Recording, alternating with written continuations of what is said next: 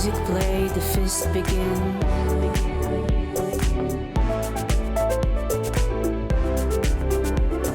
Fills the air, steps quicken.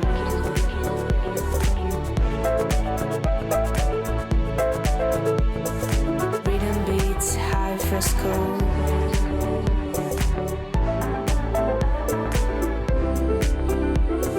Glory note between this wall.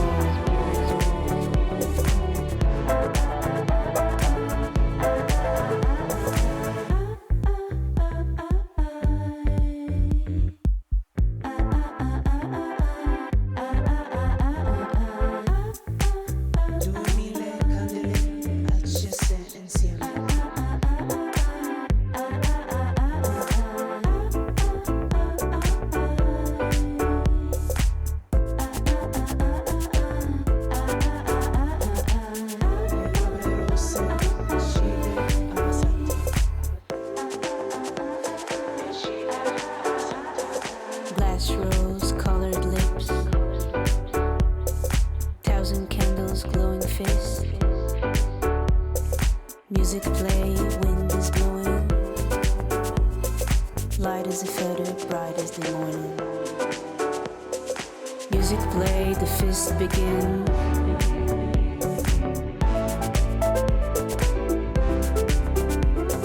Fills the air, steps quicken.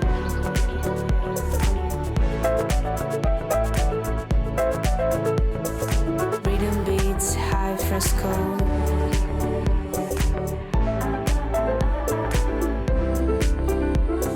Glory note between these walls.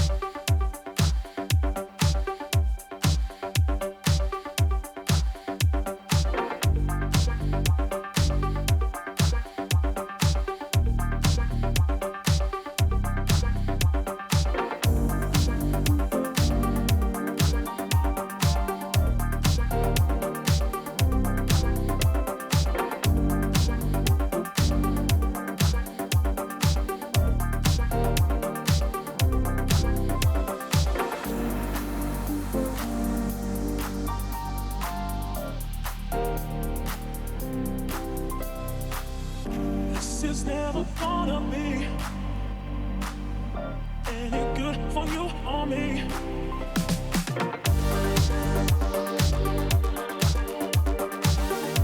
Any good for you or me.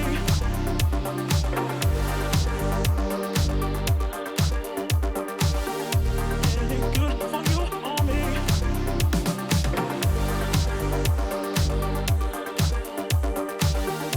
Any good for you or me. This is never gonna be any good for you or me.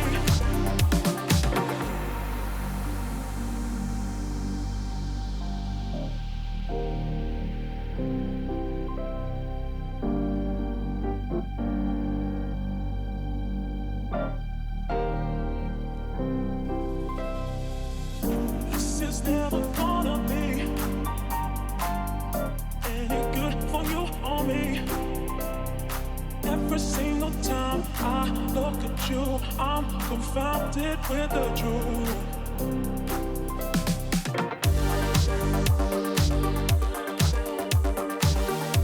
Any good for you or me.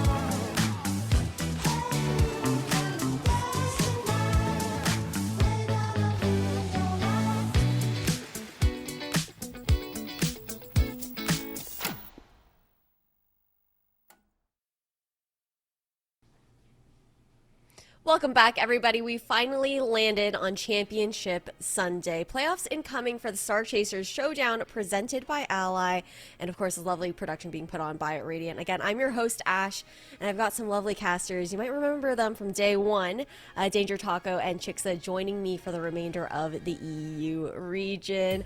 Chixa, I'm so excited to see what these teams have to bring here. It's going to be scary heading into a single elimination bracket.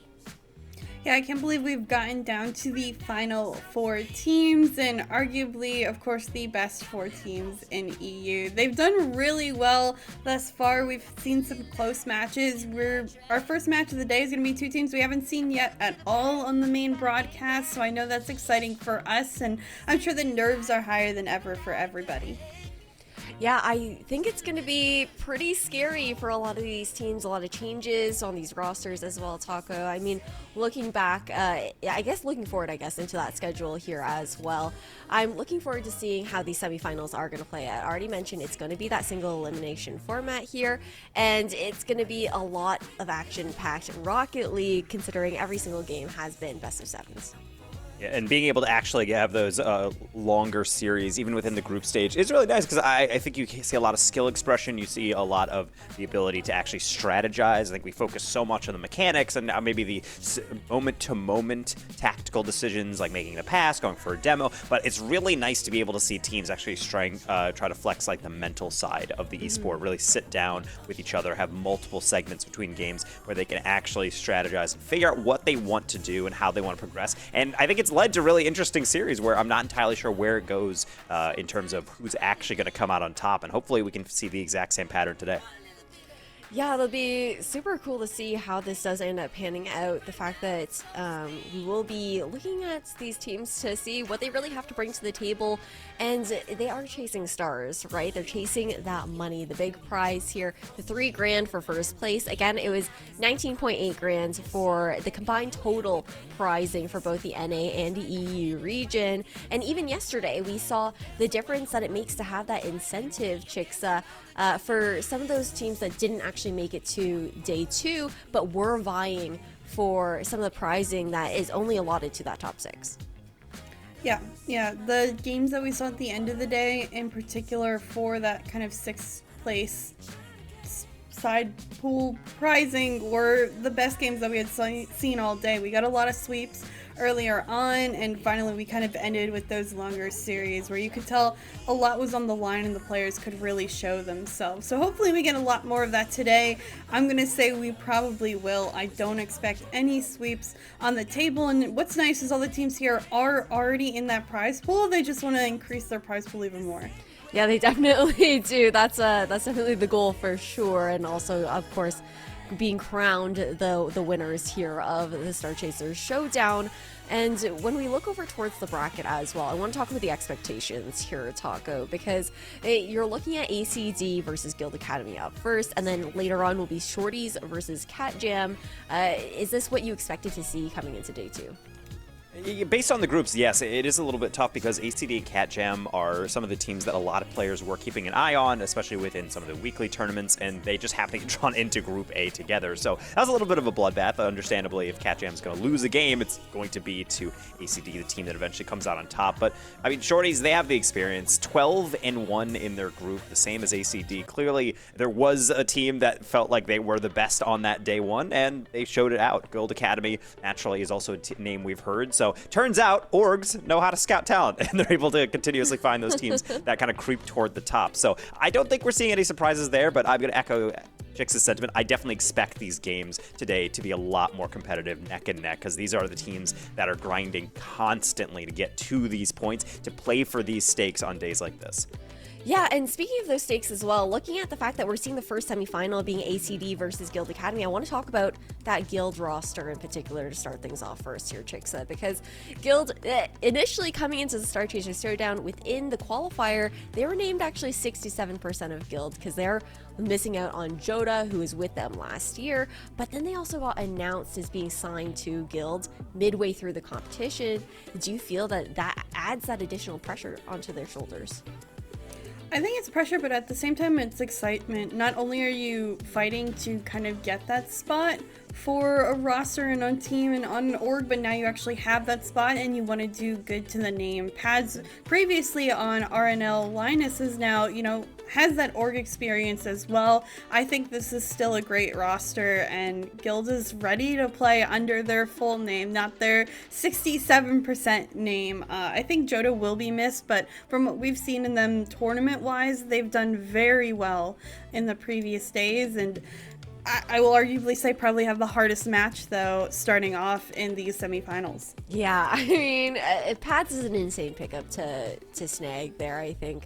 But looking at their opponents on the side of ADC, looking at Alems, Cloudy, Dux. Cloudy and Dux, the two names I think that stand out to us the most here. Taco, Cloudy previously being with Gen G over in the NA side, and then Dux obviously coming from that resolved squad that everyone remembers here in EU.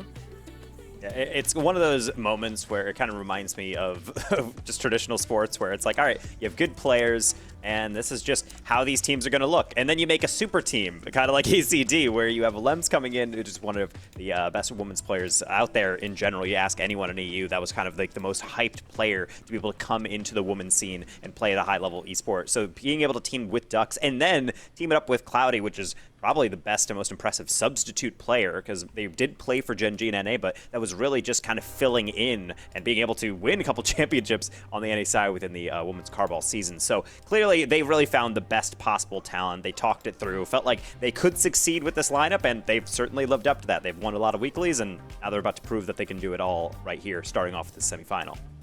Yeah, and a quick touch up on Alems a little bit more. She was previously one series away from making day 4 RLCS regional last split, and she's gotten top 32 with Dux as well as a duo. So that's a very powerful duo between them and a very powerful individual outside of women's league play. Well, I'm looking forward to seeing what she has to bring to the table. Let's get straight into our first semifinal matchup here, ACD versus Guild Academy. It is day 2 of main event, but it is also Championship Sunday. We have two giants in Guild Academy and ACD that have yet to be seen on the main stream. It's going to be interesting. It's a best of 7. We're playing for a bigger prize pool. What could be better than today, Taco? Very few things, ultimately, because these tournaments keep getting bigger and better, and they also get more frequent. As we mentioned, we have plenty of Radiant to be able to go around on the Star Chasers circuit. We have something now in the spring, kind of in the summer, a little bit in the fall. So I think looking forward into the year, it's great. But of course, we start off with number 1. We're on Championship Sunday. The best of the best are here, and I think this is where these games really start to kind of show who is really going to be able to stay consistent. Because that's the thing I feel like we don't touch on enough about these teams. It's one thing to play super well in one singular tournament, but being able to play well on day 1 and then wake up, stay fueled, stay hungry, and then play well again on the Championship Sunday, we've seen some teams slip, and I think both these teams don't think it's going to be them right now. I mean, we haven't done predictions yet so far in the tournament, but I think today we should start. I'm going to put us on the spot. How many games is this going to? I don't think Guild Academy is going to go down easy, but I have to say ECD is probably the worst case scenario for most teams to match up with when it comes to these brackets. This is arguably the best women's team in the entire world. They're playing on ping in some of these weeklies and still beating squads, and within 12 seconds they're showing exactly why. Wow, Cloudy, Alems, Dux all really crashing that board for ACD. Of course, the finish comes on through later, but fantastic job early for ACD. They are going to be a very formidable opponent. For prediction-wise, I'm going 4-1 ACD. I think we can definitely see Guild take a game. The problem is what we're witnessing right now from ACD. They are playing at 1,000,000 miles an hour for the whole time, and the biggest thing is that their comms are on point. They look solid, they have the recoveries, they have the mechanics. You're certainly going to see a lot of mix of solo play into kind of those handoffs, those mid-air bumps, and so it's something that they always throw something a little bit awkward at you, and you're not really sure how to handle it, especially with accuracy like that. We don't talk enough about Cloudy, and right now she is on fire. Yeah, I think Cloudy underutilized in her time previously at Gen G, maybe didn't flow as much as that team would like, and now very much has a team that backs her up in the fact that it's an aggressive, again, we're seeing a lot of these teams that are quite heavy on the pressure, on the constant shooting. Alems and Ducks have phenomenal mechanics, probably the best in this scene, let alone NA or EU. So when it comes to adding that combined power with the three of them, it's unstoppable at times. And you've seen this offense be unstoppable to start this game. And you say unstoppable, it does feel like almost hyperbole. It's like almost like, yeah, okay, casters, you physically can't do it. But there are some games where probably the other team buys into that one. Right now, as you can see, Guild, they're getting touches in the midfield, but that's really all they are. It's not possession, it's not shooting. And right now, I think the biggest thing for Guild is just be able to steady everything and make sure that you kind of minimize the rocking of the ship, because it's not going to be an easy path forward if you're still trying to play chasing. It's very reactive. April trying to slow it down, so that's at least a little bit of progress, but that 1-2 is not going to be working out. Pads almost winning that 50. Sniper able to come through and finish it up. Guild have a opportunity to take off Alem's slowdown. The 50 was made. It's exactly what Guild needs to get things going. Do not count them out. Oh, and right as I pass that off, I'm saying, that's just not going to be enough. But ACD, I mean, they're too confident maybe in that 50-50. That just goes right into the mixer, and they're not able to rescue the play. So I will say that they do typically stay pretty close to each other. But on defense, that's also something I've seen from the occasional squad, is they're so trusting of each other and their skill that sometimes it's almost like, yeah, I can leave you on an island. You don't need support. And then it all backfires if 150 goes the wrong way. I think the pace of play for ACD is maybe slightly predictable for Guild, even Pads going in for demos just like that. It's going to open up a little bit of play on the rotations that are quite fast. I think the fastest that we have seen in the tournament thus far. More demos coming through from Pads in particular. April doing her best to work out the 50s in the corner, but Alems with control, with some space, with the Ducks in the middle, but Sniper able to put it out in the corner. Cloudy's touch back in midfield, Ducks the beat, but everything has yet to be on target. Guild looking a mighty fast and handling ACD to start. So I really like that cutout there, just looking for the passes. And this is where Guild is starting to slowly get more comfortable. And I mentioned earlier, playing reactive is a problem because you're not really dictating the flow of the play. You're kind of just looking at it and saying, all right, well, we'll figure something out. When in reality, you should be looking at the player lurking in the middle and then trying to cut your distance. Right here, you're starting to see Guild see these infield passes, see some of these aerials, and contest them. Even if they're not going to actually win it, it's bumping a player back. It's forcing ACD to try something else. And right now, you can see they're backpedaling. In fact, that one was very much so going into the backfield. If that 50 could have even been on target. Lems throwing that ball away, and now Pads gets gifted that pass. Unfortunately, no shot to come out of it. The possession is going to be a vital player in this game. Seeing a lot of these long clears, and in fact, we're playing ping pong. This one up off the ceilings, Ducks, but Lems not able to get the touch, at least not yet. Follow up. Off the corner, backboard as well. The shot's still too high. Guild Academy locking down their box and doing it well. Nice up by Cloudy, and again, closed down by the defense. Right now, Duck's kind of forced to take it to the corner, as that's going to wrap all the way around for Lems to try to dive to the top corner. That's going to miss by a couple pixels. Give her probably another 2 or 3 chances at that one. It's probably going to go on in. Still not done, though, because Ducks handed off to Lems yet again. The single touches past 2 defenders. Cloudy on the near post, also going to be rejected. And that's why it's 3v3, as third time's the charm. The main problem, the double commit that comes on through from April and Pads. Unfortunately, Sniper jumps at the last moment, but that shot instead ends up being a pass, where Ducks is very patient to finish it off. ACD, well played. The follow-ups in the positioning exactly where it's needed to be. They extend their lead slightly further. April Pads another double commit to leave the net open. Ducks takes advantage, and that needs to be cleaned up.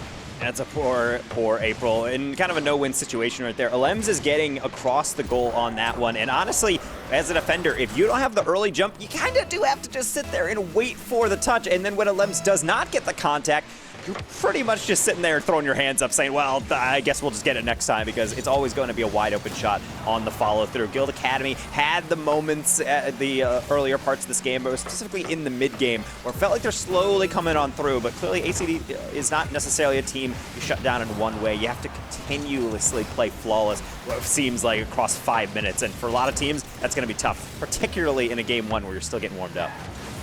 It doesn't feel like a warm-up game for how fast it's been. And in fact, game one is pretty much over. Duck's trying to put on a little bit more pizzazz at the end of this one. This ball cleared out in time, surely to run out. Guild Academy looks strong at times, just needs to clean up that defense, be a little bit more patient, trust the teammates, challenge early, 0 double commits. Easier said than done, right, Taco? Yeah, I always feel bad about being a caster analyst, you know, and just being in the booth where we're just watching it from above saying, guys, you just gotta play faster. But ultimately, that's really what it does come down to. It's being able to say, trust your instincts, let's get a bit more aggressive, because the last thing you want to do is allow a team like ACD a lot of space to build in. Ducks and Cloudy have been showing that they're out on the forefront. They're getting their 2 goals. Alem's kind of playing support, getting some saves, getting a lot of shots, just peppering the goal. And I think all of that obviously leads to a lot of offensive possession. But you notice once Guild Academy started getting a bit more confident, getting in the face of those aerials, they were getting at least a bump on a player if they missed. If not, it's a deflection into the corner for their defense to recover forward. And then when they did go forward, they were showing that they were able to get a goal. You see Sniper getting the goal, just being able to be opportunistic in front of goal. The problem is that it's hard to maintain those comms and that concentration across an entire game. Yeah, I think Guild, when they were on the offensive end of the ball, they did well. They did exactly what they had to do to execute on plays. It was just getting there that was the harder part. And again, defending on the goal line. We've seen teams have a good foundation of defense in this tournament, and that's helped them when it comes down to not going down by a lot of points or not feeling overwhelmed at times. But Guild Academy struggling a little bit on that rotation. Hopefully with a little bit more time, they'll be able to manage, and as well getting used to this series, getting used to this team, we'll be able to figure out a way through ACD. Well, everything is wiped clean on the slate, at least not necessarily on the series scoreline, but you will have somewhat a refresher, but some things never change. Cloudy getting the first goal right off the bat. Cloudy just gets an open read, and for some reason the defense caught off on the corner, 1 on boost, 1 on third man rotation, just a little bit too late back. It's a great early jump. Guild caught sleeping early on in game 2. It's a tough one. Certainly not something you always want to experience, but that's kind of just how the cookie crumbles at times. You're going to play right up into the thick of things, and then one ball bounces out, and suddenly it is in your net. How about a second? Ducks coming in, and I think maybe once that one back, April able to position just well enough to be able to knock that one calmly to the side. Midfield challenge comes through. Pad's winning it well, taking her time. I like the patience play. It almost caught ACD off guard. April, quick, beats Cloudy. Can she get the bump on Ducks? No bump, no 50 found, and Ducks even beats 1. But look at that recovery by Pads, being chased as the Lems. But again, able to come through. Really millisecond plays and decisions being made. That's all the difference. Cloudy, 50 there, exactly where it needs to be in the clear out in midfield for now. Lems into the ceiling, looking for one more touch. How about a second one off ceiling, off of the backboard? Unstoppable from ACD. It's a fluid single effort play by Lems, beating 2. One of the initial touch, the second one on the shot. You can't ask for any more mechanics. She makes it look easy. The fact is, it is not. I wish I could even attempt the control that Lems has. We're not blowing hot air when we mention Alem's up there with potentially one of the best women's players in the entire world, mainly just because of plays like that. However, Guild as a squad, they're not too shabby. Sniper, again, living up to the name. Flawless pass across by April, my word. That's the plays that Guild has done well so far. Again, when they get to the offensive zone, they execute time and time again. They're making plays into the back of that net. But they've had issues getting there for more than a millisecond, but it's one and done. Their opportunities have always seemed to gone in. Maybe They can find another one here on the clear. A miss by Cloudy may open it up. A miss by a Lems. Pads going high. April with her sniper still. Pop up over to April. Guild trying to get the scraps. Put them back together. And able to find a shot here. May leave them in good standing. April indeed getting completely the perfect pass. Pads again getting the triple tap on the bounce down up and over the defender, and ACD's thinking, okay, that is completely covered. There's not really much that can be done there. Then suddenly it's a flawless pass up and over. I'm going to say maybe a little fortunate from Guild, but they all count the same, and the ideal was there. Now it's just about execution down the stretch. Great way to get back into the game. It's a tied game. Oh, I know, same thought. Only Guild, though, now needing to maintain themselves out of defense, which they have done decently well at this point. Duck speeding out, and it's a reset for both of these teams. Halfway through, 2-2 game. This shot here, perfectly put to Lems and ACD back on top. That's a tough one. Pat's just not getting the pinch that she was looking for, but even worse, Cloudy is completely static in the midfield, and that's where the comms really come in. You just see a Lems upfield, and the value of a play like that is that you can just throw it anywhere close to her, and she'll be able to do the best with it, particularly slotting that one into the open net. Defense, I don't really blame them for standing still. They kind of knew it was coming the moment Cloudy hit that. Changes that need to be made. I don't know if I can really point out anything in particular that needs to be changed. Both teams have been really throwing punch for punch, blow for blow, shot for shot. When it comes down to it, ACT with maybe a little bit more ball possession. Great patience by Ducks there. The shot will come through out of it. What a play to make something out of nothing.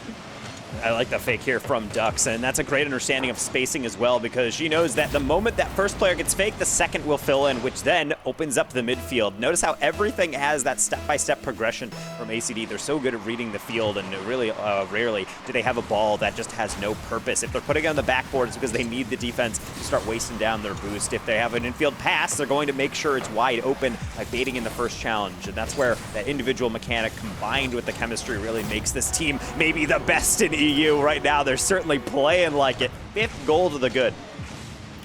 Wow, Lems consistently finding ways to pass, clean it up. She's so fluid on the entire execution of that play. Recovers and is still able to get a final touchdown. If a defender was there, then that would be a 50. It's fantastic how quick she is on this ball. 5 goals off of 4 shots at this point. You can't get any better shooting-wise than that. You really can, and this is really just taking all your shots efficiently. A lot of the times I think players will get in these situations and try to overthink things, and they're trying to make the most complex play. But the thing is, if you have an open shot and there's some distance between you and the defender has to close that gap. So the moment they start encroaching from that kind of no man's position, that's when you get the flick. That's when you start to kind of bob and weave, make it a little bit more difficult. And I think ACD understands that. It's just looking so clean from them. And also, more importantly, very simple. Yeah, some of the goals are flashy, but most of them are just playing off of the options that they're given, and they're doing so with kind of unforgiving efficiency as this one. I had to pause just to see if Lems could pull that one off. It seems like they really are quite unstoppable when it comes down to the continuous effort that they put on the goal line. Opportunity after opportunity on the horizon. Jump here. Ducks threading the needle, finding the 7th for ACD. We may have seen a closer series or a closer game previously, but that gap well shown now. We talk about momentum a lot in esports at every level for Rocket League, but this is what we're talking about in the purest form, I think so, where it seems like ACD, they get a goal, and then you kind of take a deep breath, and you're like, all right, well, it's fine, let's get a kickoff. And then just immediately right back at you, they get another one, they get another one. Just doesn't seem like they miss at a certain point. It's terrifying to see a team play this confidently, and really everybody next to the ball hitting off resets. Cloudy trying to get in on it, but not able to actually catch up with it in the end. Final couple seconds, Guild gonna have to go back to the drawing board. Felt like they figured something out that works, but again, it's hard to sustain. Clear finally made for Guild. They'll get it all the way to midfield. Pads over to April, who's waiting in the corner. There's a pass in midfield to be made. The save at the last second, twice on the goal line. ACD, brick wall of denial. Guild, after they draw up such a well-versed plan, just can't get it all the way 100% through. I really do like that approach on the ACD side. They're not necessarily just letting players get goals. They're not just trying to outscore the opponent. They're really just trying to impose their will. Like, this is our series to lose. You just happen to be playing in it. So, again, a fantastic showing by ACD, and I think you'll see on the stats, Alems, a player we highlighted for good reason, 5 goals on their own, and even getting an assist. Not too many saves to speak of, to be honest. I feel like this was not necessarily the most defensive game from either side. No, Guild, I think, do need to amp up that defense across the 11 shots that ACD is bringing. Of course, we keep saying it's easier said than done, but there has to be a way they need to challenge Alems and the likes of ACD early. It's not even just Alems, it's really the entire roster of Ducks and Cloudy. They have such fluid and fast setups. You need to predict their next move before they even make it, and that's one of the biggest challenges of Rocket League when everything's happening at, it seems like, miles per hour per second. Yeah, really, it comes down to making sure that you stay calm, and I would say, when I talked about earlier, just making sure that you say that you believe in your abilities and you try to play up to your potential. Having those comms and making sure that you are keeping calm under pressure is one of the hardest things, I think, in esports because of games like this, where it feels like you're just playing a team that cannot miss the ball. They can triple tap anytime you don't pressure them, and if you pressure them too fast, you might get beat out by a team play. It feels like there's no solution, but at the very least, I don't think it's a problem getting a lot of saves. I don't think it's a problem even sitting back and kind of parking the bus. What's more important is that you start to dictate the pace of play and maybe capitalize off opportunities like this one. A little bit too eager on the follow through. April just couldn't get it under the bar. You like to see a Guild opportunity early. It seems like they still have a little bit of pep in their step. That confidence still there. They're searching for the momentum in the early goal. Can they find it is the bigger question. I think a couple people a little bit too much committing extra early for Guild. April, the beat, that's an open net, that's on target, and that is Guild's first goal in Game 3 to start ahead. What we like to see on the side of Guild, really solidly done by April, just being able to hop right on that touch. And that's exactly what I mean when you're trying to play zonally and especially predictively. That pass coming in is a pretty decent idea from ACD. I think it was a little less decisive than maybe it started out in their minds, but at the end of the day, it still takes Guild to be opportunistic and hop on top of that one. So now we'll have to see with the lead in a rare moment where they're able to actually dictate really how this game might be able to go. See how they maintain it. Apparently, taking some 50s. I do like the differential of pace. Hop over here for ACD as they're trying to get out of their half. The Guild have been quite overwhelming early on, especially with these challenges. Granted, this 50 doesn't go their way, and Pads with 0 boost will have to just send it back up. Ducks taking time, has been so critical and patient on plays, sets up Alems, the shot on target, the save made on the goal line by April, and Guild holding on.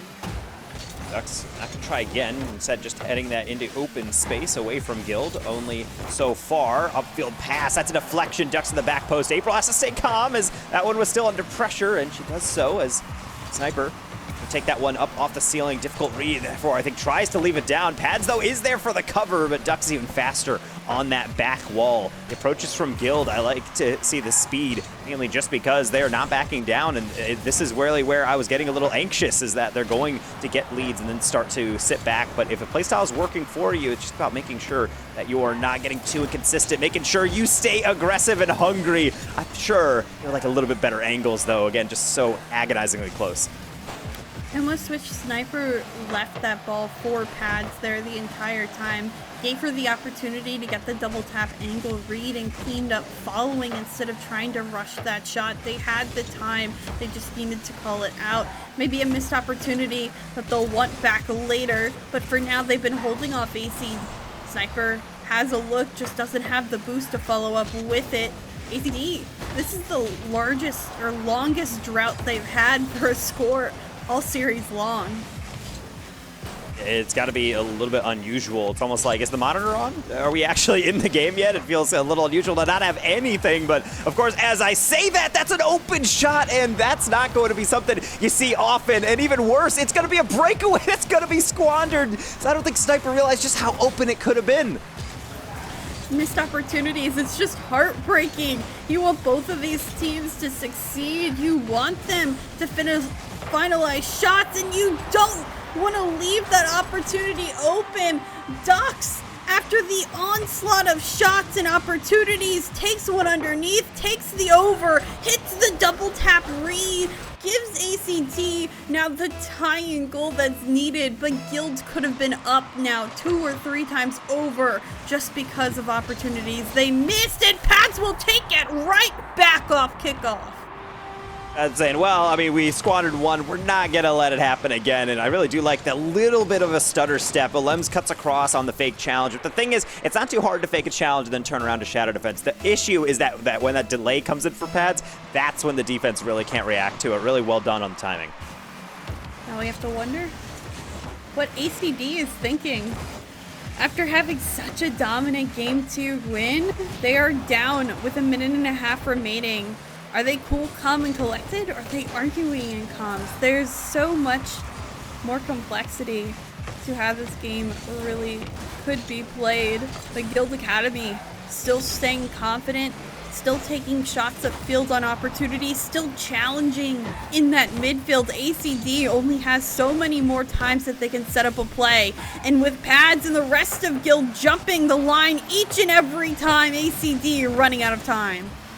And you can see the coordination from Guild. This is exactly what Guild had seen in multiple rosters here involving most of these ladies, is that when they do get into these situations, they are playing, I would argue, the tournament favor here on the EU side, and yet they are still hanging with them in some of these games, and it's more about getting into ACD's head at this point, as they're kind of just air dribbling in place, waiting for 50, and then when it doesn't happen, they just don't know what to do with it. Lems, maybe she knows what to do with it. That's a nice air dribble initially, but Sniper puts an end to that one. A follow-up is not going to meet your target. Infield pass, lob over one, not past the post, and a clear back to mid. I don't want to say they're ego chows, but their challenges are fantastic. Each and every time, Lems, nobody has had time. All the way from the midfield is when the challenge starts to happen, and they are getting contact on each and every one of these challenges. So at 10 seconds remaining, Guild just needs to hold on a little bit longer. Granted, that lob is going to make things dangerous. An easy save on the goal line. One last opportunity. Challenge to hopefully come on through. It's still straight down in front of net. Sniper to leave it away. Ducks can't find it. It'll touch the ground, and Guild take game 3. Well. Looks like, Jigsaw, you do indeed know ball. Call it out. The fact that we don't think we're seeing sweeps here. We definitely think there's at least one game Guild's going to be able to get, and that's a solid way to obtain it, because this is the first time I feel like where we see them execute on a plan, get some goals, and they're not just giveaway goals. These are something that really had to be carved out from really seemingly nothing, and then play the effective defense on the back half. ACD, I wouldn't necessarily say are frustrated, but this is not a feeling they're too familiar with in this game where they're getting off their set and shots, and not too many of them are that high percentage. Now, what astounded me, though, was the touch count between the two teams. Guild Academy under 100 as a team, while ACD is easily over 130 touches. So when it came to ball possession and time, ACD had the majority of it. It just came down to the likes of Guild Academy, again, challenging in that midfield before any play could even start to culminate. And then all of a sudden, it dribbles out, and it seems like whenever things don't go ACD's way, they just don't know how to recover or what to do completely following. And this is something that we touched on in the pre-show, is that best of sevens, especially on Championship Sunday, where the psychological aspect, you stress the grit of the players is really the most relevant. This is where it comes into play, because you have played well in Game 1. In fact, you played even better in Game 2. Game 3 is not going your way. How do you respond? ACD maybe about to put on a clinic, at least for their hopes. Hope that Lems can maybe kick them off with another goal, and indeed, she will answer that call.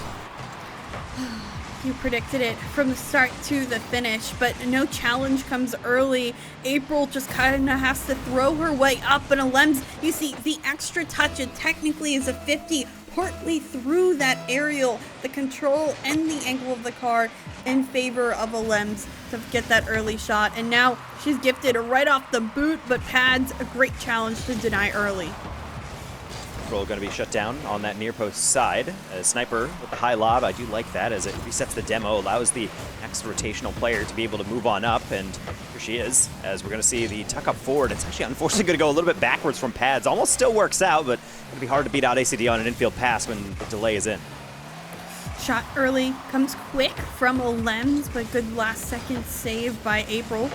Ducks back down in front of net, another shot denied by Sniper this time. Sniper able to get it out. Iglesias toward the back end of the field. Getting Alems a ton of boost. Will start to transition. Does the air dribble. Gets the flip reset. Looking for the bump, but the save is there instead and no bump will be found. The cars do not flex in Rocket League. They can't bend over backwards. And sometimes it almost feels like they're playing limbo in plays like that, where you see a Lems get a touch and then just dive bomb you. You have to go underneath that demo, but you also have to get forward to get the touch. That can be a situation many a team would give up a goal. So glad to see Guild Academy surviving that last foray. Now it's about doing it yet again. Awkward read. Sniper will get it the first time off the side wall. Ducks quickly up over the top. That should be open for Lems. And it's almost like at any time that ball is inside that deep on the goal line, it's always going to be in.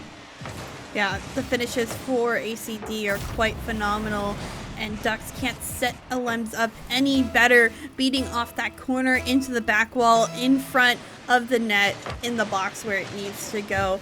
Great placement, now kickoff potential, Sniper the pop, and Guild got a kickoff goal last game, will not find one here. Pads able to get the first touch, and it looks like April might be able to get to this one, if not for the worst bounce I've seen. It really caught everybody by surprise right there on the Guild side, and on the other side of the field, we'll see a counter, but not finished off. Cloudy looking for a different read on that one, and now Guild will just be able to take a sigh of relief and then maybe build from the back. And I say that lightly, it takes some boost to be able to get that one out. Up until that one touch away, April was the only one with boost on Guild. Now ACD still shooting from the corner. Sniper able to pop up in midfield. Ducks waiting though. Beats, gets the flip reset, uses it to put it towards the other side, but the save easily made. ACD peppering this backboard. It's Cloudy with the chance of shots. Cloudy to finish this one here, the third for ACD. Lems, that's just brutal. The first fake and then the delay to make sure that a player challenges, and then right as it happens, it goes around. That's not the first time we've seen it from ACD. I'm sure today it is not going to be the last. They're so good at knowing when they have space and how to take it. Now, Guild Academy searching for that answer back at ACD, but this game has been all ACD continuously. They've had a lot of space and time again for mechanics. They've understood the challenges are coming at them, and they'll often have to commit someone else to follow up in quick suit. Sniper reads this one well as it goes off the backboard, but fortunately Alems there first. Can take it only into another person's car. Pads straight down, can't get it underneath Cloudy. Still, ACD in such control. It's almost so fluid and beautiful the way you see them control the ball in the air. That area control is not easy to master, and ACD certainly has it under control at all times. It's also how they use the aero control. It's not just air dribbles to set up a flip reset. It's making sure that they are looking and surveying the field. If the defense doesn't go, then hold the ball, take a 50. And if they do go, then let's try to offset it by using the reset or just a simple tap across to be able to keep it into open space. It's really just a demonstration that possession comes in many different forms. It's not always just getting passes and taking 50s. It's about giving what the defense provides and then just being able to put it right where the defense isn't. Guild, they're not too shabby at that as well. Pat's tried to sneak one throw in the near post, but ACD had the entire goal line stack for it. Lots of demos coming out. Could be frustration. Could be Guild trying to open up a play at the back end of this game. April will find this save here, but it's been a shutout for Guild the first 4 minutes of this game number 4. And it likely looks like it won't change with the possession game. Alems off the side wall gets this one almost on through. Another save counted for Guild, but saves won't win them anything at this point. They need 3 goals, and that's about 15 seconds for each goal at this point. Clears aren't coming through. Midfield totally occupied by ACD, and time running out quicker than they would like. And you can see these wider rotations from ACD. With the panic that Guild has to show, it's super hard to be able to not only hold on to your boost, but get the clears, pass it upfield, break down the defense. And ACD knows that. And this is the kind of mid-game adjustments that come in when your comms are so solid, as that's going to be a solid save off the goal line to spare them from a 4th goal on the side of Guild. But either way, ACD, they knew they had to control this game. And at this point, obviously, just ending this one mercifully, looking like it will most likely be 3-0. But the series at 3-1, match point for ACD to try to go on to Grands. Yeah, I think this is what most people were anticipating and expecting. ACD, great adaptations, a little bit of adjustments in game number 3 in order to again make their position dominant in this series. But overall, you can't ask for anything better. They executed on plays upfield. They kept aerial control, and I didn't realize the score was that skewed. Oh my. Yeah, Alebs, please let someone else touch the ball. That's 70 touches, more than both of her teammates combined, and then 10 shots on the squad. I don't think I've ever seen a stat line that unusual. Yeah, I wasn't ready for it when it popped up. I'll be honest. It shocked me a little bit more than anticipated. Maybe we get to see all the Lem shots here, but it was really quite fantastic to see her getting so many different looks from her teammates, as well as just setting up her teammates. Really an all-around effort for ACD. Yeah, I will say that one is a bit more of the top-heavy play. But again, this is something that I'm not really that upset about, because sometimes I have worried about teams in terms of their overall composition of saying, well, if one player is doing most of the scoring, then what happens when that game has an off day, or when they're not hitting their shots? Then you have to rely on everyone else. I don't think that's a problem with ACD. And the best part is that when you do have a player that is playing so well in a unit like Alems is, if they are having an extraordinarily good day, then even better. Just keep feeding them the ball and watch it continue to go into the goal. So we're kicking off into the next game here, a dire game for Guild over here on DFH Day, trying to see if they can dig deep and try to shake off all these one-sided games, because when they win, it's close, but sometimes on these losses, it really gets out of control. They need to make sure they get started and make sure it's a solid effort, particularly starting in the backfield. Able to get the beat. April, who had, I believe, 5 saves last game. Can't do much in this one. Alem's already adding another to her score line. Just overwhelming offensive pressure from ACD to start. That's crazy, because Pads even gets on that rotation on that near post specifically because she knows that shot's going to come in. And if you had to paint the sections of the goal and in which it's the only place Alem's could have put that, it's exactly where she shot it. That's just incredible accuracy. We'll see if the accuracy continues for ACD. I already like that they're heating up to start in this one. Ducks the beat after the first challenge. A couple of other beats. Cloudy a little bit too far forward.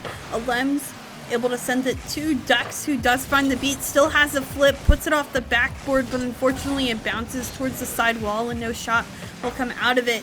A little bit of space for Guild, a 50 that may or may not go their way, but Ducks finding that read is able to at least send it off towards this corner. Maybe on the far side, April trying to gather this one, and that does. That's going to be 2 defenders, and maybe even a third on the dunk. April, the roller of a Cloudy, is able to sense the danger on the goal line. Double tap straight down across the middle. That's going to be a whiff, and Lems will somewhat predict that. I'm not entirely sure how, but either way, it will somewhat release the pressure that is starting to build on the ACD half, as Ducks is just going to wait for everyone else to get the boost and then unleash a musty. That's insane. I don't know how April read that. Creativity on shots. You're seeing a lot of more tricks pulled out of the bag at this point. And what else do you have to lose for Guild than to throw everything at them? ACD trying to keep things unpredictable as they've continued to dominate on the offensive end of the field. This one already cleared up, a bump even to suit, but Cloudy can't get the pass over to Ducks, who's waiting on that sidewall. Sniper being patient, sees the 2, finds the 50 in the open space, but Alems to get there first. Pads the read, quick to it. Pads can't find the touch, but it's an open opportunity for April, who can only send it to the back wall where Alems is waiting and demoing, and everybody in quick suit finding these touches. The deflection that's going to go straight to pads. Last player on defense. You got to be careful, Guild, because they're moving up, and that means there could be an open net to shoot at. Bit of double commit. That's going to be off the sidewall, right back into the middle. And April, reliable goalie for Guild, is going to rack up yet another save on the total. Now Sniper trying to make do with that save, but just going to be beaten now. ACD doing just enough to deflect most of these Guild's attempts. They're out here, quickly taken away by April. Pads has a blocker, and April able to finish because of Pads upfield. Great opportunity for Guild. There's first a demo, and then a 2-on-1 that April is able to shoot over. That's why you have to have a wide field of vision. I don't just mean the POV on your camera. Pads is rotating out of that play. Most likely ACD is probably thinking, okay, that's not going to be a relevant aspect of the play. But no, then she just tears right around a quick 180, and the defense has to freeze, because if not, they're going to get demoed. The problem is, even if you don't get demoed, there's nobody on the shot. Difficult angle, but Guild makes it count. Really clutch playmaking. Passes back and forth. Simple play, simple game. ACD just draw this one up real nice. I do like that back and forth, but also the vision there. A lot of people are saying, well, why do you need the extra pass? We can see why. The defender had no idea what was about to happen. They had to hit the brakes just to hope that they were in the position to be able to get most of the options covered, and clearly it is not. Alems has been a sharpshooter. That's honestly the most impressive part of the game. Everyone, a lot of people have seen, some nice air dribbles. You see a decent amount of flip resets, but it is incredibly difficult to be presented with a shot that needs to go in a specific position to get past the defender, and it almost always goes exactly there. ACD controlling again in the upper front field. Ducks sending it down. ACD taking their time. It doesn't feel as rushed as we've seen earlier. Ducks picking up boost here, looking for that double tap read. It will pop out into midfield, but a little miscommunication between Malems and Cloudy. They double commit on that play. Ducks still in control. Cloudy up on this one. Not able to get the touch, but Alems on the rotation back has an opportunity. A slow touch, April, an open net to work with, but the respawn will have two defenders back for ACD to save that opportunity. Guild searching still for ways to go, but Alems a couple of tricky touches and a rolling ball into the corner puts the lead even further ahead for ACD. I think when we mention mechanics, this is the stuff that I don't feel like gets mentioned enough. Everyone focuses on the crazy stuff, but sometimes it's just about the simple recoveries. Deflects off the sidewall, 90% of the time, that's just an easy collect for the offense. But nope, it's a double tap. And then you can see not only the first player, but then the backup player had no idea that that was about to occur. It turns what looked like a weak clear into a cross-court carry. ACD just so good, and now they know that they are in the driver's position. They just have to make sure the rest of this clock ticks on down, and ideally, shots like that do not go in. Ducks, the control, the flip reset, the beat over one. Guild's Academy stunned. Too much to move at this point. Demo put their time on the clock. In fact, I almost thought Ducks was about to own goal on herself, but it doesn't end up going on through. Look at the doink, Pads. Great save at the last final second, but time, I think, has run out for Guild's Academy. Game number 5 to go to ACD as they punch their ticket to the grand finals. Top 2 prize pooling deserved.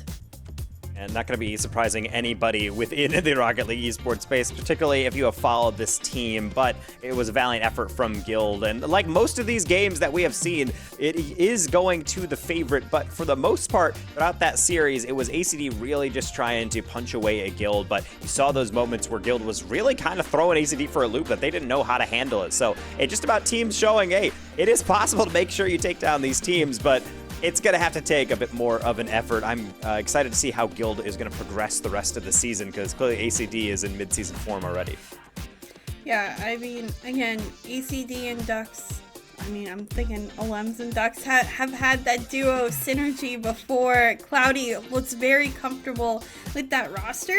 I'd like to see that they're still human throughout that series. They struggled, they did lose that single game, but they had the adjustments. They changed, they formed, they made a new strategy, and they executed that strategy to give them that success later. That not only shows the talent on the surface level of that team is great, but they still have the mental capacity throughout that series to talk as a team, make the adjustments, and execute them so well. It was really quite impressive to see. Even if the little bump in the road was there, they came through over it. Yeah, I think a lot of the times when you are a team as good as ACD, half the time it's not even like, what are we doing? It's really just saying, wow, good game by them. Anyway, moving on, because it's just confidence speaking at that point. There's definitely a confident team. You can tell just by the way that they do play. They're never afraid to take on a solo play, but even then, you can see them getting experimental just in the middle of a play. We mentioned that they had a doink counterattack that was just kind of this jankily thrown together bit of passing, but it worked really well because they're all on the same page. They're just trying to be creative out of the box, and it's really hard to counter. I do not blame Guild for struggling with it because everybody has been struggling with this roster. So a valiant effort from them again, from Guild, still one of the best teams in all of Europe in Women's Rocket League in general. So as the rest of the women's circuit continues to develop, I think that is not going to be a name you're going to be seeing for the last time. I definitely see them reaching further and further up those standings as they continue to implement themselves as a technically new kind of pickup for the Guild Academy. Well, we're going to go head to a short break. We're going to be back. We're going to potentially have an interview. We're going to get our thoughts from Ash as well. So stay tuned for more Star Chasers Showdown, presented by Ally, brought to you by Radiant.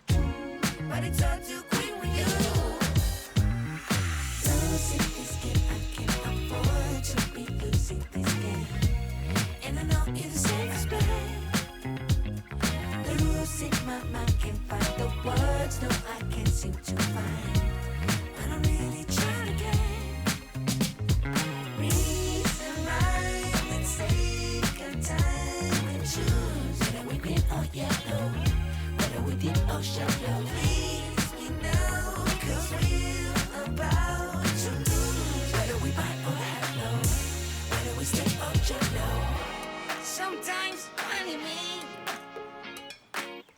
you want a little bit of gasoline.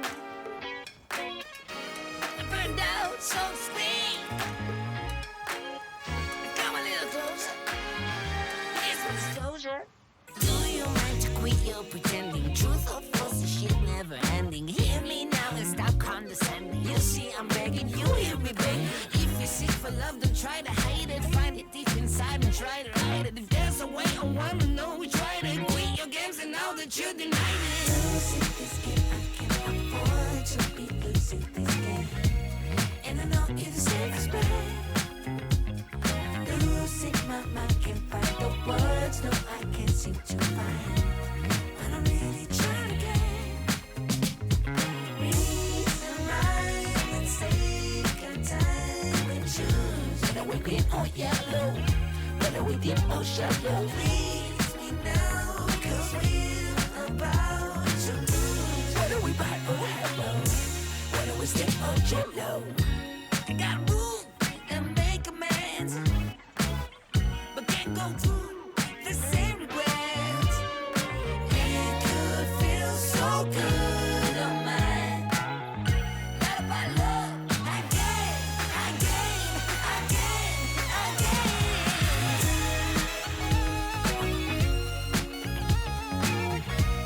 And I know it's self-respect.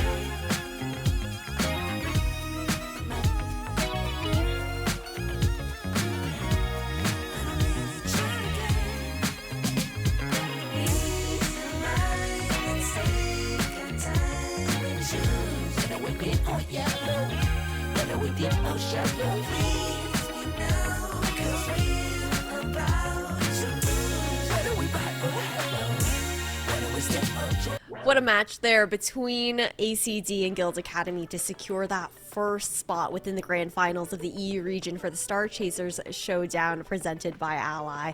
ACD, they had an insane performance, and of course, Chixie, you were talking about her earlier on before we went straight into the game.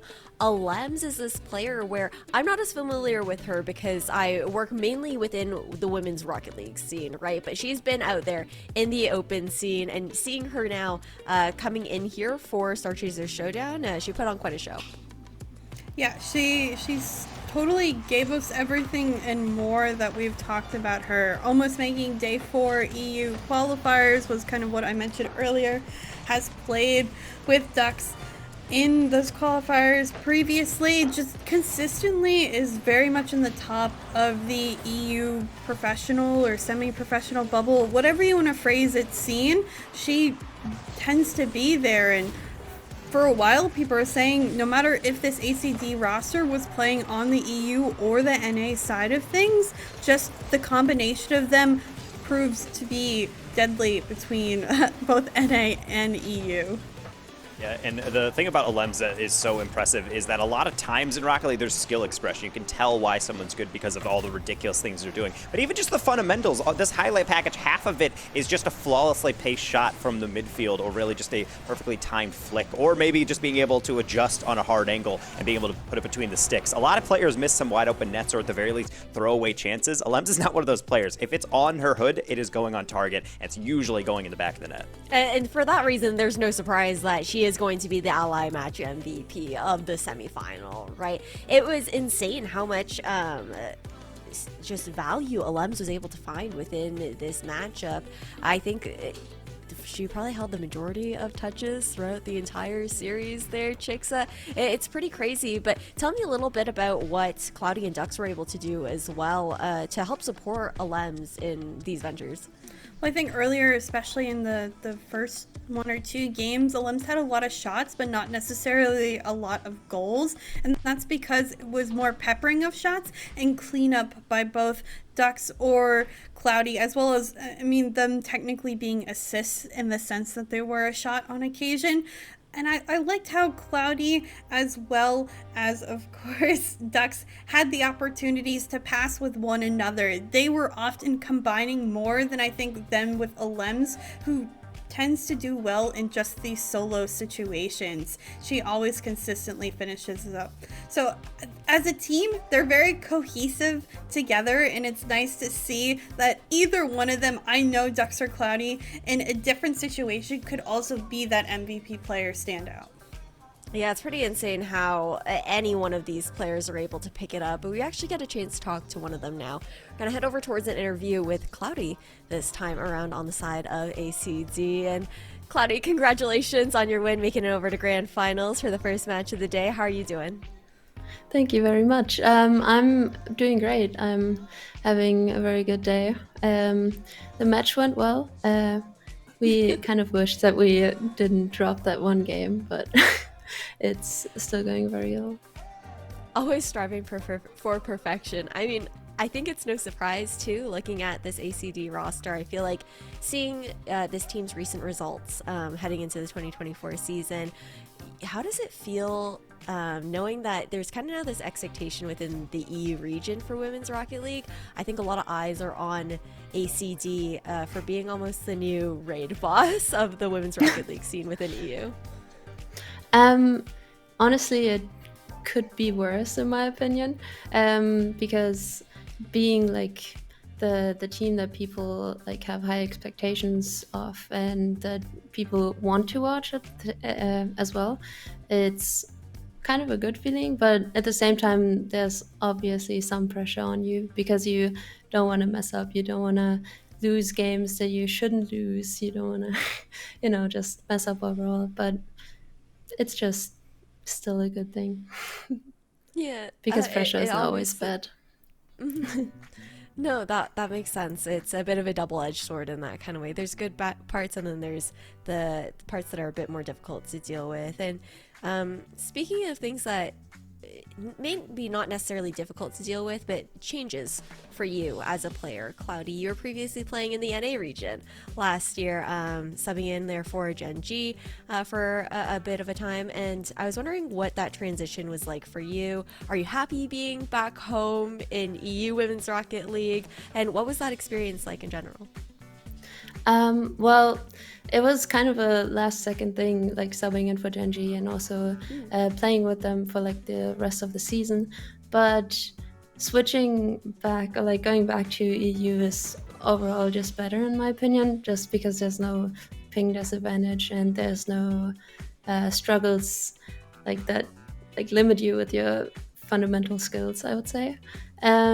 So yeah, that is very nice, but also one like kind of bad and sad thing is that the EU region overall isn't as well, it doesn't have as many teams as NA, so there's sometimes always like a difference when it comes to seeding or just qualifying overall. But I can't complain. Like I'm enjoying being back.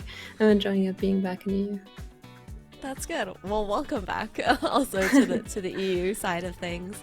And with how roster mania has been going around within Women's Rocket League, right? You know, yourself being a part of that as well, with coming in with this new team with ACD. I want to hear a little bit more about the origin story for ACD. How did you guys come together, and what are your goals for the future as a team? Well, Alems and I tried to team for Supergirl Gamer like back in the day, but there were some inconveniences and we ended up getting banned from the tournament. But ever since then, we've kind of been looking forward to playing together in a team. And since Dux and Alems are very close, they always like teamed, always played ranked together and all. So being like their third and also like playing different tournaments with them, for example like the Stride tournaments, it's just a nice experience because it's a very chill but also competitive environment with a lot of encouragement towards each other. So that is very nice, and we would want to stick for future female tournaments, and maybe get in like a weekly tournament like overall. And Okay, cool. I think that's it.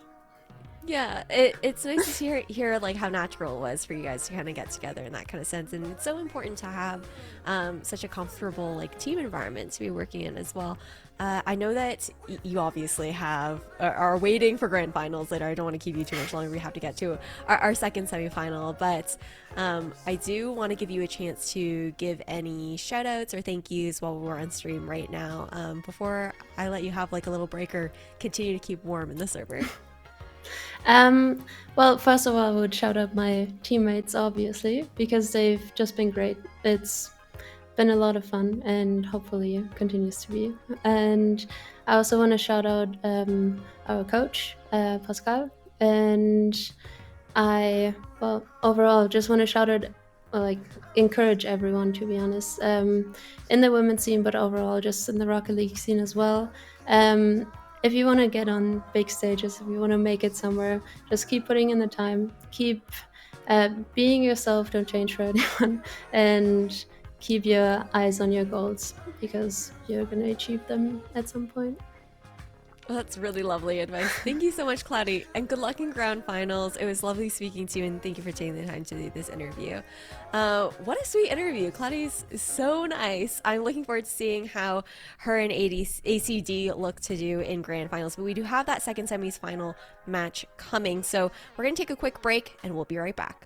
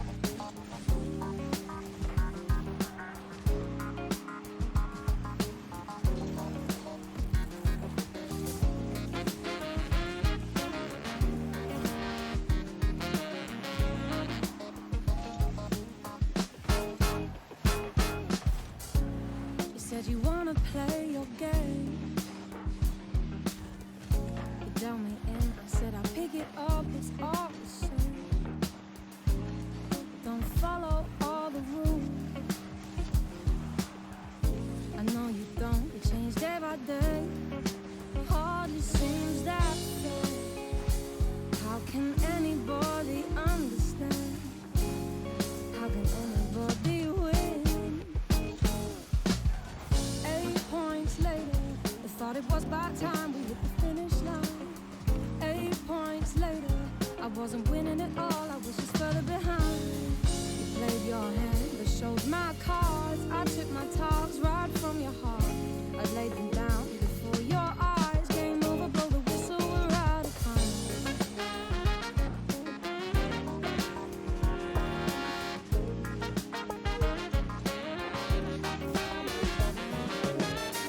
Come on, baby, it's your time to play. What are you scared of? Why do you keep running away? Come on, just show your hand. Do you even wanna play? It was your idea. You hardly seem to care. Why do you expect me to wanna stay? How can anybody win? 8 points later, I thought it was about time we hit the finish line. 8 points later, I wasn't winning at all, I was just further behind. You played your hand, but showed my cards. I took my talks right from your heart. I laid them down before your eyes. Game over, blow the whistle, we're out of time. You're just using me for fun, to take the win, and then we're done. I thought I meant a little more. Don't wanna play no more. Come on, boy, tag me out.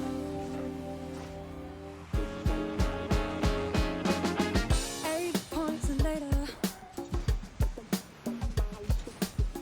8 points later. 8 points later. 8 points later.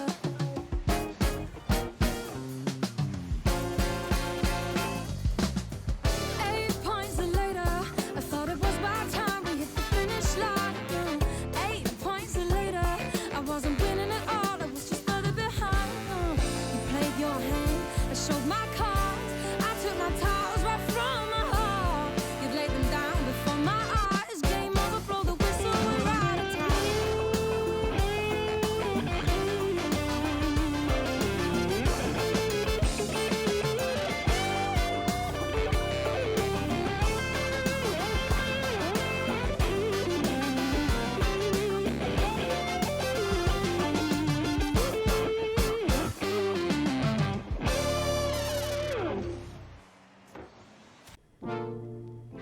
We've already found our first grand finalists in the likes of ACD here within the EU region for the Star Chasers Showdown presented by Ally.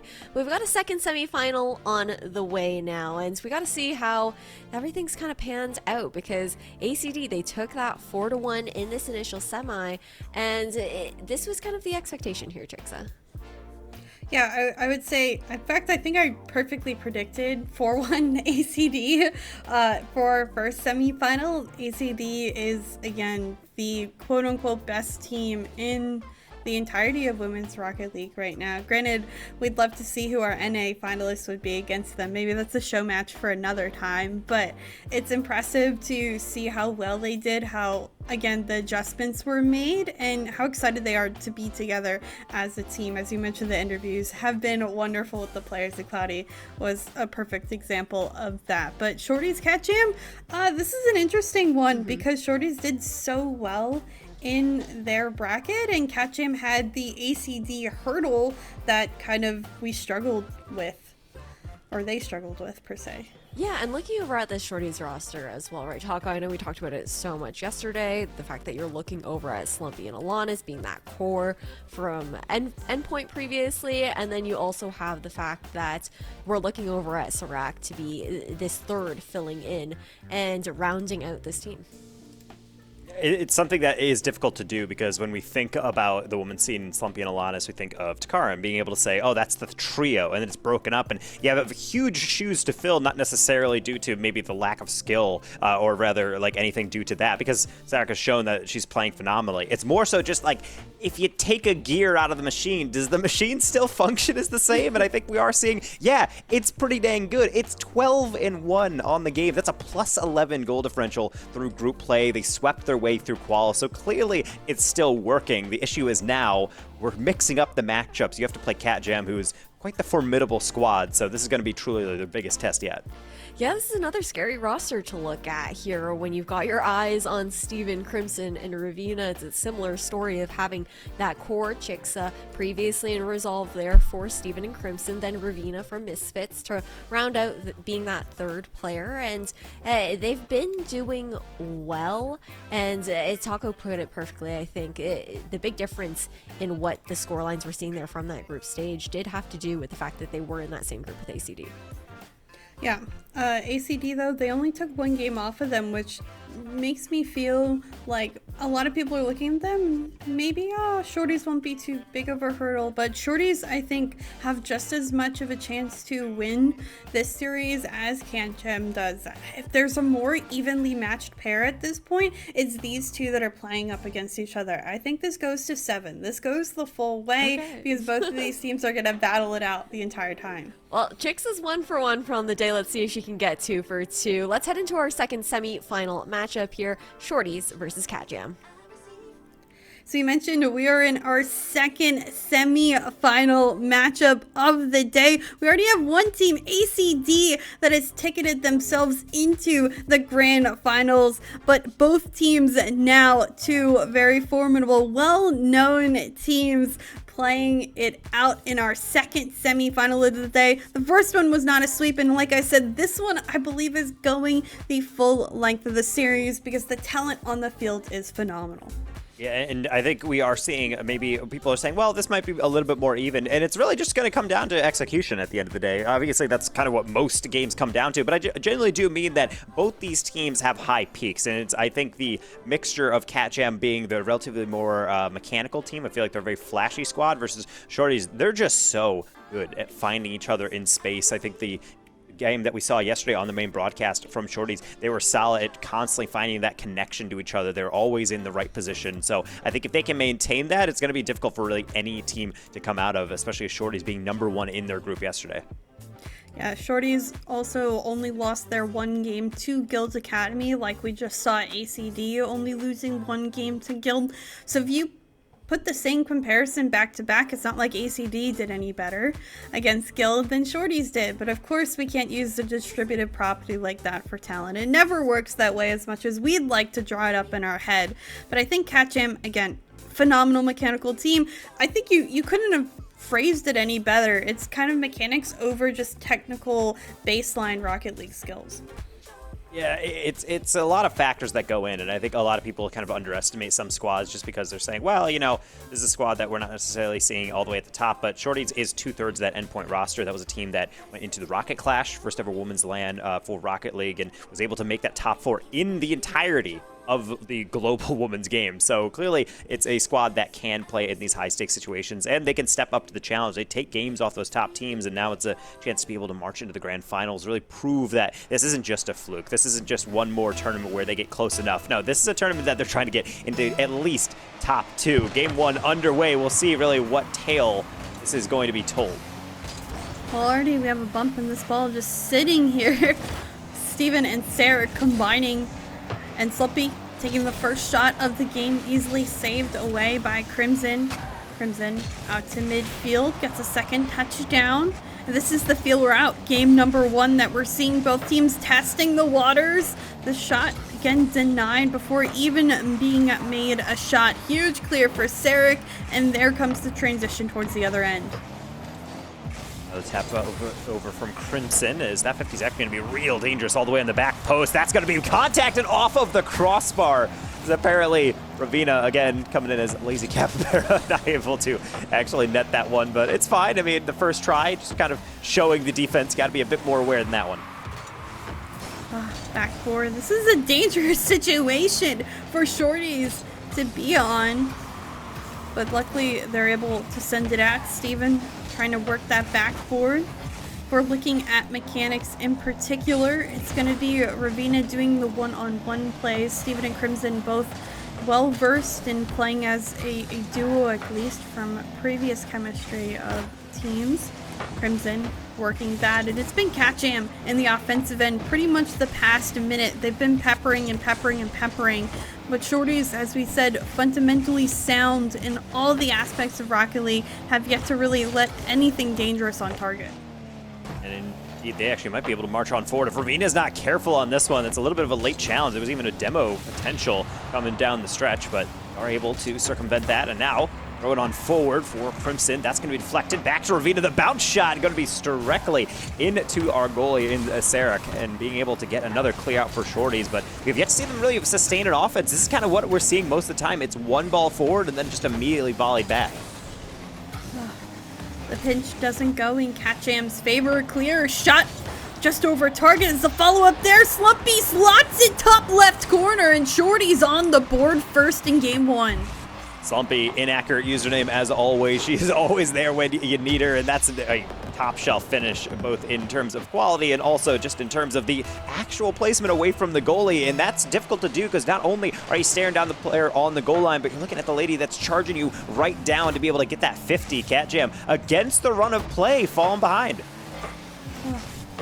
This one here, Crimson finding a way to potentially pick it up, but another 50. Ravino on here, the flick comes on through, but easily saved on the goal line. Alanis is there a little bit late, follow up by Sarek, denied by Steven. The rotations have been fast, a lot of challenges for both of these teams, continuous 50s. Sarek safely saving it towards the corner.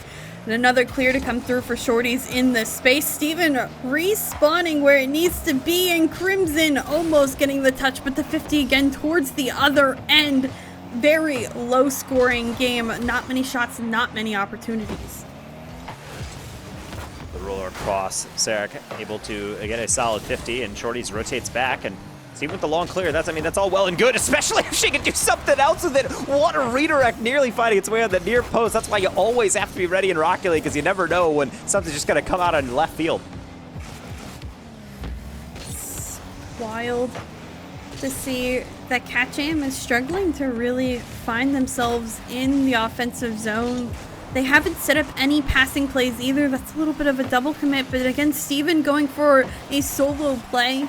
It almost works out, except Slumpy very well puts that into the corner, gets a safe spot, gets a demo as well, gives the space for Shorties to clear this one out. It's all the way on the other end, shot potential here, backboard is the follow-up there for Slumpy, it is! More demos rain the goal line, but Slumpy able to find the finish. And I have to say, Steven, that's one of those moments where you want it back, not only because it eventually goes in, but because the clear, a little bit overthought, didn't opt for the jump because she thought that the bounce was going to be close enough that could get ricocheted out. But when it doesn't, it's immediately right down the gullet. Shorties showing that even if they are playing defensive, they're just biding their time, waiting for their chances. Something for Ravina, maybe a chance. The flip reset, I think maybe was the first thought, but instead playing for possession. Ain't too shabby either, near post, not going to be able to be reached. Off the ceiling, Sarek having an opportunity here. Instead, it's brought back towards the Shorties half. Slumpy off the corner. Has some time, sends it upfield. Shorties can't seem to culminate anything either. Catjam again struggling to find each other. I'm waiting for the passes. I'm waiting for the mechanics to beat out one and give this ball up to another. Can Steven lay it up for somebody here? It's saved on the goal line, and still Catjam denied from their first opportunity. And we'll be able to see the continuation of Shorty's defensive wall start to set up, as now they're starting to march a little bit farther forward. I said in the beginning that it felt like Shorties were just kind of sitting back, clear, and then sitting back again, and it was just kind of just clear simulator for the most part. But now you can see the midfield line starting to get pushed back here, and even better, they're run down all this time. At this point, it's just about possession. Sarek not able to really maintain it on this one, but it doesn't really matter because that's triple zeros. Shorties taking a game comfortably down the stretch in game one. It was a pretty quiet game, all things considered. Executing as needed is what Shorties did. They only had 3 shots from Slumpy, of which 2 were throw-ups from Sarek, who were able to get the pass on through. It was really solid fundamental gameplay on the Shorties half. What I'm surprised again with is Catjam just not having that offensive pressure that we're used to seeing? Where was the aggressiveness? Where were the mechanics to come out? They had one good opportunity at the end, and that was denied with a brilliant save. Yeah, and that's the biggest thing that you have to kind of go back to, and I do like you highlighting that insane save, is that it's not like Cat Jam is just helpless, and they're not just flailing around with no thumbs. Like, these are good shots. There's some solid offense being formed, but the thing is that when you do have the team like Shorties, the defense is like an onion. There's layers to it. And also, at times, it brings a tear to my eye. It's so beautiful to watch a team rotate around each other so cleanly and always have a plan. It's like there's never really a moment where Cat Jam was able to just pierce straight through and get a solid shot off. It's really going to have to be a lot more unconventional as we head into game 2. Well, that gave me a tear to my eye, but for the wrong reasons, I'm laughing. Oh my goodness. I'm going to use that for my next coaching session with my college students, because I don't think they'll take me seriously after that, but that's all good. Interesting thoughts by Coach Taco. Duly noted, and we'll see if any of the teams take our thoughts to heart. I don't think they're listening in on stream, but we have had the occasional comment come from a player who was actually in the lobby, so you never know sometimes what they decide to do, but we'll see. Game 2 upon us. Cat Jam still yet to score their first goal. I'm waiting for them to have the first opportunity for themselves, because again, them not scoring for me with the level of talent they have on the field just completely surprises me. Trying to get all the way around, but again, just bit by solid 50. That's just positional masterclass right there from the Shorties. Is sometimes when you are facing a team that likes to air dribble, like take down the field, you want to take your time and kind of slowly build up, and I was not ready for this one. I was waiting for the back post to slide on through, but instead it's only Slumpy getting on that one. Slumpy has been phenomenal for the quote-unquote cleanup crew job, constantly in that box to finish up plays. She has been the only one to score for Shorties thus far, just because of how adept her positioning is.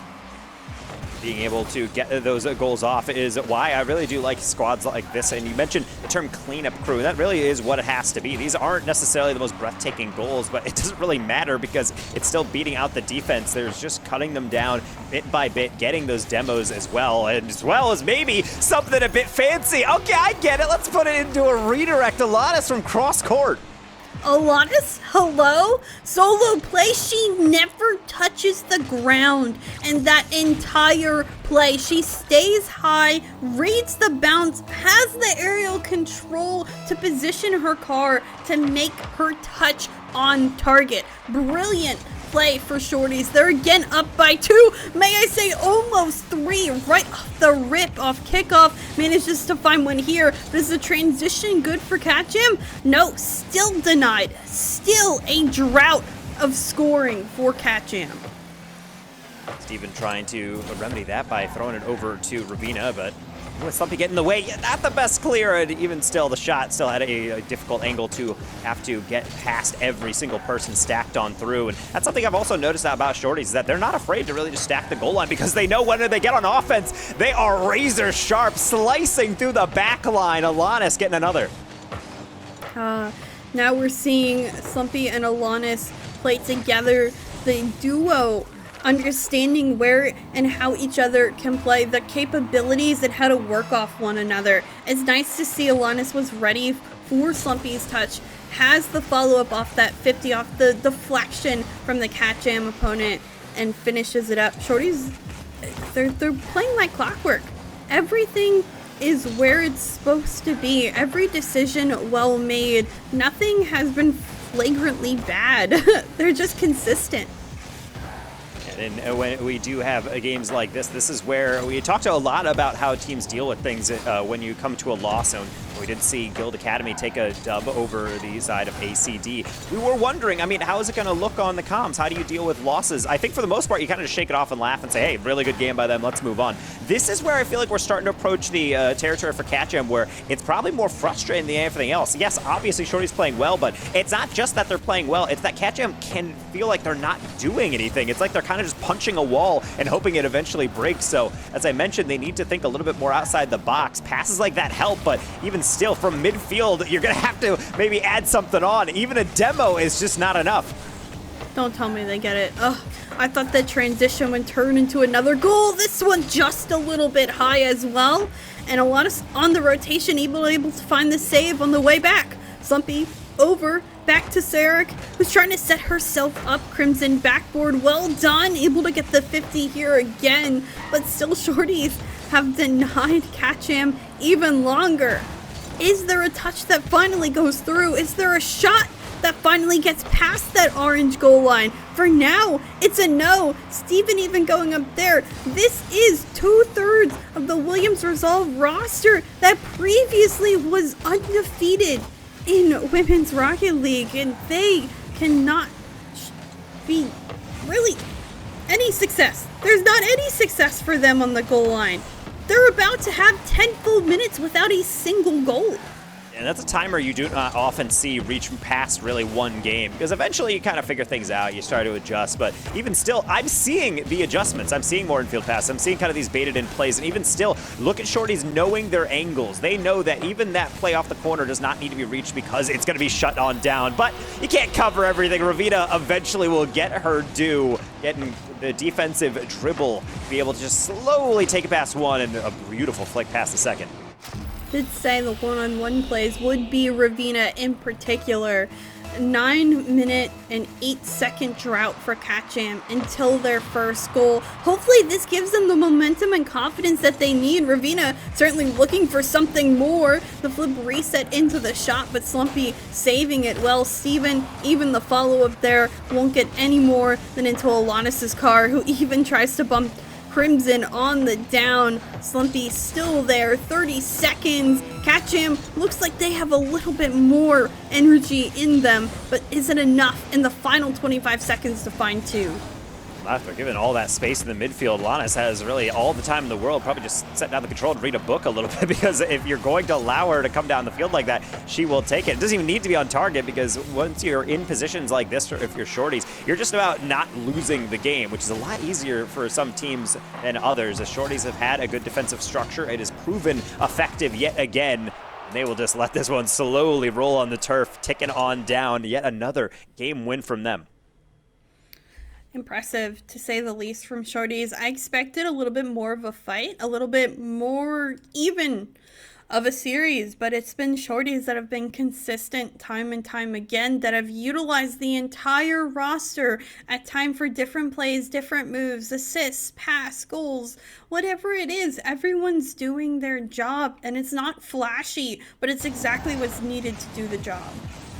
And being able to also crash through as you look at the replays. Slumpy getting something, Alana's getting something a lot more flashy. Poor Ravina, you can see her just on the outside edge of that video trying to get on back, and this is just chipping away. They're not even necessarily general mistakes from Catcham. They're just being forced into situations that they just do not have an answer for. Ravina finding the only goal there with that flick, with the one-on-one play, playing patient for someone to beat out one. At this point, what can we really tell Catcham to do other than to maybe increase the urgency, demo a little bit more, use Ravina's and the rest of the mechanics to beat out one player and hope for another? I personally don't have any other comments. Taco, you have any other thoughts for Catcham here in the remainder of the series?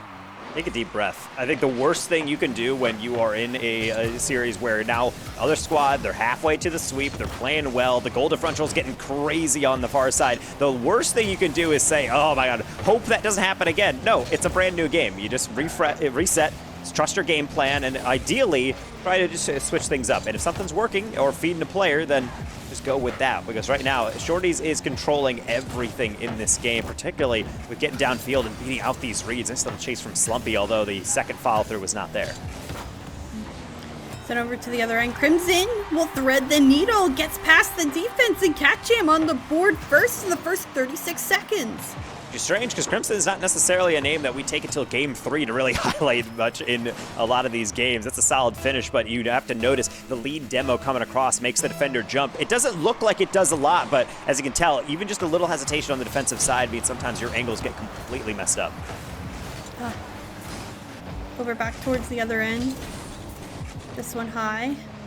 Slumpy Looking for the follow-up, Steven sending it down, but Sarek there instead to deny. Crimson demoed for her efforts, and Slumpy unfortunately going the wrong way. We'll just give it up to Alanis, who sees Sarek there in midfield but can't get the pass going. Sarek in a difficult situation, understands she's being bumped, but the recovery there into the save will keep Catjam from scoring another. Granted, that doesn't mean they're going to try again. They find one shot here, but again, the defense works on out. Crimson, far side, will have a double. In fact, even better than that, extension as well. I would like to see a backup there, but actually saw Steven kind of back up, try to take out that middle play. Potentially Crimson had a separate idea on what Steven did on how that was going to develop, but either way, that's another attack by the wayside, which now Shorty to slowly build. A pre-jump not going to go through. Alanis with another 50, almost opening things up, but a rare moment where Slumpy wasn't immediately there to clean up the pieces. Crimson over or underneath 1 or 2. But not, unfortunately, on target, as Steven and the rest try to get themselves out of it. It's again a reset for Catjam. Backboard here, just a little bit too high to execute. Alanis still trying to find more touches. Shorties have not had a goal yet, and this is, I think, their longest drought in a series so far. Granted, it hasn't been that long with just over 2 minutes on the clock, but a very quiet game scoring wise. I expected in general this series to include more goals and more shot opportunities, but the majority of the game is being played in that mid 50% of the field.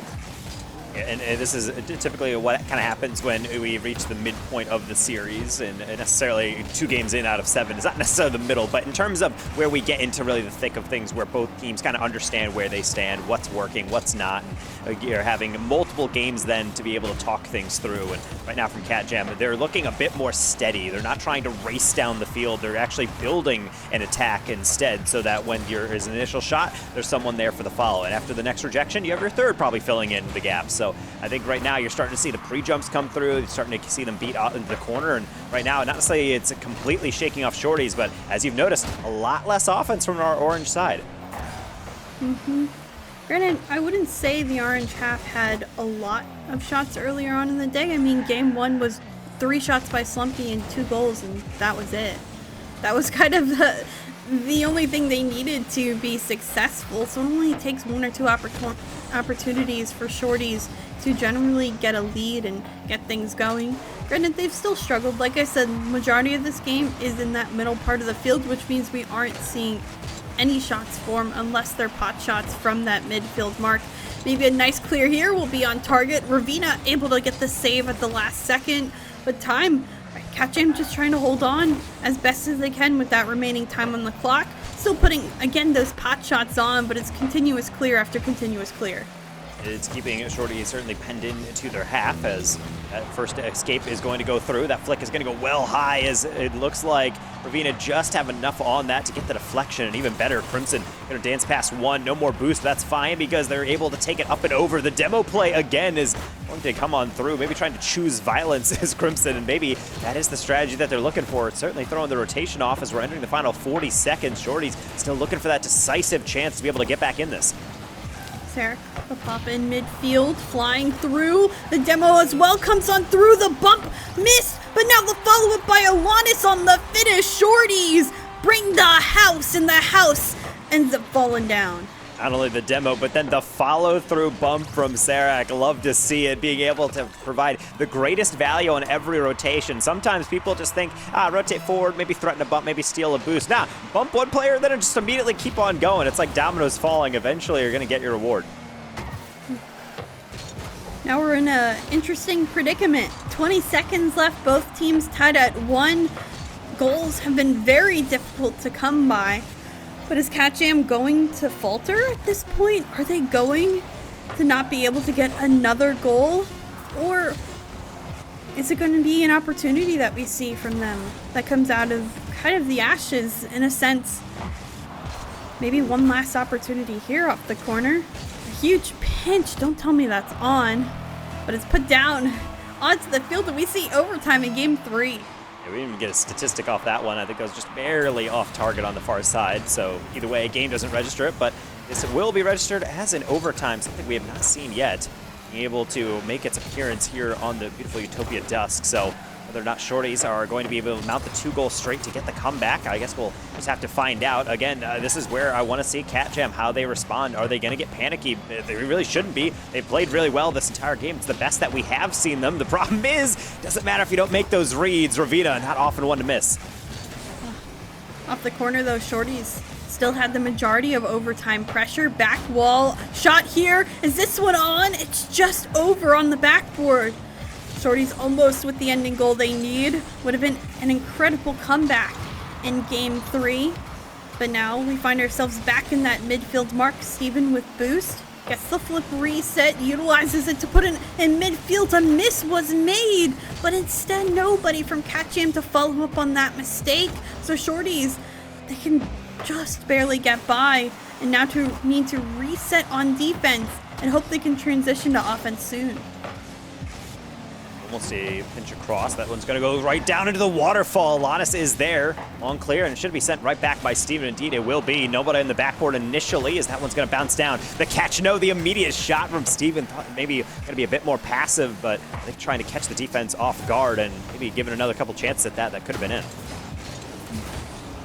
A couple of bumps coming on through. This one in front of net again. CatJam, another one of those teams that have been getting 90% of the way, just can't find the 10% finish. There's the extra 10% coming from Ravina. Finds the shot needed in overtime, and CatJam takes one game here. Again, you're seeing a demo pave the way, and sometimes the defense just not able to get back in time. I've applauded Shorties for kind of packing the goal. Normally, it's not really something I like to see out of a squad, but for them, it's working up until it doesn't, when the other squad is forcing you to stretch out into the corners, have to approach them on their own terms, and then even have to contend with returning from the graveyard in time, which they were not able to do. Fantastic job by CatJam, as well as Crimson apparently wanted to take a leading role. 73 touches alone to lead the lobby.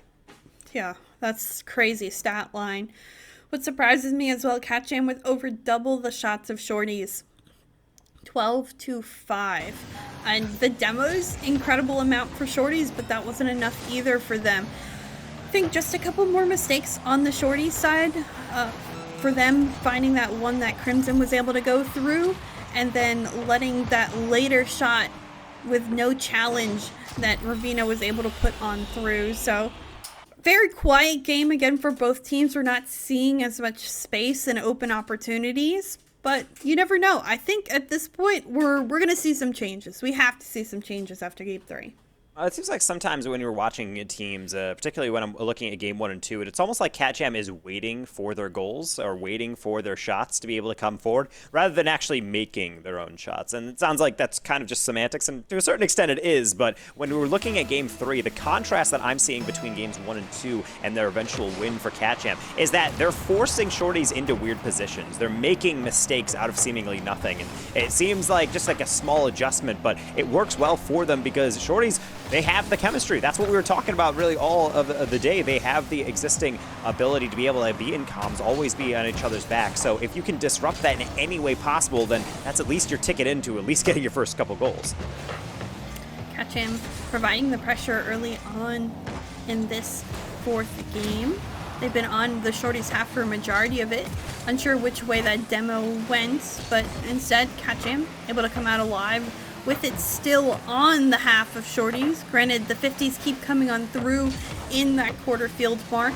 Alanis searching for the clear. Slumpy not able to find it either with help. And Shorties, they do get this ball out and in the way, but temporarily again, they're struggling to get a good transition onto the other end so they can get some offense going.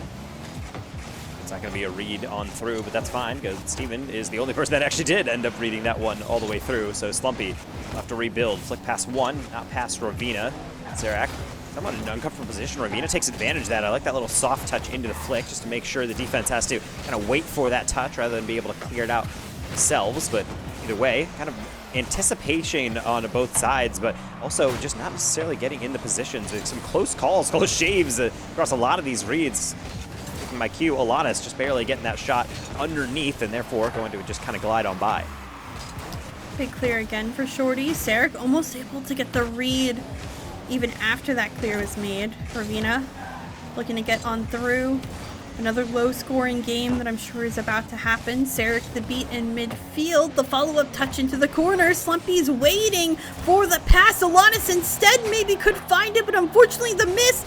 The defense wasn't there in rotation, but luckily at the last second, Steven to throw herself into that block. Shorty's an opportunity definitely missed. If only the touch was made in front of net.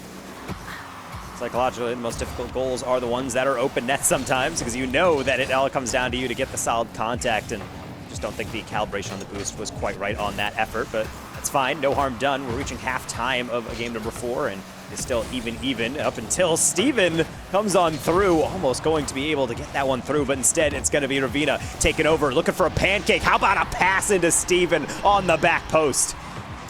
Catcham kept knocking on the door time and time again. We're getting all around the net, but on target passes almost not made, but Steven just rolls it on through. Good job for Catcham to finally break the defensive barrier of Shorties.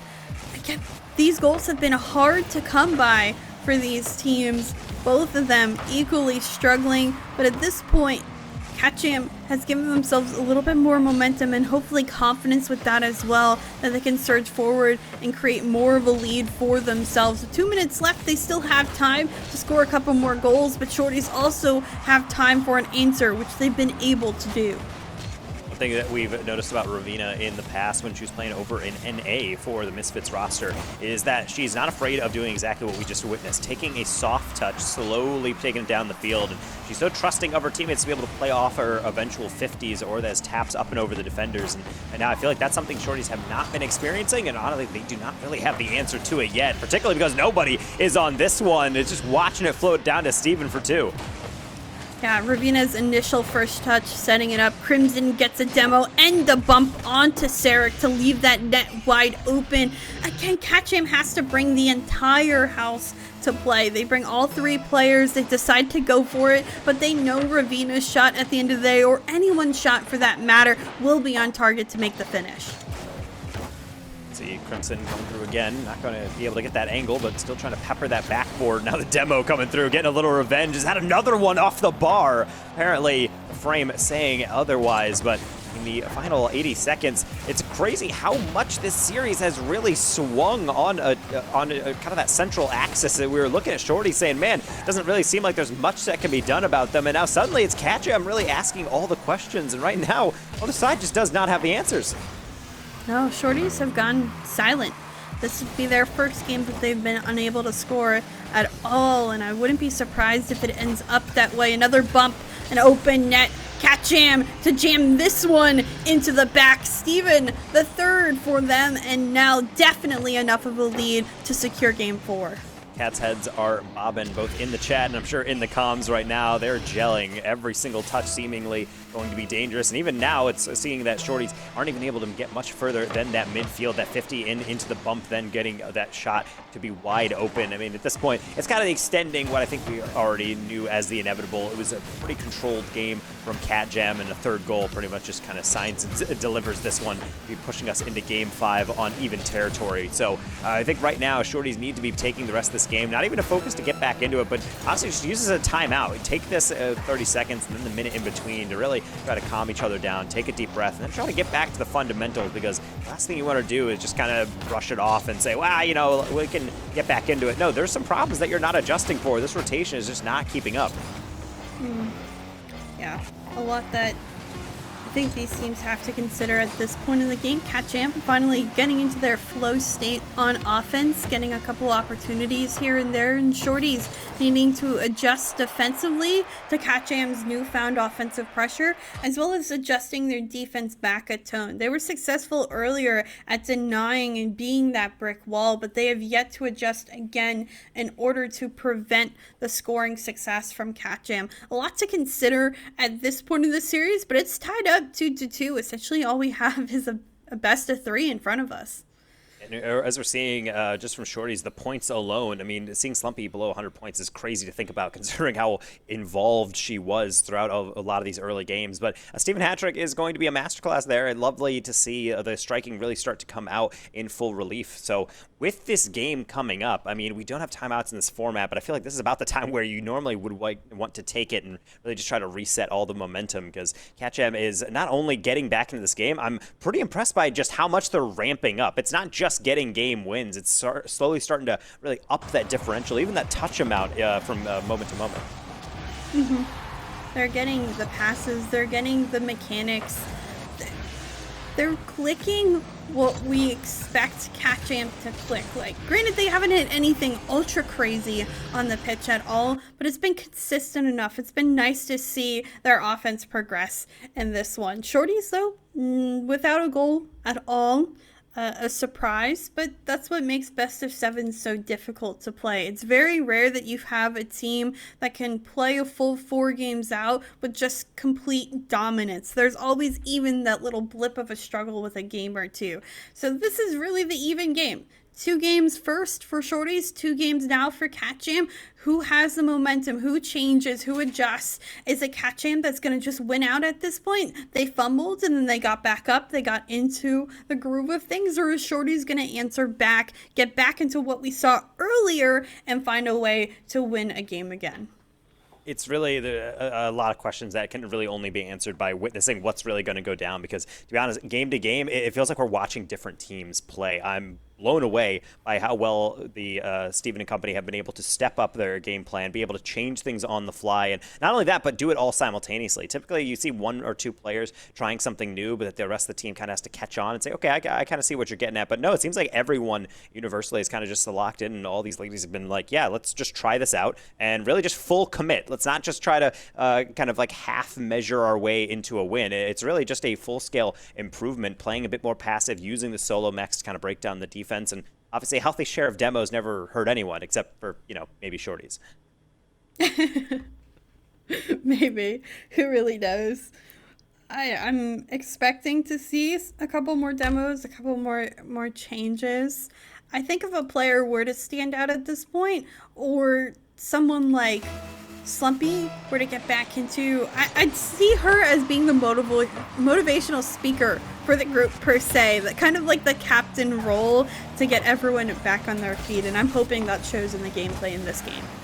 Well, we're on to DFH for hopefully brighter pastures for both squads, as they're still trying to figure out this quagmire back and forth that we have found ourselves in. Certainly, it is favoring Catchem on the past couple of games. They are currently on a 2-game streak, trying to extend it to 3, and deflections like that, it's always a little dicey, but looks like Crimson was impeccably placed. In fact, almost dropped on it for the pinch. Opportunity still looming for Catchem. They've been in this corner. Steven still actually has the rotation with their car, but unfortunately the third player will not commit in Crimson. Commits a little late, and Slumpy's able to get it towards the back wall of Catchem. Steven back down, Slumpy the other way. Slumpy now searching. Ravina sending it on out, but only temporarily. Crimson back up towards the back wall. Slumpy well read. It's been quiet, like I mentioned in last game, searching for the goal and hopefully the start for her team. Miss here for Ravina, huge clear up field. Slumpy waiting. Crimson, though, has the touch, and Steven well read as well to follow it up into midfield. Ooh, the catch and flick is nice, but you see Ravina kind of going left and right real rapidly, just try to reposition to make sure that she was in the right position as goalie, and does indeed get that save. And this actually in the midfield means that Steven does get that clear downfield. Here comes Ravina, almost a man-to-man marked there by Slumpy, trying to get that touch up and over. Not something you often see, but fortunate positioning will rob away Catchem from potential promising attack. This one pop back up. Steven sidewall misses the read. Alanis over, but can't get the connection. Crimson demoed for her efforts. Good thing Steven can pick up this ball. Here comes Ravina, back wall, but read so well into the other end of the atmosphere. Slumpy looking, unfortunately, doesn't get the best touch into midfield, so Shorties won't get a shot opportunity off of that. At least not yet, but at least in the offensive zone for a couple of tries. long kind of probing clear downfield, and that's why it's so irritating, because it could get deflected into the shot. Double commit, actually, still from a harsh angle is Ravina, so really only going to be able to lob that one into the ceiling for Slumpy to follow up, but it's not over yet. Crimson had a look at it, but once that one back, just couldn't get the diagonal flip to line up. Slumpy puts this one off into the corner. A couple of extra bumps. Solanas gets the read, but where's the follow-up on defense? There it comes. Slumpy again on the 50. Sarek into the corner, and that one isn't enough power. Steven, you're going to need to contest that. Alanis finds just enough of the piece and a follow-up touch to put it in that safe zone. Again, a quiet game, 0-0 scoreline. One goal could be the deciding factor. Can this one be jammed on in? It's everywhere but inside of the net. The clear still yet to be found. Steven lurking, picking it up, but this one is sent away. And I really like the decisiveness from Shorties there. That was so easy to be able to sit back and kind of absorb pressure, but then instead Slumpy dives right in on Steven, gets a 50 and the temporary clear. So now, not necessarily that everything is reset, because that would imply that Shorties are getting forward. Right now, they are reaching the midfield and more or less hitting a wall that is typically Crimson. That's another steal away, now into Ravina from an angle. Steven thinking about going, but instead going to leave to Slumpy, who's going to circumvent one player. How about a cut past another? Steven with the high lob into Sarak with a demo to lead the way, but not the speed nor accuracy to be able to beat out Ravina. Ravina setting up a play here in midfield herself, but again, quickly challenged, leading it into only another fizzled chance. This one, Ravina and Steven both up. Crimson last, back. Does keep it close, which is exactly what she wants to do. Finds the demo, in fact, gets demoed herself, and the ball will stall only temporarily. Steven working that corner. Can she get back to it? No, instead, Sarek's there. And the midfield touch is made by Slumpy, and even extending further. Under a minute, golden goal territory. Either team who wins gets onto match point of the series. Such a vital game, and yet such a quiet one on the scoring front. Nice, a decent volley to hold things in place, and really that's the positional masterclass we're seeing from Crimson. It seems like they're always kind of right in the way of a lot of Shorties' touches. Even these longer clears that are meant to somewhat reset the defense are actually not really throwing Crimson through a loop at all, and I think that kind of stable back line is really helping CatJam be able to stay in this game. Not necessarily because they are struggling, but necessarily because Shorties have looked a bit more confident going forward, but it doesn't matter when the whiff comes through. Ravina from an angle, that's devastating. Ravina. Good turn. Good way to stay with it. How many times have we seen someone leave the ball and you were angry at it? You were wondering why they didn't stay on that play, but Ravina stays greedy in that moment, which was fantastic. Bring the house. Take the chance with a couple of seconds remaining, because guess what? You just won the game off of it. CatJam now on match point. And that is something that has to be something that you're banging your head into your desk if you're Shorties. Of course, you're allowed to feel frustrated, but unfortunately, you only have 60 seconds to more or less get over it and focus on the next match, because that's going to put them on match point. That is 3 straight victories from Shorties. And even where it did feel like they were starting to figure out pressure and start to at least move forward a little bit, it's still just not quite enough. 4 shots, all they can muster. And as you mentioned, Chicks, I mean, it's not necessarily that they're putting up like 9, 10, 12 a game beforehand, but at the very least, they felt a bit more lethal, like there was at least a bit more of a chance that CatJam wouldn't be able to manage. Yeah, it really seems Shorties are struggling to get any sort of cohesion within the group. You're not seeing them connect with one another anymore. You're seeing them just be very discombobulated in general. I'm not feeling the fluidness of rotations or the connection between the teammates. There's so many times where you look at a team and you watch them and you see them be confident, you understand, you could tell they're communicating effectively in comms, in Discord or whatever they're using, but instead I'm just not seeing it from Shorties right now, and CatJam is taking advantage of that little bit of disconnection. Well, at the end of the day, as we typically state, it is usually darkest before the dawn, but I don't know if dawn is coming if Shorties can't figure this out on offense. As we mentioned, CatJam going quite some time without some goals before they more or less figured out the way that they wanted to play, and like Shorties are starting to approach that somewhat, not necessarily in a long drought, but one goal, if they're able to manage it, is typically not enough against this Cat Jam roster, particularly with them really trying to seek out these bumps. Even when they're not even getting them, Shorties are trying to turn on that reverse cam, just trying to look over their shoulder to see if they have to fear an impending demo. This one towards the sky. Slumpy almost finding the angle. Would have been the first goal for Shorties for quite some time, but unfortunately just a mark. And that one, I was watching the yellow trail or the orange trail and not expecting it to be on target, but unfortunately this pitch goes on through. And sometimes I'm going to critique players for being able to position themselves for an appropriate 50, but I mean, what are you supposed to do about that? Elias is literally on the wall, facing the backwards just to be able to disrupt that one, and instead it just turns into a springboard all the way across. I do not blame the defense for being ready for this one, and now it's really on the offense to do their job yet again. Shorties finding themselves in a hole that they have to dig themselves out of, which, when I think about it, I don't know if you want to dig yourself out of a hole, but either way, it's getting deeper. Steven for number 2. Steven being right place, right time. Ravina again using the mechanics, beating out 2 initially, and the third on Slumpy. That's the middle ground that you find yourselves in that you don't like to be. She either needs to challenge and commit or go fully into that front post facing out in order to find a touch. But a little bit of hesitation causes the problems for Shorties, and now again they're searching for the goal that's needed. Just a little bit of deflection there as someone was thrown away from the Cat Jam net on the defensive end of things, but still now they're able to get out. Now they're able to provide more pressure, and Shorties wondering how they can get themselves a goal at this point. It might start by being able to actually get these reads in the midfield, but Crimson's just glued to the ball. It's like we're playing Rumble with the grappling hook, just being able to reach all the way from one side to the other.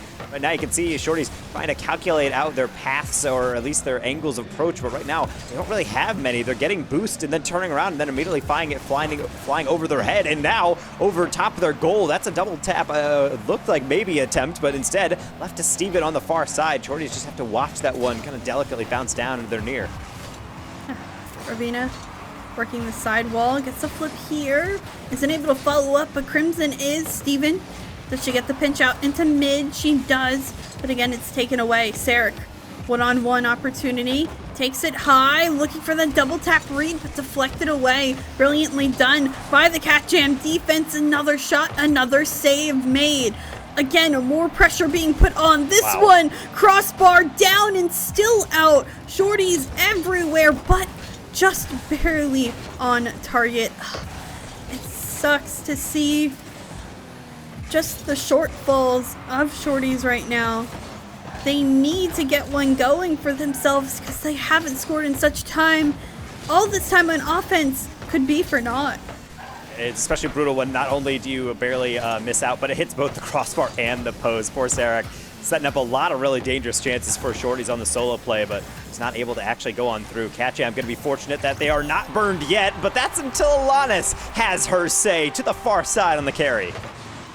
Wow, it just takes a simple one-on-one play. Ravina leaving instead of challenging, and Crimson left on a one-on-one, unfortunately turning just too wide to get back to that ball on time. Now, Shorties find one. It's been a while since they scored, but this is enough to maybe change the tides, to give them that lead and that energy they need. They've certainly had a lot more opportunities this game, these even peppered everywhere around that net opening. But now some time and space for Cat Jam. They'll get a clear out here and maybe start some offense of their own. Wow, right down onto the waterfall. Fortunately for Shorties, that's not going to be red. Neither with the follow through. Steven actually potentially setting up a counterattack. A little bit of a team bump is going to disrupt that one, so Ravina going to delicately put that one right back onto Alanis' hood as we're entering into the final 75 seconds. This is where the clutch factor really comes through. Even though there's a lot of time on the clock, this maybe only amount to maybe 2-3 more shots at most for Shorties. Pop up. This one. They're going to go back down for Cat Jam. They want to extend their lead further if possible. Always better to have that cushion goal than nothing. Steven on the 50. Shorty's still winning it. They've been in the blue half for quite some time. This one on the 50 in front of net, but nobody there for the follow-up. Crimson instead sneaking, gets the outlet pass. The shot's on target, and Cat Jam do get the buffer goal to be by 2. I really just love the understanding between Crimson and Steven, probably calling it out right in advance. As soon as that ball bounces down in front on that far post, it's just saying, well, that's fine, just throw it forward, and I will be able to do the rest. And certainly she did. Near post finish, immediate counter, and Shorty's yet again in a position where they really have to get things going quickly. Maybe this is the start, the slow play, but somehow stopped yet again. Alanis trying to make it happen, even with a demo on the back post. There's just too many people in the way. Shorty's still searching, still bringing the house. It's best to give the full effort on now if possible. This one just barely 50'd out of the way. Still flying up in front of net. Crimson won't knock it down. A very slim chance now for Shorties. They're able to get a quick shot on target. This one, sidewall, back in midfield, blocked off away, follow up. 0 seconds won't mount in 2 goals. Cat Jam take 4 in a row after the first 2 game losses. They take the series win. They will rematch ACD in the grand finals. Really well done by Cat Jam. And I don't just mean, obviously, getting their victories. It's the way they had to get them. The beginning of this series is kind of highlighting exactly why I love Shorties and why they were just the dominant team within Group B, is that they are locked in. They're playing off each other super well. They have all the passes. They're taking all their shots. But then slowly, Cat Jam just turned the table and really just completely reversed the plot. I did not expect them to be able to so acutely figure things out Game 3 and then really just never let go all throughout. Yeah, it was not the series I expected. It did go a farther length like we expected it to, but it didn't have that back and forth that each team kind of went on. It started off all Shorties and then ended up all Cat Jam, but the rematch makes me really excited for the aspect of that. I think Cat Jam is a good team, and hopefully they have more confidence going into this next series. I want them to bring the house. I want them to feel like everything is oozing out of them that they want to win this game, and I think that may happen with this win. Any final thoughts, Taco? I mean, there's not much to say outside of the fact that this is technically a match that we have seen before. It was on the alternate stream, but of course now on Championship Sunday, it has to be on that main stream. So I'd love to break the series down a little bit more, but I'd rather do it with all of our friends in tow. Ash will be back after this break and potentially an interview on the other side of this short break for more Star Chaser Showdown for the EU side.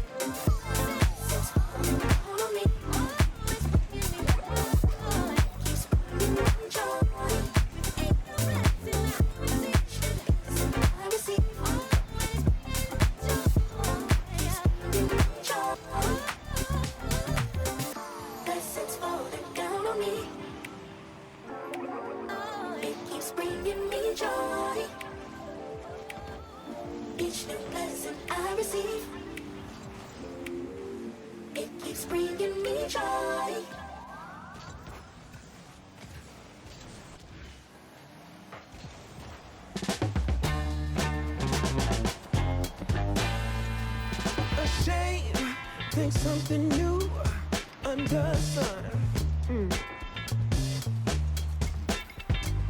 You can't take back them things you already done. No. You blame things that you do on somebody else. No. But they all see is you need help.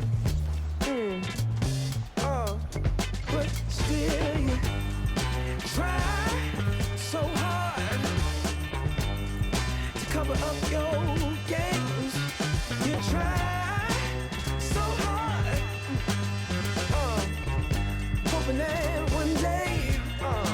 something gon' change. You waste all of your time covering up your tracks. Spend all your days running away. You gotta watch back, and that's the facts. You spend so much of your life scheming and trying to get over. Got you wondering why you come around. All you get is cold show. Yeah, you try so hard to cover up your games. You try so hard, hoping that one day something gon' change. You try so hard. Yeah. You try so hard. Welcome back, everybody. The second grand finalists have been secured here for the Star Chaser Showdown presented by Ally. It was an interesting match there, Taco, between Shorties and Cat Jam, because at first it was like, okay, Shorties are coming out hot right out of the gate, and then things started to fall apart. Yeah, you could really see the tides turn, and then when you're kind of waiting to maybe share, Shorty's like, okay, you had your turn. You got a couple game wins. Now it's time for us. And it's like, no, we're not giving this up. We're going to just take 4 games straight. They looked phenomenal because it's very hard to turn a series around, but to be able to have just a dominant streak of games, just immediately figuring out what to do, and then not be able to throw that one away, that's incredibly impressive, and especially under the stress of knowing that you are trying to get into a grand final. Yeah, and I think what's a bit heartbreaking here, Chicks, is when you're looking at Shorties, you're looking at that endpoint core in particular. This is a tale as old as time. It's always been, I think, a bit of a struggle for those two players looking towards Alanis and Slumby specifically to kind of break that curse for themselves. Yeah, I would say on occasion they do tend to fall a little bit short, and you could see they are successful. They can be successful. They do really well, especially in the games they saw in games 1 and 2. But then later on, they just lack that ability sometimes to really make the adjustments needed. It was all Cat Jam when Cat Jam couldn't score at all earlier. I think we clocked in 9 minutes and 8 seconds before their first goal. Shorties just failed to find ways to demo or be successful upfield, and they also failed on ways to challenge and prevent Cat Jam from having the couple of opportunities they did. You look at the other side of the field, Crimson, Ravina, Steven, and you know they bring the mechanics. You know they can make those solo plays. Why not prep for that better and actually challenge and find ways to stop that? Yeah, I definitely think it's difficult in that kind of regard, Chickset, because Taco, when you were talking about this Cat Jam versus Shorties matchup, I think in the green room, you mentioned how Shorties seemed to come in with a really good idea of what they wanted to do, but once they kind of ran dry as far as their pool that they could pull from, I want to also hear from you what Cat Jam were doing really well to kind of take advantage and make that difference going from those first 2 games into the last few of the series. Well, the biggest thing that I think we've seen within the greater Rocket League meta is a lot of players kind of looking at a team analytically and saying, okay, this is the way we want to play, this is the way we want to rotate. The biggest thing is actually being able to coach players on how to play with each other and understanding tendencies. And the reason why that's so important is because Cat Jam realized what they excel at and realized why it wasn't working in games 1 and 2 and then adjusted. Where on the other side, I feel like Shorties came in with a game plan, it was working super well, and then they got countered in game 3, and I never really noticed a moment in the later games coming in where Shorties actually were changing what they were doing. It felt like they just kept doing the same thing over and over again, and I understand you're not just going to suddenly rapidly shift, but I didn't really see that incremental change that you typically see, and I'm not entirely sure what goes into that one. Maybe it was just the fact that you're stressed out playing a really good team that's constantly bombarding you with shots, but I do need to see a little bit more flexibility down the stretch, and granted, this is kind of the first of 3 events to be coming in Star Chasers, not to mention that All-Star event coming forward, so shout out to Radiant, shout out to Ally for all of that. But as for here right now, maybe just treat this as maybe a learning experience for future events. Yeah, I think that's a really good point when you're considering the fact that this is, again, it feels almost like late into the year because we're a quarter of the way in at this point, for a third of the way in, actually. Quick maths on that one. But when you think about it, there is still more time to develop, and it really is just the beginning of the season here for Women's Rocket League. So that opportunity to continue to push forward in that kind of regard. But Cat Jam did do very well to adapt, and that is why they managed to come out in that 4-2 here to make their way over towards that grand final, and they wouldn't have been able to do that without their ally and match MVP either. We're gonna have all eyes on, I believe, if we can drum roll it as we head over into our match MVP, that will be Steven. Not too much of a surprise here, chicks. I feel like Steven is a player that we can't say enough about her.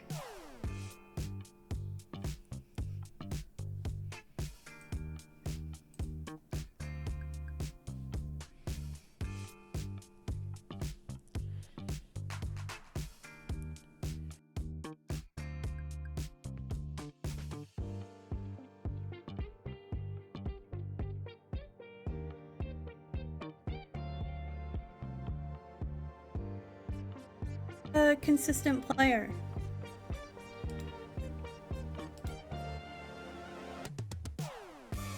Well, Refresh. we'll get Chix's thoughts Maybe. in just a moment. I think she might be back now. Yeah, it is what it is, right? Esports times. There's always going to be a little bit of a tech issue here and there, but you were saying some great things there, Chix, if you want to continue. Am I heard? Can I be heard? At this point, I hope I can be heard. Basically, all I was saying is Steven's been notoriously a very consistent player in this scene, mechanically wise. And in this series, she came out as that consistent player that was needed for the Cat Jam side of the field. Was able to do goals, assists, and saves almost evenly and still provide that aggressiveness and that shot count. Yeah, it does. It says a lot about her as a player, and it's so nice to see her also back to, you know, the OG Cat Jam, right? This was one of the original rosters coming into the Women's Rocket League scene when you look towards Steven Crimson and Ravina having played together before Ravina's time on Misfits, and of course the time of the other two on Resolve last year. But we also do have an interview online. We'll get to the chance to talk to Ravina after her win, and wish her a lovely congratulations. GG's and congrats there, Ravina. How are you doing? Well, relieved, especially that you can hear me right, yeah? Yes, I can. Yeah, relieved. When you are kind of having a rough start on a 0-2, that third game is very much a momentum swing game. It's quite nerve-wracking. You know, even if you feel you're keeping your cool, I think with a lot of teams, once that third game is lost, that things can be very difficult, because the entire series you're obviously trying your best to win, and then you're down 0-3, not getting anywhere, and then you think, well, what do we do besides try our best? Everybody has to start playing differently. When you try and start playing differently under that pressure, people start to make mistakes or things get awkward, but we managed to play back, and I'm really, really happy. Yeah, you guys did an incredible job just like being able to flip things in that kind of sense. And I am curious, like, how was the team feeling? You described a little bit about it in very general terms in those first two games up against Shorties, but how was it in game at that time as far as trying to approach how Shorties really came into the series, I think, with an idea of how they wanted to play and the adaptations you guys tried to make as the series continued on from there? Yeah, so prior to coming to the series, we were confident. We had a game plan, and we got set with that initially. So that game plan was that we understand Shorties are a very fast team. They like to play very fast, and that speed that they come in with and that aggression is quite overwhelming. Or that's kind of, I think that's the unique selling point of the team, if you like. And I think when you have teams that are very aggressive, especially on low boost situations, people can start to misrotate and panic. So we had the plan of just take some very wide rotations and take our time with things. And I think in the first, I don't know about game 2, but in the first game it was pretty fine, but we just had a confidence problem. Sometimes when you're playing slowly or you're trying to play in this slow methodical manner, you end up just then not switching on that aggression. You know, we're playing slowly, playing methodically. If you look at the first game stats, we had all the shots, we had all the pressure, and we conceded 2 unforced error goals essentially. But then when you have got that pressure, then you need to switch it on. You need to change that up. But sometimes it's really hard to get into that rhythm, that switch. We just weren't doing that. So then as we lost game 2, and we knew it'd be coming into a difficult game 3, at least mentally, we told ourselves that we're just going to try to outpace the team, play them at their own game. So we understand we're all very quick and mechanical players, so we just decided we're just going to start to go fast, and we did, and it worked. And you know, when you have 2 teams that are clashing, that 2 teams playing fast, and if one team is doing that in a way that is difficult for the other team to deal with, you get boost starves, you get demolitions. I think there's one game you saw us demolishing everybody, just tons of demos coming through, and it just worked, and it just didn't seem like it had an answer for doing that. And towards the end of the series, we were definitely feeling very elated, but we never really lost hope. Nothing was ever hopeless. If anything, our comms picked up during game 3 and stayed very high spirits from there on. So well done to my team, and obviously happy with the win. That's amazing. It's really nice to hear how I think your experience as a squad, as players in general within Women's Rocket League, was able to pad on to your ability to kind of change the script for yourselves and keep the emotions high and grounded in that kind of sense. And speaking of this squad in particular, right? Cat Jam, you guys originally formed back in like 2020, I believe it was. How does it feel now to be going from Misfits in NA back over towards the EU scene here and reuniting with Steven and Crimson? Well, I was never actually teamed with Steven and Crimson. It was... Oh, okay.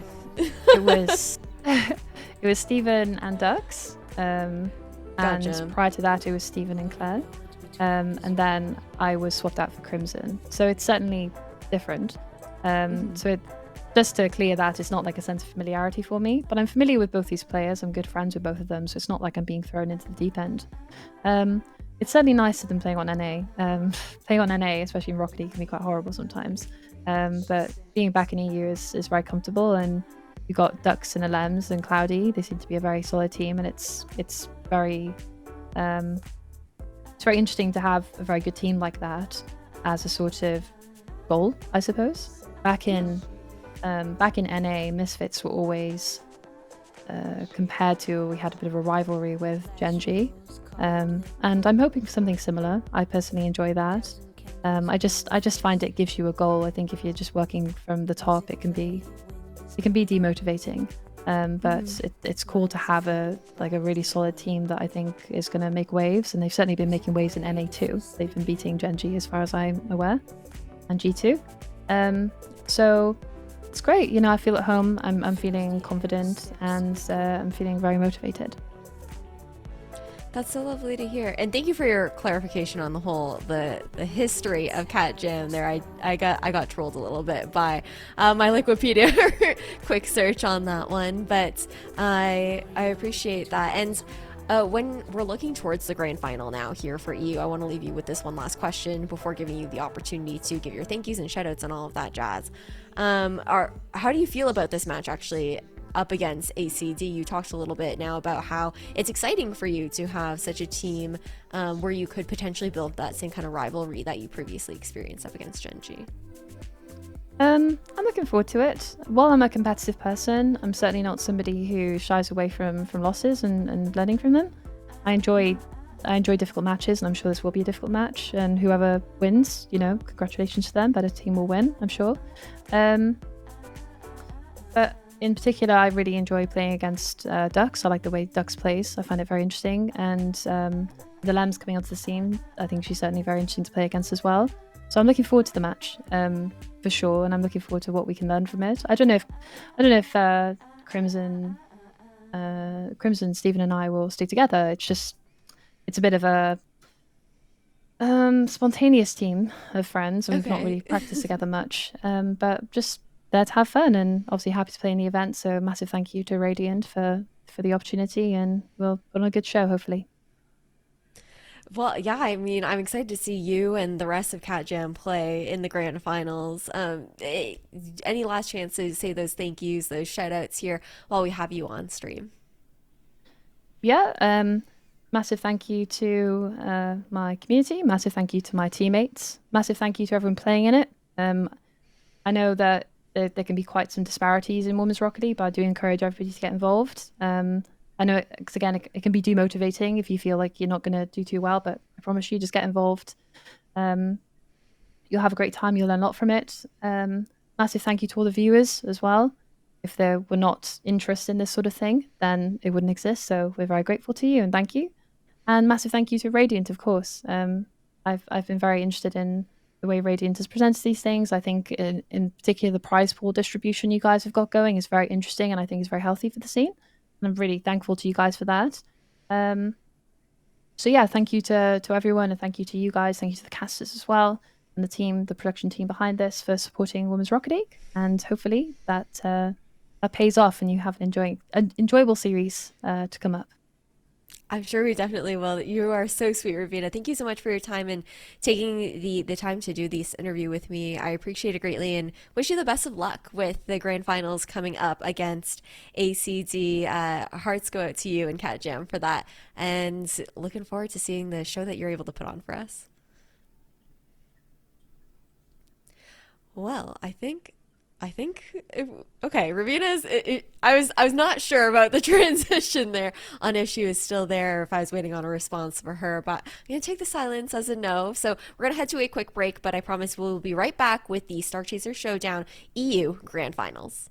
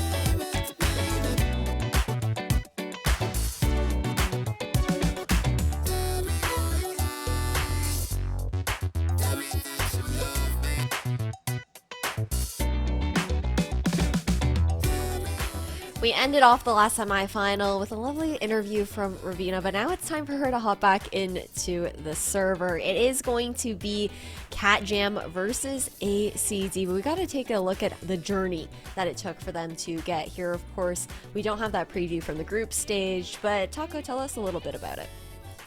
I would say the group stage was kind of weird because we mentioned, I believe Chixa even used the exact words of saying this is a preview of potentially a grand final with ACD and Cat Jam when they're forced to play. And what do you know? That's exactly what we're going to be able to see in the playoff bracket. But for the most part, it's been pretty hard fought. ACD had taken that 3-0. Shorties had taken that 3-0 as well. But only one of our top group finishers actually able to advance onto the grand finals, which shows that it can be tough is just because you get a nice draw and a nice play style of kind of locked in for group play does not necessarily guarantee you something when it all comes down to the championship Sunday. No, definitely not. And then looking at the playoff bracket as well, I think this was about how we anticipated this to go. I know, Chixa, you originally had your money on the 4-2 there for Shorties, but what's your expectation now heading into the grand finals with ACD versus Cat Jam again? These two teams played, like we mentioned, in Group A already. I think ACD is going to do exactly what they did last time. They dominated, they played, they've been the most consistent and deadly team when it comes to it that we've seen so far in each and every series. And even reflecting on the specific games from ACD Cat Jam when they previously played, it was a 4-1 best of 7. They pretty much did well. Only one game was within one goal, and the other one they lost, and the rest were kind of large victories. That's just what ACD does. They always have more to the table than they need to win. And now that they are going to be heading up against their opponents, Cat Jam, who we've talked about it, it's that rematch situation from yesterday. What's your expectation here, Taco, especially after seeing how Cat Jam were able to turn things around in that matchup against Shorties, and then even hearing from Ravina and the team's attitude here towards this grand final matchup? I think it's always nice to be able to have a rematch, specifically with 24 hours separating, because you are able to get your warm-up, you get your semifinal, especially rolling straight from semi into the grand final. But I think the biggest thing is that they understand what they're up against. This is not a brand new team. They've been playing them in weeklies and playing them in this group stage already. So they have a preview of what's to come. In fact, Dux is a former teammate of Gibson and Stevens, so clearly they know at least what 1/3 of the roster is going to be able to look like. So I don't necessarily think it's going to be necessarily a team trying to outmuscle each other. I think it's really going to be, again, like most of these series, about adaptation. Clearly, Cat Jam is very good at that, but it's quite a lot to handle when you're dealing with the offensive juggernaut that is ACD. It really is, and it not only is it it's almost like a friends to foes storyline here. I think for Dux alone on ACD, Chixa, the fact that even hearing from Ravina a bit more of that history of the original Cat Jam roster. So Dux has played with every single player on the side of Cat Jam, and would you say that could have an effect on how Dux is going to be able to read into each of those individuals? I would say most of the players in the EU and NA scenes respectively know each and every player they're up against. It's not like there's any surprises. They talk with them, they scrim. Sometimes they do 6-mans in the 6-man server together. There's a lot that can go on in the background. I don't think it plays any mental role in their head. I've also seen Alems play with the entire old Williams Resolve roster. She's played with them in a couple different tournaments and switched around. So everyone knows everyone at this point. There's no advantage. They understand what they're up against. Well, you absolutely love to hear. I'm just so excited to see this grand final coming to fruition now for the Star Chasers Showdown. Let's just honestly get straight into it. And as you guys shift into game, I want to hear predictions from each of you. Oh my goodness.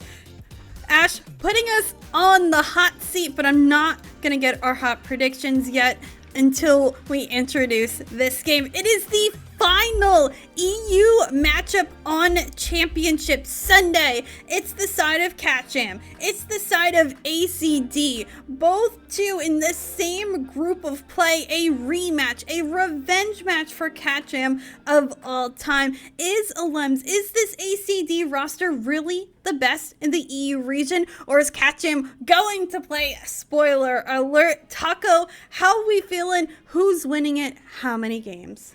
Personally, I feel like it's kind of delusional to go against ACD, so I like to remain sane. I'm going to favor them, but I do think that there's going to be a couple games taken off of them. I believe this could be a 6-game series. I would love to see it 7 just for the entertainment value, but at the very least, we also should probably consider history, Trixie, because this, as you mentioned, was a rematch from group stage in which it was close at times, but ultimately transpired with a 4-1 victory for ACD. I'm going to have to agree with you on the ACD portion. I think they win in the same fashion, 4-1, only because all that we have seen out of ACD is pure dominance. They have been consistent today. They have dropped a single game in today's matches. And of course, yesterday in their qualifier, I believe they only dropped one as well. They've just been too difficult to really come out and beat. And I think they win in that same fashion. Well, there's only one way to find out. I suppose we are just going to have to hit the pitch on DFH and see who's actually going to be able to take the first step forward, be able to set the tone, and figure out who's actually going to be probably the most confident team locked on in. If I had to tear these two teams apart, I'm not really sure who I'd pick, because the way that they're playing, certainly no reason to not come into this game thinking that you have what it takes to win. Definitely remain humble. Don't get complacent.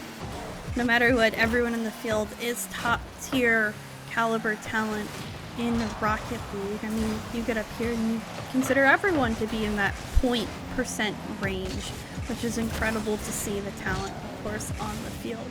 But for now, it's Catchem that is in the attacking horizon. Steven's been able to beat a couple. Can Ravina find the last touch? No, not for now, but that's what we like to see out of Catchem early. I do like to see that, except for the fact that you just saw Ravina cut across the rotation. It looked like actually there was a pretty decent attack chance coming forward, and then suddenly it just kind of slapped to the side. So you want to make sure on the side of Catchem that you're playing quickly, but you have to make sure the comms are always in there. Keep them quick, keep them effective, and keep them clear, because otherwise you will have some double commits, and not all of them are going to be so forgiving. Back up. Steven in midfield doesn't have boost. Will leave it, trying to bump in ducks, but can't do so. Ravina up on it as well. Catchem, tons of pressure still. It's been a difficult time for ACD to get out of their half, and they do now. That one off the backboard. Is there a follow-up? No. Crimson sends it towards the other end. This one read by Limbs and taken out, at least into that back wall, straight back down. Limbs out and over into midfield. Ravina ceiling. This is where she can thrive, but she's bumped away from the ball and still zeros across the board. Lems, a lot of space. That is not what you want to provide her. The carry after the reset's crazy, but Crimson saw it coming. Sometimes the value of being so far back is that you can kind of see things develop in the wider scope before zooming on through. Steven trying to then set up Ravina on the first immediate shot, but neck and neck it is continuing to be, both on the defensive sides, as both squads having to pull out these last-second goal line stops to be able to prevent this one from having a lead. We've hit halftime, and honestly, this is just teetering on an edge for both offenses. Back up to it in the midfield. This one sent down and away off target. Patty the clear. Maybe more of a follow-up potential, but Lems waiting. Possibly faking and causing an own goal. An own goal of all things.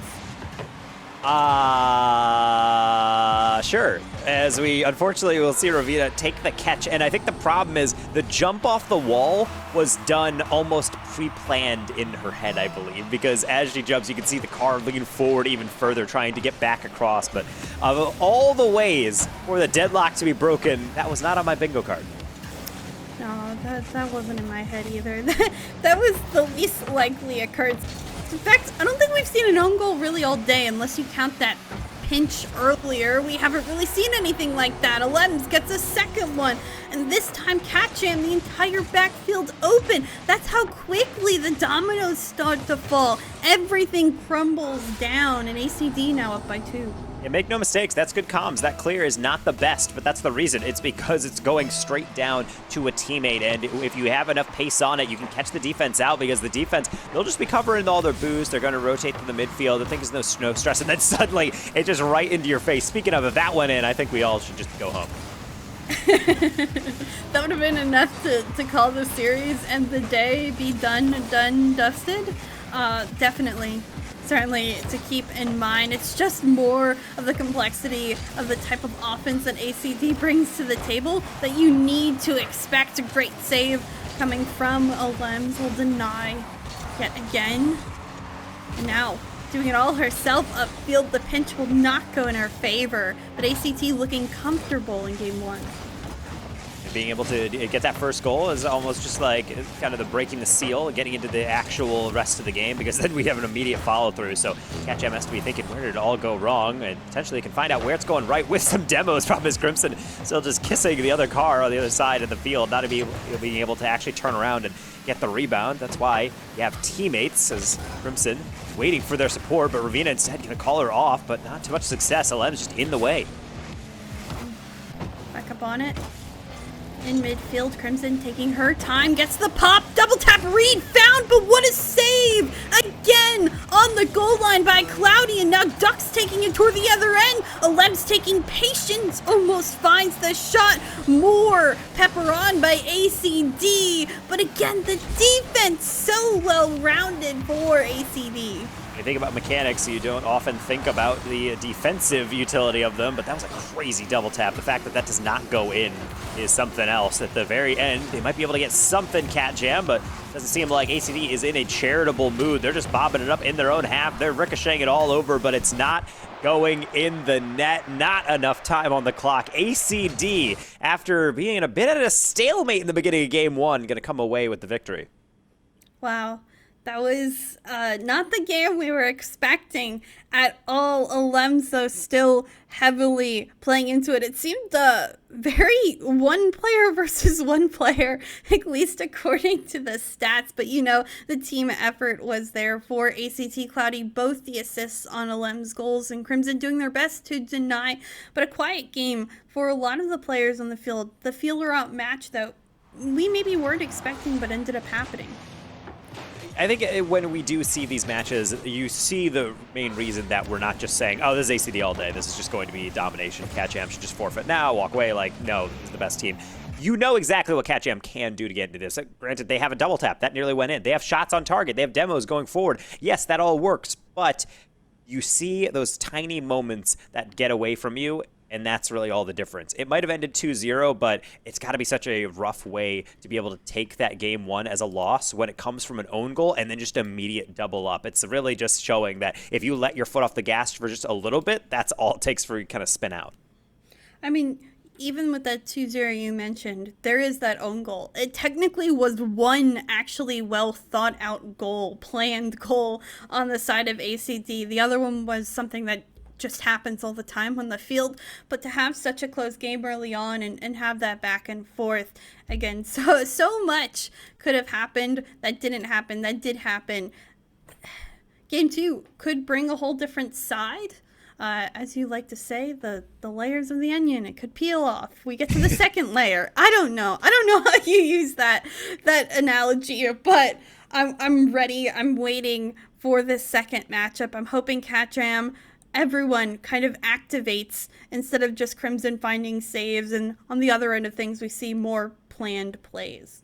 Like any elite team, it's going to come down to minimizing mistakes, and not to harp on the own goal, but obviously you're giving any free goals away. That's usually going to be your undoing. So I think CatCham at the very least knows that they have to be a bit more careful, and sometimes that comes from just taking less risks. There were some moments where I felt like they were going for something a bit more spectacular, which is great. You should be confident to go for that, but sometimes, especially coming out of defense, there's those moments where you try something new and then it goes in your goal, and on hindsight, you're thinking, I didn't really have to commit to that, did I?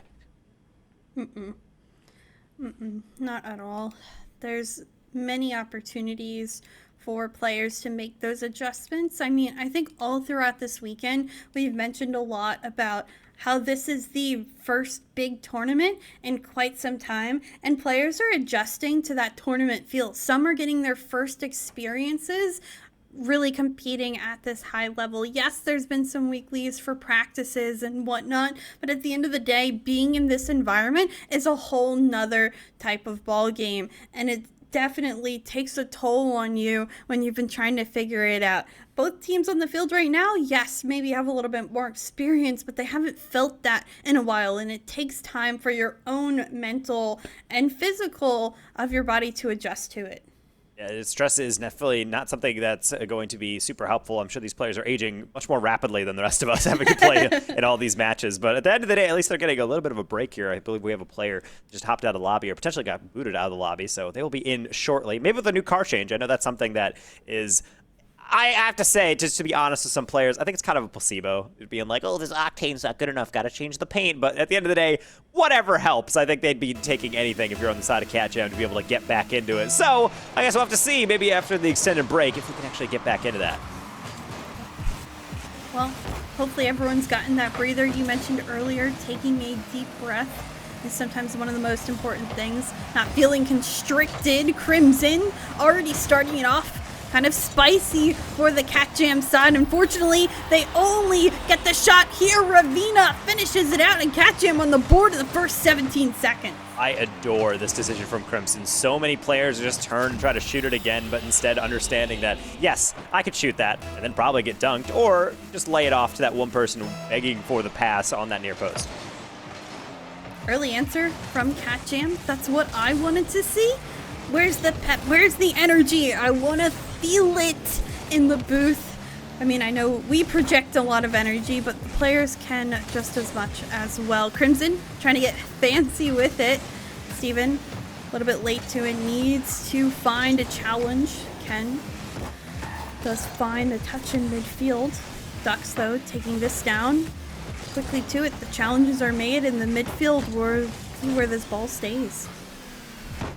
As in the midfield, when it usually lingers like this, it typically comes from the idea of the fact that you want to be able to just take kind of like probing approaches through the midfield and being able to just get an air dribble and maybe lob it up the backboard and maybe just see what the deflection happens. And eventually it has to come down to someone taking a risk, or at the very least trying something that is a bit more for the jugular. Maybe that is the attempt there, as it looks like they were trying to go from the sidewall to the ceiling into the backboard. And that's a bit too experimental from ACD, but, you know, certainly they are not lacking for confidence.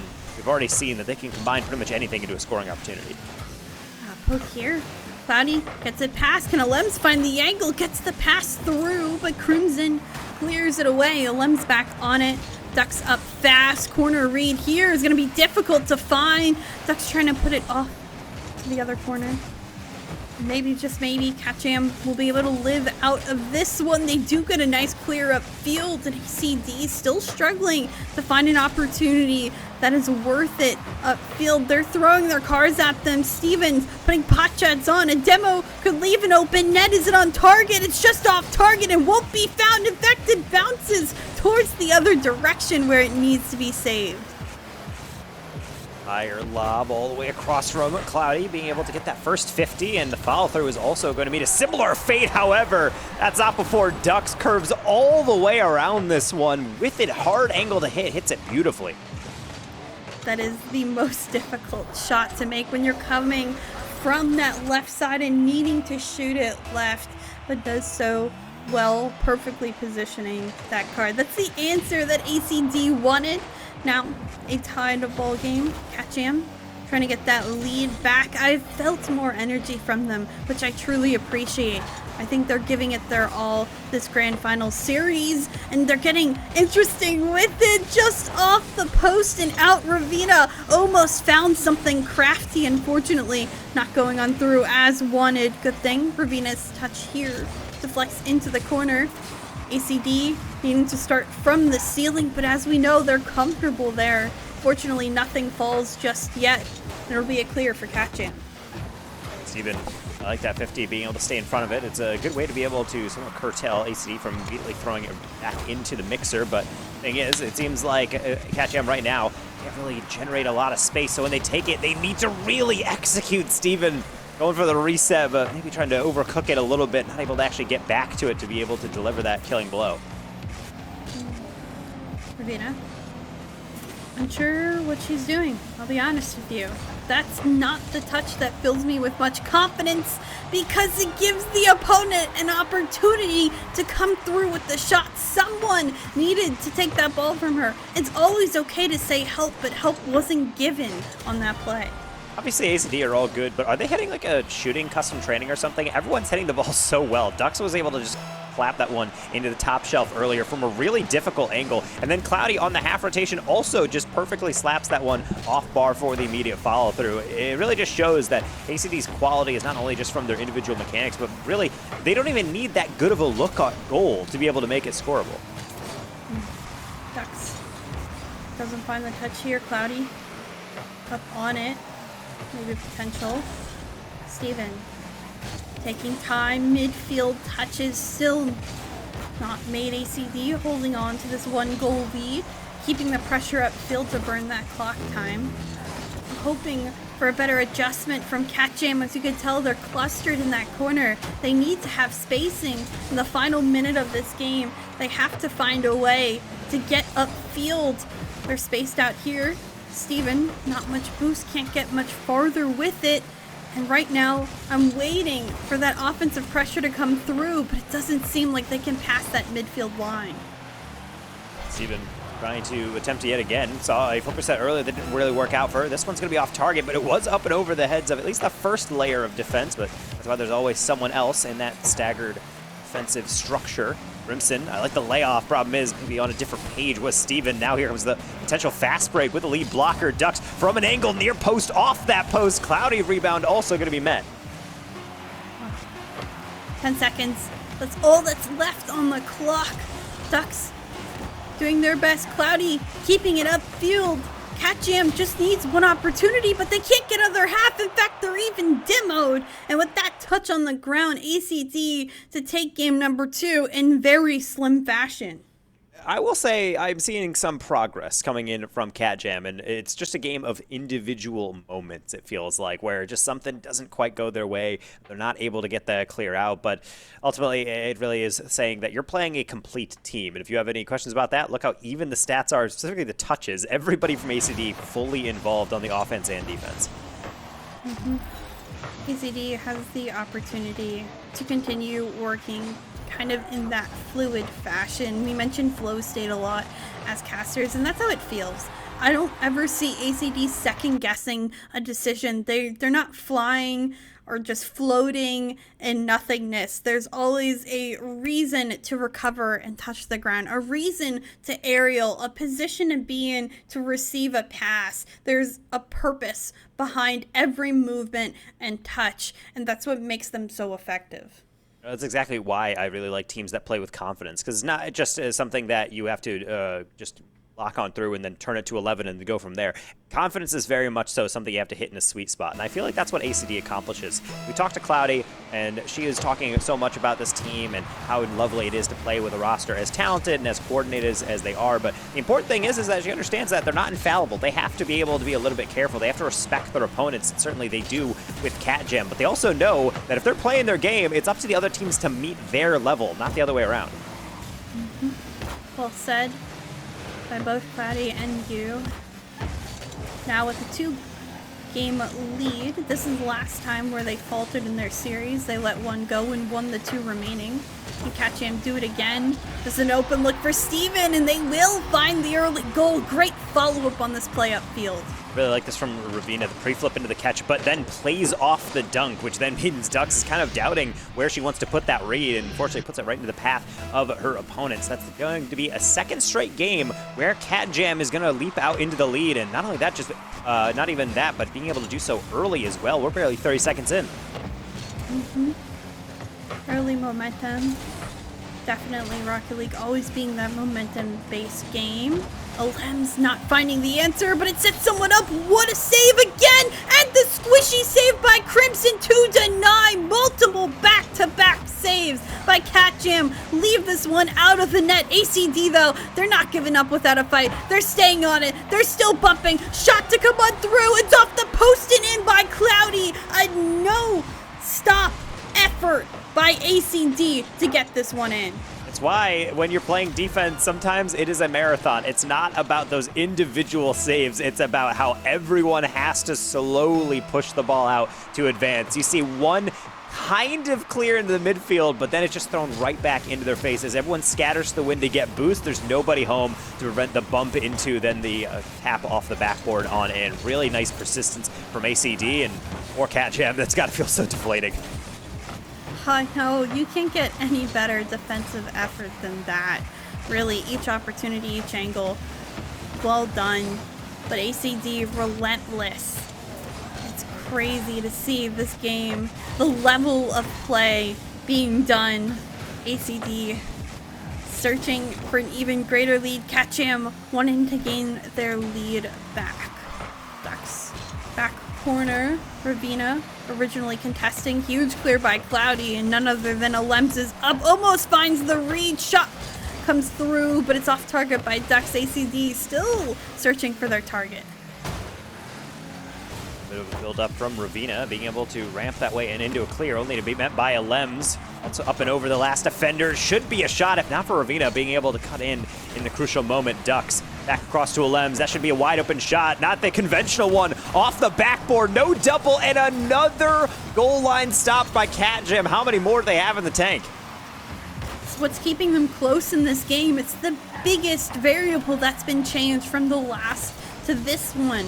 It's everything we've wanted out of them and more. If only they can provide more offense to counteract what ACD is bringing. Ducks, unfortunately, not staying high enough for that deflection. Ravina with time, not with boost, will pick up that 100, but loses control of the ball. This one, Steven can't find Ravina. Everyone on the backtrack. Ducks finding the angle. Lem's able to get pinch off the car of Ravina, and ACD back with the lead. My gosh, I would love to see a mile per hour on that one, because look at this pinch for Ravina, getting there a bit too late. And ACD, again, not necessarily knocking on the door so much as just sending a whole squadron at that door, just barreling through it. It's so hard for CatJam to be able to get these balls out. And right now, their shots are coming at a premium, but for ACD, I mean, they're just trying to get as many as possible, peppering that backboard up until someone starts to stop it. I don't really feel like there's any reason to change things up. Up again in front of net. ACD still in the attacking zone. I don't think they've stopped. If we saw one of those heat maps of the cars of ACD, it's almost all entirely on that blue half. Cloudy, don't tell me she gets a read. Finds a little portion of the ball. Keeps it in front of net, but the clear to come on through for CatJam. They're looking for that goal. They scored so early on, but haven't found an answer since. Longer hit all the way in the backboard yet again. Ravina should have that one, and this time it just doesn't look like she did have a target. Steven was there, but asking quite a lot of her to be able to get that through on that near post. So Ravina, let's try again from an angle. Deflection right into Crimson. Only can deal with a 50 as Ravina actually, I think, tried to jump into a bump on Ducks, but Ducks, whether she was aware or not, just is able to evade. Now rolling up the sidewall, Ravina has an opportunity to set something up, but quickly 50, that space that was there soon gone. Cloudy back up here on the 50. Keeps this ball on the ACD half, looking for those adjustments to be made. CatJam searching. Crimson still in control, gets a demo as well. This one behind. Again, positioned well for ACD. 30 seconds left on the clock. One potential effort last left for CatJam. Can they get to the offensive zone and put a shot on target? Not the ladder of ACD doing it. Instead, they pepper and pepper. They get more saves, but saves won't matter for CatJam at this point. They can't get a shot off upfield. Lem's trying to close things out, but with a demo and a bit of a giveaway, it's not always a guarantee. Potentially just one more effort. Lead demo, deflection, it's straight down. Crimson back post, it's gonna float through! The defense not ready for the crisscross 0-second equalizer. What? What? That's all I can say! Of all the goals to go on in, it's the slow bounce shot. Imagine the feeling, the mental right now for Cloudy to let that go on through off that soft bounce. CatJam need to close it out now. They have to get that momentum. They have to get in the heads of ACD. Ravina with a couple of crazy touches, but still isn't able to get the shut off. Now Ducks sending it down. Is the connection made? No, again, denial. In overtime we are, and it's been so back and forth, both teams wanting to end it as quickly as possible. Deflection almost finding itself on in there too. This is the first time in a long while I've seen ACD looking a little bit nervous. Just you can tell by how they're chasing the ball in some of these reads. I feel like how CatJam is playing more for 50s rather than clean kind of touches up and over the defender. Problem is to make sure that you're doing that on every single moment, because we see what ACD has done with some of this spacing. Steven used some of her own, but unfortunately going to be bumped out of the play. Now Alems to the sky. That's going to be a real tough one for Ravina to catch up with, but she does so well. Deflection to the corner, going to be able to somewhat calm things down. I love this kind of power struggle matchup between Ravina and Alems in the air at times. I always see them challenging one another, and it's quite interesting to watch. Here again, the 50 comes on through between the two, and still Ravina able to win it out, but the effort will continue to follow for ACD. They continue the pressure, the shots. Can they get past that corner? It pops out, but Ravina the clear towards the other end. I'm starting to see a bit of a concerning pattern from CatJam. There's a couple times where they're not having the conviction to jump for an aerial, and at a certain point, if you do not get up quickly enough for a certain air dribble, you should just not go in general. Just kind of call it off, go back, rotate through for the next person to go, because last thing you want to do is to be able to throw everybody in on an attack. You don't really need to be on top of. Ducks somehow getting past the defense, and after all those incredible saves and clutch moments, it's going to come down to a coast-to-coast dribble. Ducks doing the simple things, but sometimes the simple things is all that matters. We've seen it today. The success vary between different teams and different opportunities. But at the end of the day, that's all it takes. And now on match point is ACD. They're able to scrub out that one in overtime, but now can they win it out here and in the end? Well, I mean, at least it looks like it's getting closer and closer. Bringing a team to overtime is something that is always a bit refreshing, showing that you are just one goal away. After all, the last time these two teams played, there was a bit of an improvement on that side. It started with a 5-0 victory in group stage for ACD in game one, and by the end, it was all pretty much 2 and 1 goal games. So it doesn't really mean there's much of a silver lining. I don't necessarily like to be able to say, well, hey, you only lost by 1 goal. It's more so just the manner of which these games are going through. They've had to pull out some crazy saves, CatJam, to be able to stay in these games, and I think so long as they can do that and keep up this passing and kind of creative buildup, I think everything is possible. Sky is certainly the limit, but I would hate to be a team that has to face off against ACD for at minimum 4 games across such a contentious series. It's a lot to think about. Certainly the players' minds have a lot more stress than our minds in the booth, but from what we've seen out of ACD is mainly consistency. Have they wavered? Yes. Have they had their shortfalls? Yes, but they always dig themselves out of it. Even mid-series, you can see themselves pick themselves up time and time again. For the CatJam side of things, so many refreshing different types of shots and opportunities, but they haven't always been able to execute. They're near, but can they get the edge here? They will get the edge to start. CatJam scoring in the first 15 seconds. It seems like they do it all the time to gain the lead. Yeah, if CatJam wants to prove that they can be the best in Europe, it has to all come down to this singular game, because that's all they have remaining. They have to reverse sweep in Grands, which is a disgusting proposition to even contemplate, but even more so, it's something that is going to be a difficult, arduous journey, a marathon, if you will. But they're starting off not only on the right foot, but a couple of them, they have a sprinting start into game 4. Wow. Not what I was expecting, to say the least. Steven, a almost coast-to-coast goal midway. Slots it top left corner. CatJam, tons of momentum early on to start. ACD falling apart early. CatJam making their adjustments.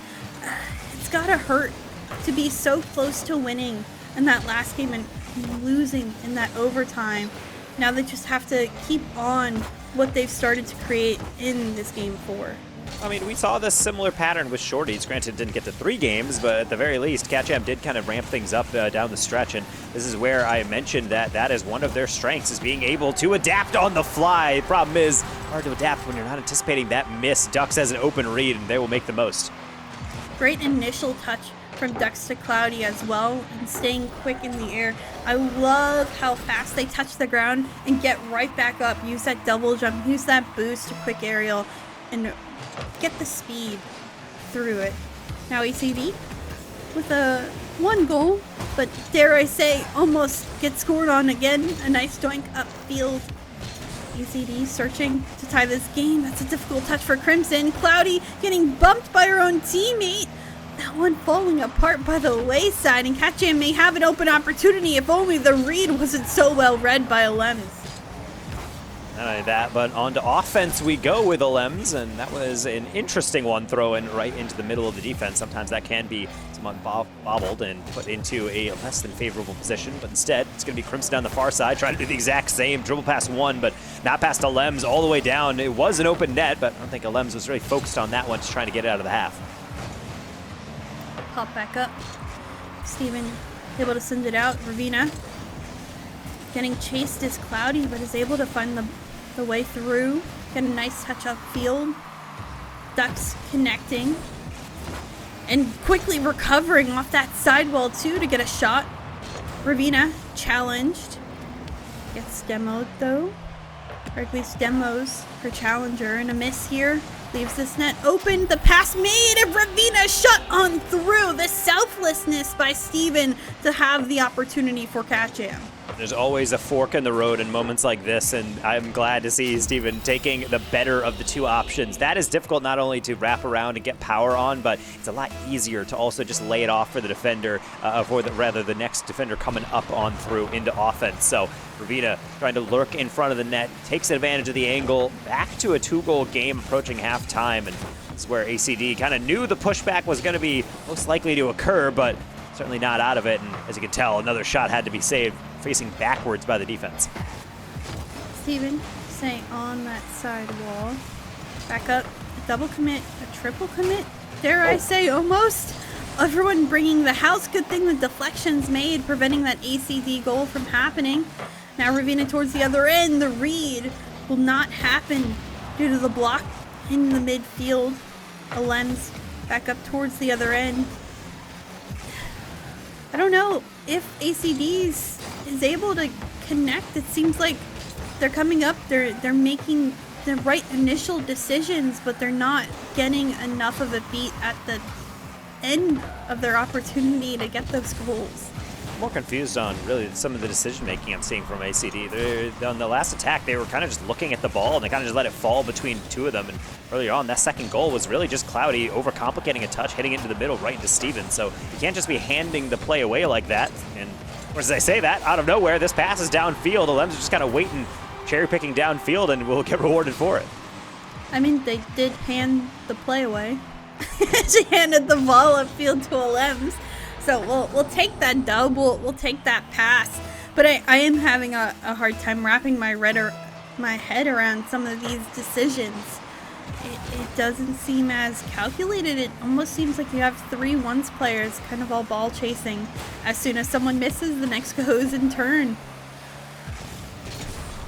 Alems is trying to, again, forge forward, but this time it's not going to be that solo mentality. Cloudy was upfield, and not much else to be said about it. Another combination is going to be deflected as Alems to find her home on the sidewall. Crimson, the 100 boost in her tank, going to advance, produces another awkward run from Cloudy, but no one there for Katjam. They're going to have a delayed one. Steven will cut it out, but at this point, I don't even know if Katjam's necessarily focused on getting back that 2-goal margin. It's more about playing effective defense, not like this. It's Ducks up and over. She simply cannot miss those. Ah, it's gorgeous. The first initial touch even recovers after the deflection of the opponent's car, but all the way follows through, keeps the fluidness of the control through the air. Impressive play by Ducks. Quickly as ACD got a lead, quickly back. Katjam had the lead. ACD now no lead. It seems like this game's going faster than anticipated in my head, that I can't even put all the thoughts together. Well, there's a lot of thoughts to be had about this one. Catcham has the lead, they're playing well, and then all of a sudden it's just like they fizzle on out. It's almost like they use just all of their energy towards one singular play, and now on defense, they're really barely holding on. Crimson didn't even jump for this one just to be able to lob it on forward, and yet the job is not done. Cloudy into the mixer. That's going to be Ravina this time. Tap it to the side. Alems daring a challenge to come in. Crimson's patience is going to pay off. Cloudy still following up. ACD still have their head, their pedal to the metal, their eyes on the ball. They have everything to put it upfield. Grin and Catcham's one clear. Manages to, I think, give enough space for yet another overtime. And as we've seen, Catcham has not done well in these overtime scenarios. No, but the thing is, everything can be forged ahead and have a new tail. Doesn't necessarily mean anything you've done in the past. Gotten overtime before. Now let's see what's going to be going down. Hopefully not an open goal. Crimson making me a bit nervous, but now has plenty of space to build into. Cloudy on the half rotation, not getting this one. Crimson over top of one onto that near post. Last second touch away for Ducks. He's going to circumvent one, but not the second. Clear. Out in midfield, Ducks trying to find just enough of a deflection to make that shot more difficult, but Steven over everybody somehow manages to sneak this one on through. It may be a quick turn, it may be the outlet pass, but great job. Put it on target and give Catcham a game win. Zero hesitation as well. Look at Crimson cutting across, getting a save, and then Ravina not just slapping the ball away, not escorting it to the side, getting boost, just understanding that, yes, there is a defender back at the midfield, but Steven is over that shoulder. I'm just going to throw it at her and see what she can do with it. 3 assists from Ravina to go along with the 3 saves and a goal, leading her team upfield, being able to get that one victory. The first of 4 required for the reverse sweep in Grands. That's a tall tale to ask for, but I appreciated Ravina being a part of every single goal for Catcham this past one. 3 assists, 1 goal in particular from her, I think was the stepping stone Catcham needed. I wish they were so much more consistent during the game because they had the lead. They played a good first 2 minutes and then they faltered the next couple and came back later on. Their heads need to be in the game for the full 5 minutes. That can be difficult with the pace of play that we keep seeing. And I really do feel like there is not necessarily a slipping coming through from ACD, but I will say that Catcham is looking a lot more interesting on offense. They're actually getting some solid offenses. They're taking advantage of those weak touches, but then more importantly, they're doing something with their clears. That game winner is literally just off of a counter. The infield pass to Ravina earlier from Steven was off of a counter play. That is what I want to see. I want them making smart decisions and not just constantly trying to say, well, if we just shoot it over and over, eventually it'll get through. No, many a team has fallen specifically due to that mindset. So I'm glad to see that Catcham is open to that flexibility. It's how they got here in the first place to the grand final, and eventually if they can keep this up, it might be how they win it. Well, a nice clear will do right off the defensive move. I was unsure if they'd be able to get out of it, but still ACD back again in that blue half, finding a couple of ways to get touches. Ducks will not turn for this. Instead of Lems chasing, and Cloudy puts on an own goal. Hey, that's a tough one. I can hear it in your voice right at the end there. You're like, oh no, you almost had it. I gotta say, I don't know how Ravina's getting all that power, so poor defense. You can only do so much on that one on the reaction. That's one of those moments where you're in comms and suddenly your voice just kind of scales up right there because it is hard to predict. Oh no. That's all I can say. Oh no, let's hope. Let's move on forward. Let's not get in our heads. I feel ACD, just like we're struggling to understand what they're doing. They're struggling to maintain the headspace that they need. Here again, Ravina winning on 50s and 50s and 50s and shots, being that player that's needed for Catcham right now. Right now, I'm feeling like if ACD was a little bit less locked in, this is usually where in ranked you maybe have to type down into the quick chat and just say, hey, Ravina, you want to calm down a little bit? You are going off right now, just harassing the midfield, getting the 50s, getting these long cannons downfield. And right now, it's been a while since I've seen ACD with basically zero response. But right now, CatJam, they're cruising. They are very much jamming to their own beats, and they are setting the tempo right now. They are looking at all these half rotations, all these bumps out of plays. ACD can barely even get these clears, much less anything else.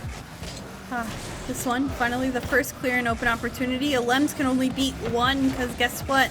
Crimson right behind Ravina to help support, puts this pass in midfield, ducks to send it up. Steven last back, picks it up in midfield. Cloudy winning this 50, but Ravina back up, sends it off towards the corner where Crimson is. The musty flick managing to find the shot, but it is saved away. ACD has not had offensive pressure. Steven, another real zinger of a shot, this one being saved.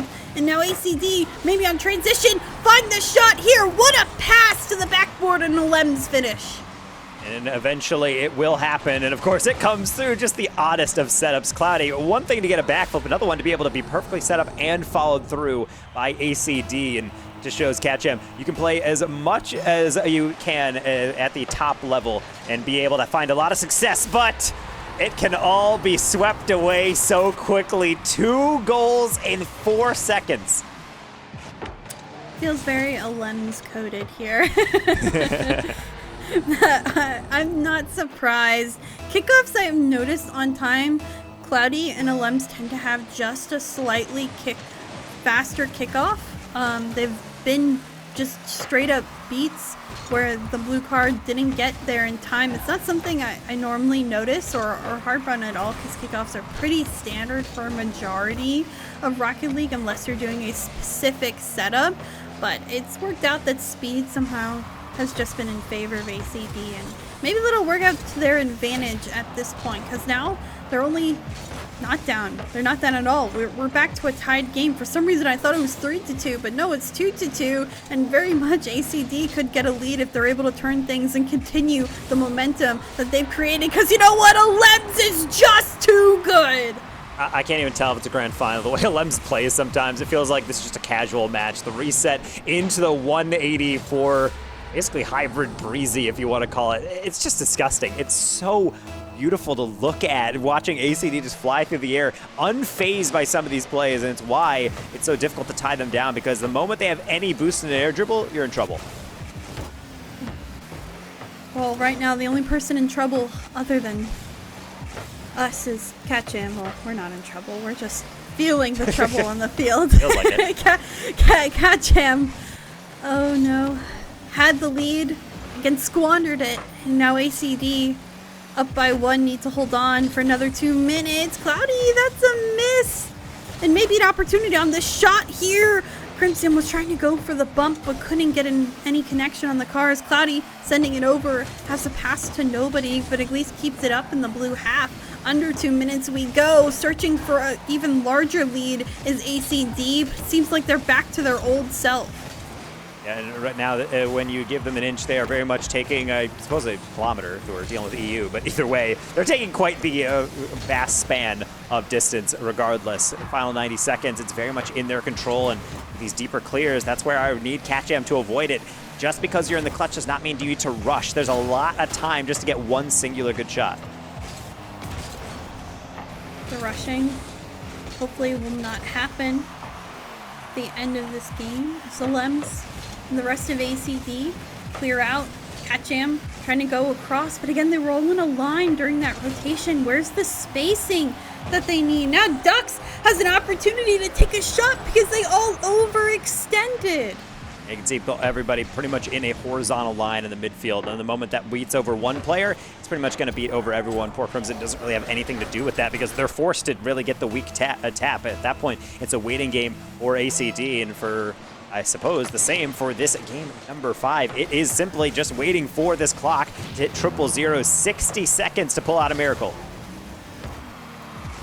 First challenge comes on through. Everyone overcommits. Cloudy finds the touch needed to send it into Crimson's car, and I think that's the nail in the coffin at this point for game number 5. Cloudy being able to just do enough to be able to keep it into the dangerous area. Sometimes it will deflect off a defender to be the simplest, I suppose, because ultimately that's what it's really been from ACD. They're just trying to wait for their opportunities, and even in those moments where they're really struggling, it's really a commendment to them to have to make an adjustment on the fly. We talk a lot about between games how good teams can play, but right now it's watching ACD work is really phenomenal, and it shows why they deserve to be this grand final champion, because they just put in the quality time to get to know each other, get to know their teams they're playing, and eventually just find a way to always conquer these obstacles that they continue to face.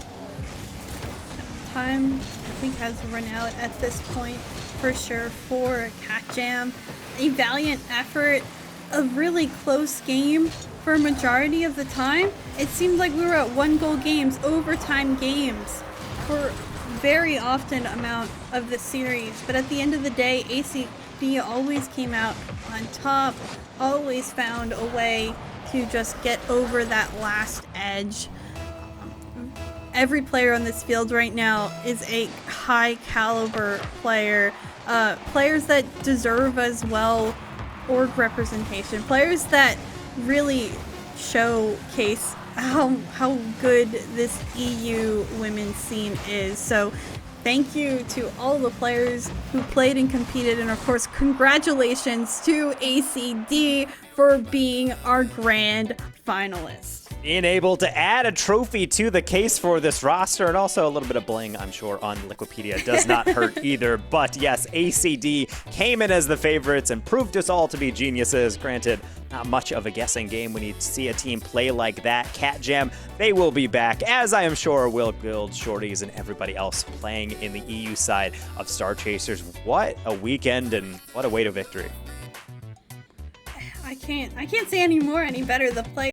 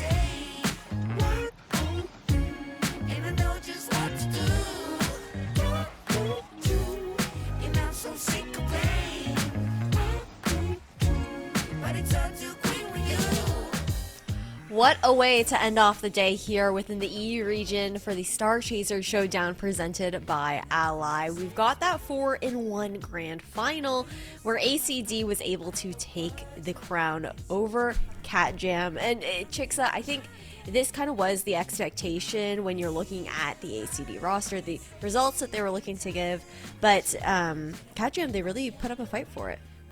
Yeah, Cat Jam did give it their all. In particular, we had a team full of players that understood each other, that knew who they were up against, and had the ability to adapt at certain parts of the series. They were much closer than their previous time playing against ACD. You saw a lot more overtimes, a lot more close scores, especially for the majority of the portions of the game. For a while, it just seemed like at the end of each and every game, ACD pulled ahead in the last 30 seconds, minute or so. And what was the difference maker there, Taco? I think when we're looking over towards that game 4, the one that Cat Jam was able to grab with that little goal that was stolen away by Steven there in that overtime. We even saw the OT in game 3 right before that. What was Cat Jam doing to then make it so competitive as the series went on? I mean, obviously defense is great to have, but it's also just being able to stay persistent. That's the number one reason that most offenses are as good as they are. It's very rare that you see just one pass, one shot into the goal. Oftentimes it's off counters or it's just being able to slowly whittle down the defense. Catcham got way better at that by taking kind of these weirder routes to the goal, which made ACD just have that half second of not entirely being sure how they wanted to approach. And I think that worked really well up until it didn't, and ACD was able to find a new way to weasel their way out of that. Yeah, it was really well done in that kind of regard. I mean, overall, though, we have to talk about, I think, now that the EU region has concluded here for the first time in 2024 for the Star Chasers Showdown. Chixa, how are you feeling about the ecosystem within the EU region here for Women's Rocket League going further into the season? I think it's way more competitive than what we've seen in the past. For a while, there was always this one EU giant, and no one could come close to them. But now we're seeing teams 2, 3, and 4 in particular that placed here or around that area all be very equally in talent, maybe just behind the likes of our front runner in ACD. But before it was kind of like just a 1 and 2. And then everyone else in the background that did make main event in those top 8 spots, they're very much fighting and competing with our current top 4. It's nice to see there's more talent in EU, and they've certainly amped up their game. I think the only difference was they didn't have as much time to play together to kind of understand and get that connection as a team, and we'll see a lot more of that next time. Yeah, it's going to be interesting to see how the scene continues to grow and progress as things go forward, to see if some of these rosters end up pulling in some coaches here for EU as well, because I believe Shorties was the only team that made it over to the main event that actually had one in their pocket. So the developments that can happen over time in that kind of regard. But we also got to talk about some highlight players here. First, we're going to kick things off with the series Ally Match MVP, which no other than Alem's Taco. No surprise, I think, in this regard. I mean, at the end of the day, when Rocket League is a game of who outscores the other team, it's going to be pretty hard to be able to get above Alem's being able to get the 7 goals, obviously 4 assists to be able to just boost that goal participation statistic, but averaging 500 points in a lobby, I don't think people understand how difficult that can be throughout an entire series, really pushing the boundaries of how involved a player really can be, and it's obviously a huge part of why ACD is where they are. It's a full squad that wins a championship, but it always helps when you have arguably the best player in the entire continent on your squad. Yeah, I mean, Alums is pretty insane in that kind of regard. When everything is considered in that kind of sense, it's a way to debut, I think, within the women's scene that is, I don't want to say unheard of, but you are really making your mark with the way that you're entering into the scene and into, a series-long tournament when you're looking towards the scheduling here for the Star Chasers Showdown to continue on as the year progresses and culminate in that final event where we're bringing Women's Rocket League together with the CRL and the RLCS. But we also have to talk about Taco, the match or the tournament MVP here for the Star Chasers Showdown, and you couldn't say enough about Ravina in the green room, on the cast, on the desk. She was insane in the way that she was able to support her team. Yeah, and the biggest thing that I look for whenever I analyze the entire tournament and look at who is the most valuable, I look at the players who are always in the right position and they're always being able to pretty much galvanize their squad in a multitude of facets. They're able to kind of accentuate the defense, be able to move on to offense, but when they got into offense, she was involved in so many goals on Championship Sunday alone, being able to get those nice flicks up and over to be able to clutch out games, being able to get the assists, be always the person that's just waiting for the wide open pass. That's positioning, that's awareness, and most importantly, that's cohesion with your squad in clutch moments. Yeah, I really do feel Ravina was the difference of what gave Cat Jam the edge. Compared to the opponents they played today, there was always sometimes maybe a little bit more cohesiveness in the team, but she kept that glue together with Steven and Crimson. And she understands she was playing with a previous duo. So to match that strength with a previous duo and come out on top at times or keep the games close, it's really nice to see that Ravina is an all-star player. It really definitely is. It's an insane journey that both these teams had, that both those players had, their MVPs here for the match and for the tournament as a whole. But unfortunately, we are coming to a close. We will have an interview in just a moment, but before we get to that, I want to give you both an opportunity to say some final words before we close out the day. Taco, you go first, and Chicksa, you can follow up afterwards. I mean, at the end of the day, these ladies are so incredibly cracked, and we need to put them on camera as much as possible. So being able to have Ally Radiant and all the different partners in the women's scene be able to come together, bring events, keep them active, and be able to also legitimize the scene for all the orgs. I love the orgs that have come into the scene, and even the ones that have departed briefly, trying to reassess things. I want them to be able to dive back in because this is just the beginning of this. Star Chaser Showdown went really well on the EU side. Can't wait for NA to conclude this evening. Yeah, of course, I'm going to echo Taco's sentiments.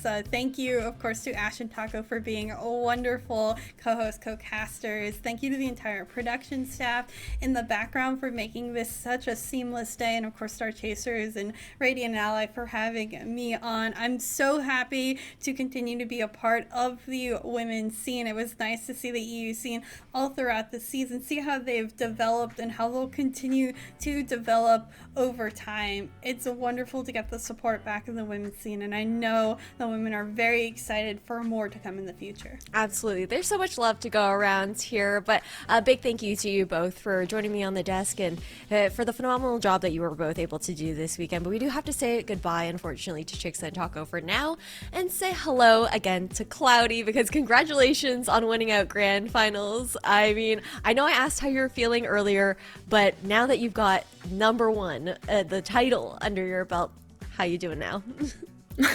Obviously, I'm very excited. My team is as well. They're all very happy. We were pretty hyped about just winning because it's been a lot of fun overall. So it's a great privilege to be playing with them and winning. Absolutely. Do you guys have any plans as far as like, are you guys jumping into like threes later to celebrate now that the tournament's over, vibing and call? Or are y'all going to go and celebrate separately and that kind of thing? Well, technically, I still have my boyfriend over, so I am gonna be spending some time with him. But we're of course gonna be talking a little bit now. Also rewatching the VOD and just enjoying ourselves, I guess. Yeah, a little debrief, a little chill time afterwards and whatnot.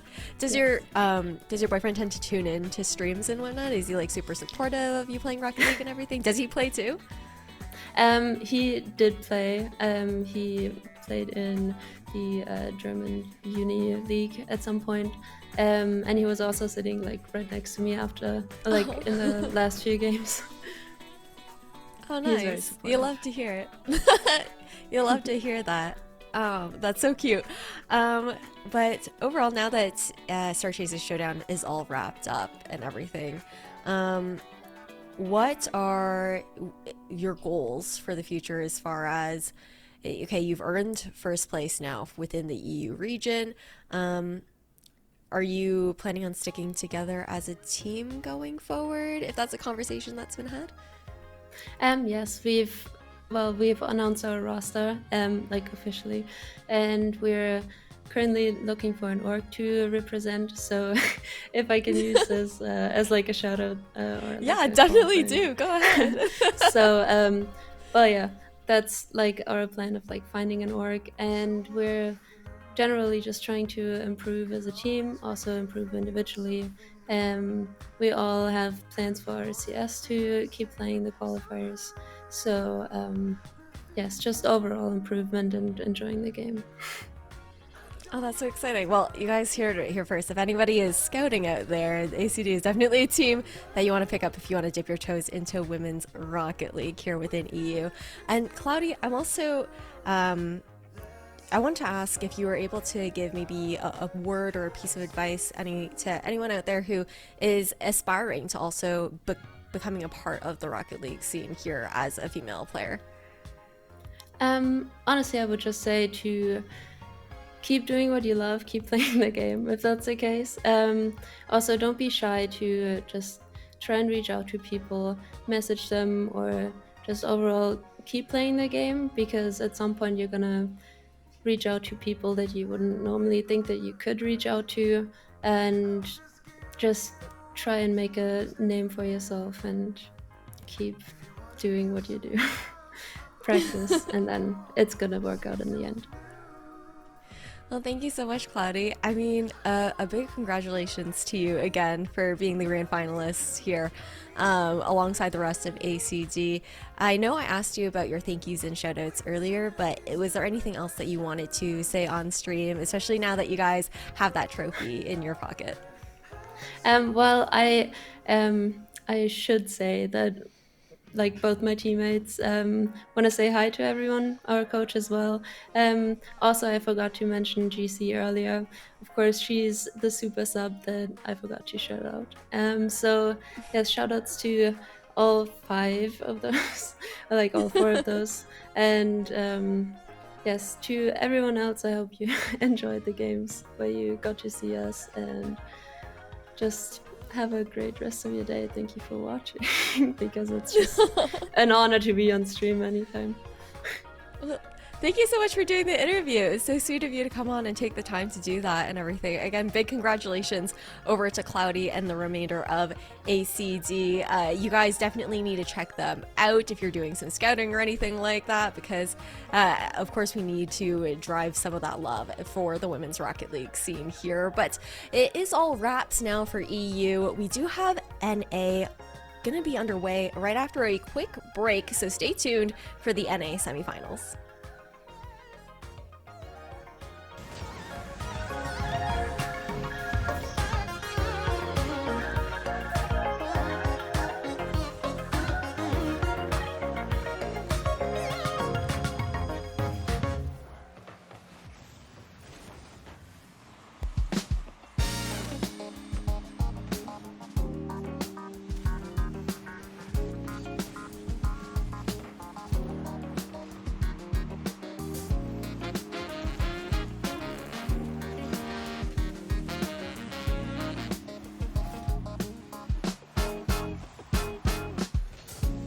Said you wanna play your game. You dealt me in, I said I'll pick it up, it's all the same. Don't follow all the rules. I know you don't, you change day by day. Hardly seems that fair. How can anybody understand? How can anybody win? 8 points later, I thought it was about time we hit the finish line. 8 points later, I wasn't winning at all, I was just further behind. I played your hand, I showed my cards, I took my talks right from your heart. I laid them down before your eyes, game over, blow the whistle, we're out of time.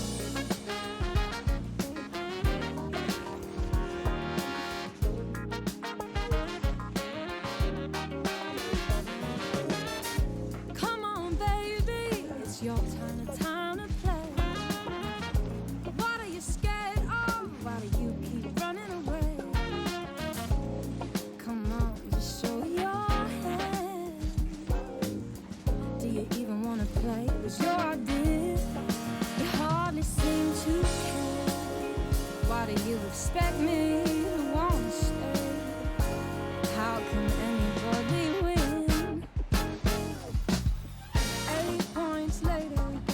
it was about time we hit the finish line. 8 points later, I wasn't winning at all, I was just further behind. You played your hand, I showed my cards. I took my talks right from your heart. I laid them down before your eyes. Game over, blow the whistle, we're out of time. You're just using me for fun, to take the win, and then we're done. I thought I meant a little more. Don't wanna play no more. Come on, boy, tag me out.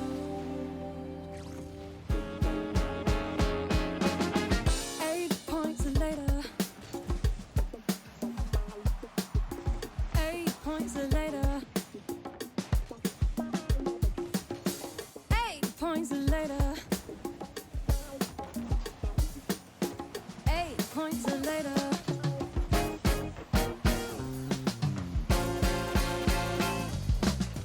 8 points later. I thought it was about time we hit the finish line. 8 points later.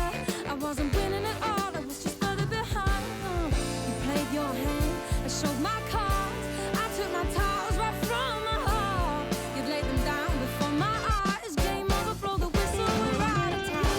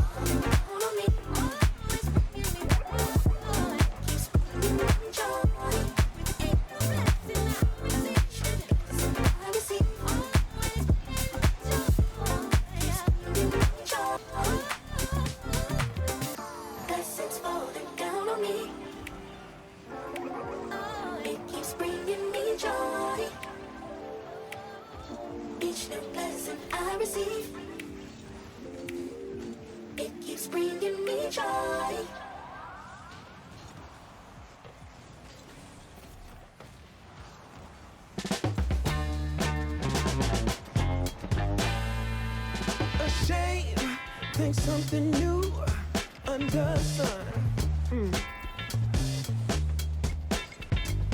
You can't take back them things you already done. No. You blame things that you do on somebody else. No. But they all see is you need help. Oh, but still you try so hard to cover up your games. You try so hard, hoping that one day something gon' change. You waste all of your time covering up your tracks. Spend all your days running away. You gotta watch back, and that's the facts. You spend so much of your life scheming and trying to get over. Got you wondering why you come around. All you get is cold shoulder. Yeah, you try so hard to cover up your games. You try so hard, hoping that one day something gon' change. You try so hard. Yeah. You try so hard. You try so hard. Yeah. You try so hard. Give it Okay, run away, baby.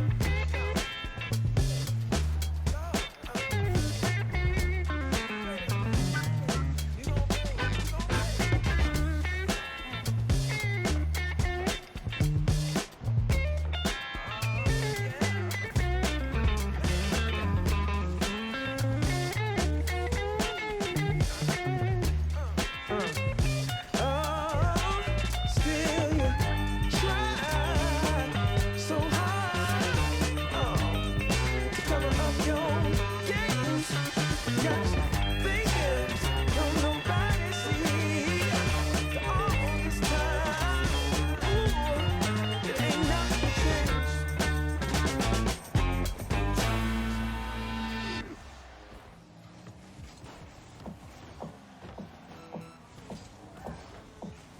I don't mean to speak this out of line, but the way you move is perfect by design. You look just like you fell down from the sky. Yeah, you're on another level, and you got something special. If I could let you fall in love with me, you know I would. You got me with your hook, and all you got to do is walk. It's your move, your move, your move. Now it's all on you, on you, on you.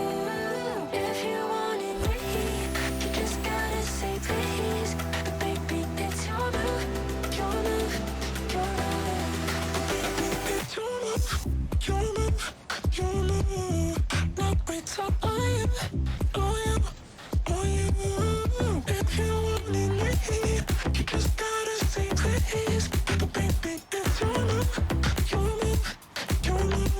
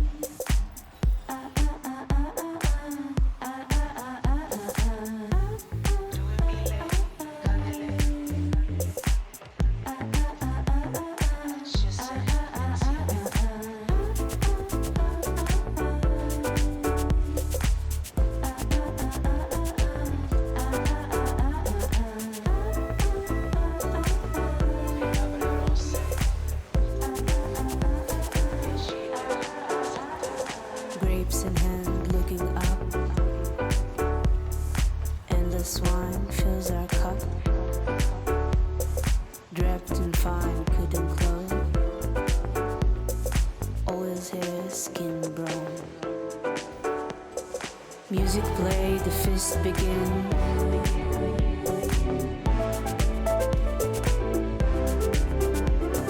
Fills the air, steps quicken. Welcome back to Championship Sunday. In EU, we crowned ACD the regional winners, and now it's time to see which NA team can touch the stars. I'm your host, Ash, and we're covering the Starchaser Showdown presented by Ally. And Ally is on a mission to provide more opportunities and events for women in Rocket League esports, aligning with Ally's 2022 pledge to reach a 50-50 media spend across men's and women's sports, including esports. But now that we've paid our dues and said our thanks to Ally, it's time to reintroduce our casters for the NA region, Lemon Kiwi and Oliver Vass. I mean, Lemon, it's gonna be a pretty fun day today of Rocket League. Oh my god, it was fun yesterday, and imagine what we're gonna get today. Like, yeah, we started with 2 sweeps yesterday, but we ended with 2 game 7s. And that is just the start of the competition, and it's going to be even tighter today. It really is, and looking over towards that bracket, towards the schedule that we're going to have to touch on here for the remainder of today. Bass, tell me a little bit about what you expected to see here into playoffs, because I think when we look at these teams, it's about what we anticipated. Yeah, I think that pretty much all of these teams were expected to make it playoffs. The one team that I think you could have said maybe couldn't have made it here could have been Troubleshooter, as we did see them go to a Game 7 versus Torchics yesterday, so definitely a little bit of a toss-up there in that group. But otherwise, yeah, these other 3 teams are very much the cut and dry best that we've got to offer here in NA, and kind of have been for a little while now. Gen G and G2 have consistently taken weekly events, as well as other events within the women's scene, while 12 Bricks have been up and down, taking some pretty good results in some of set of events, while also having some less consistent results. Seeing them here in the playoffs, though, not that surprising. They still do have an uphill battle, though, against G2. An uphill battle and still an opportunity to try and raise the stakes as far as that prizing goes, right? The stages at which the monetary value increases with how you're able to place within the event and whatnot, because again, it is that 19.8, I believe, grand prize pool across both regions there, with first having that $3,000, second that 2.4, and then of course that third to fourth being 1.5. But we also want to talk a little bit about the teams that we're seeing here, because when we're getting into our first semi-final matchup, we're going to be looking towards that Gen G Mobile 1 Racing Black versus Troubleshooters game. And when we're talking about this roster here on the likes of Gen G, they showed us what they had yesterday, Lemon, and it hasn't changed all that much. Yeah, this is one of the big favorites to win. Of course, shout out to the Gen G fans co-streaming, coming into the chat. Courtney and Bella have been on Gen G for 2 years, repeat champions of women's carball. Of course, they're top 3. There's a lot of like women's tournaments going on right now. They're top 3 in the Stride Ladies Night. They won the Radiant Starchaser Showdown last time, and Kate joined Gen G last year, who's been a fantastic addition. She was part of that big championship run they did at the Rocket Clash at DreamHack, and it's cool to see this kind of new iteration of Gen G come together, and we'll see if they can go all the way.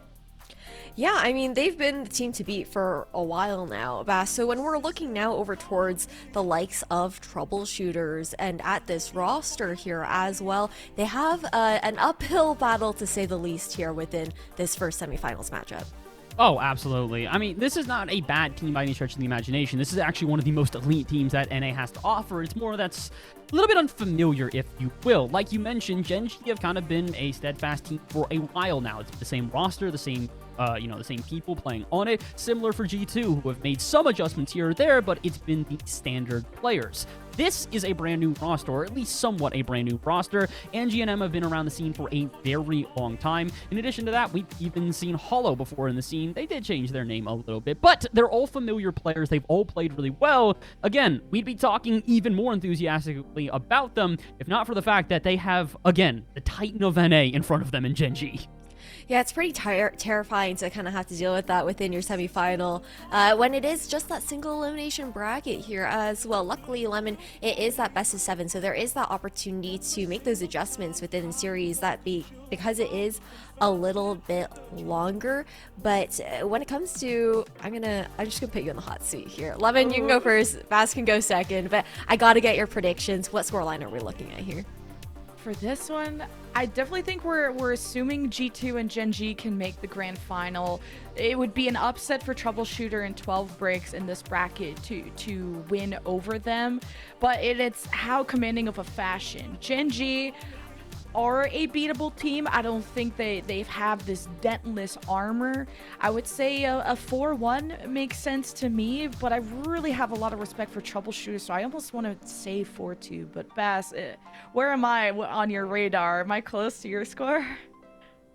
I will probably basically predict the exact same thing. I think 4-2 is an accurate thing to state. I don't think that Gen G are going to necessarily just cruise on by here. Now, okay, that being said, they did have one of the most dominant performances we have ever seen here with a 12-0 yesterday. They didn't drop a game. Yeah. So, I want to say 4-2. I'll say 4-1 just to be a little bit, safer with it. But I will also state, if we get a sweep here, I'm not going to be surprised.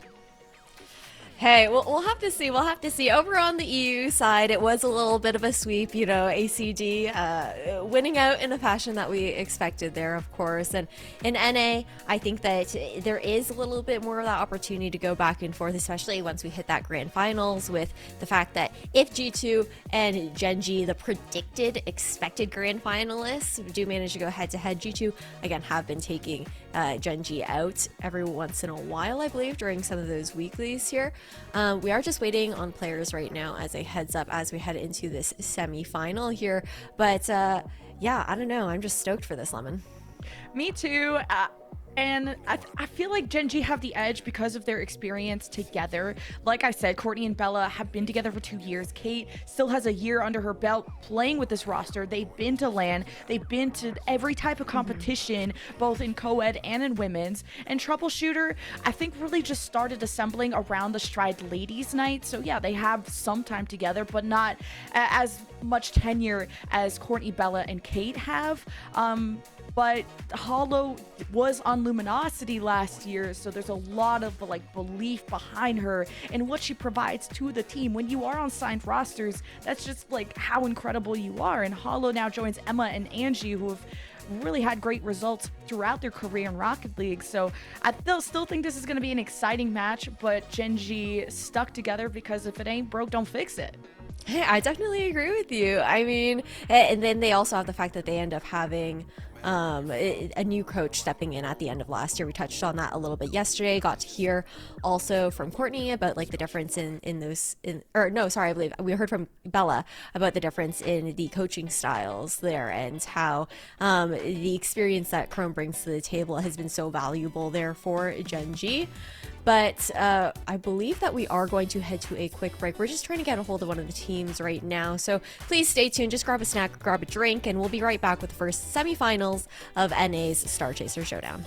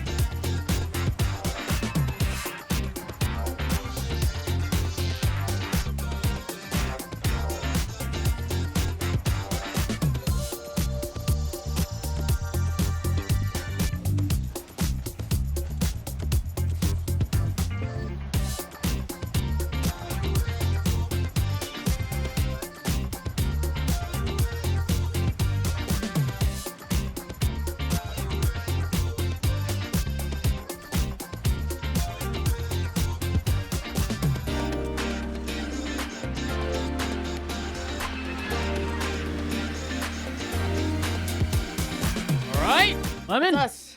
it's time. I think it's game time. It's time for the first semifinal here in North America for the Star Chasers Showdown. And again, we gave our predictions already. We talked about this. We think that this could be Gen G taking this thing all the way. The only issue is the team in front of them probably wants to try and prove us wrong. Troubleshooter, maybe the less proven of the two teams here, but I think they're going to give a show nonetheless. Yes, you're going up against the big bosses of Gen G, Mobile 1 repeat champions in women's carball, the winners of the last Radiant Star Chaser Showdown. And this really is going to be an ultimate showdown for this semifinal. And Troubleshooter, they brought trouble in the past, but can they crack Gen G, who haven't lost a game yet? They have been basically invincible throughout this tournament, but never know. Playoffs seem to be a little bit of a different beast. Every once in a while, we see a team that's just built for these high-pressure situations. Could it be Troubleshooter? Or, well, honestly, if we're being realistic, it's probably Gen G. They have one of the best clutch factors of any team in North America. They have done this in multiple tournaments. I mean, we talked about this. They are multiple-time winners of many different events at many different calibers. This team, when it comes time to, make or break, they almost seemingly always make it. And how far can they make it? Oh, Angie felt that shot. Courtney ready in the net, jumping for it. Emma gets the beat, goes to the corner.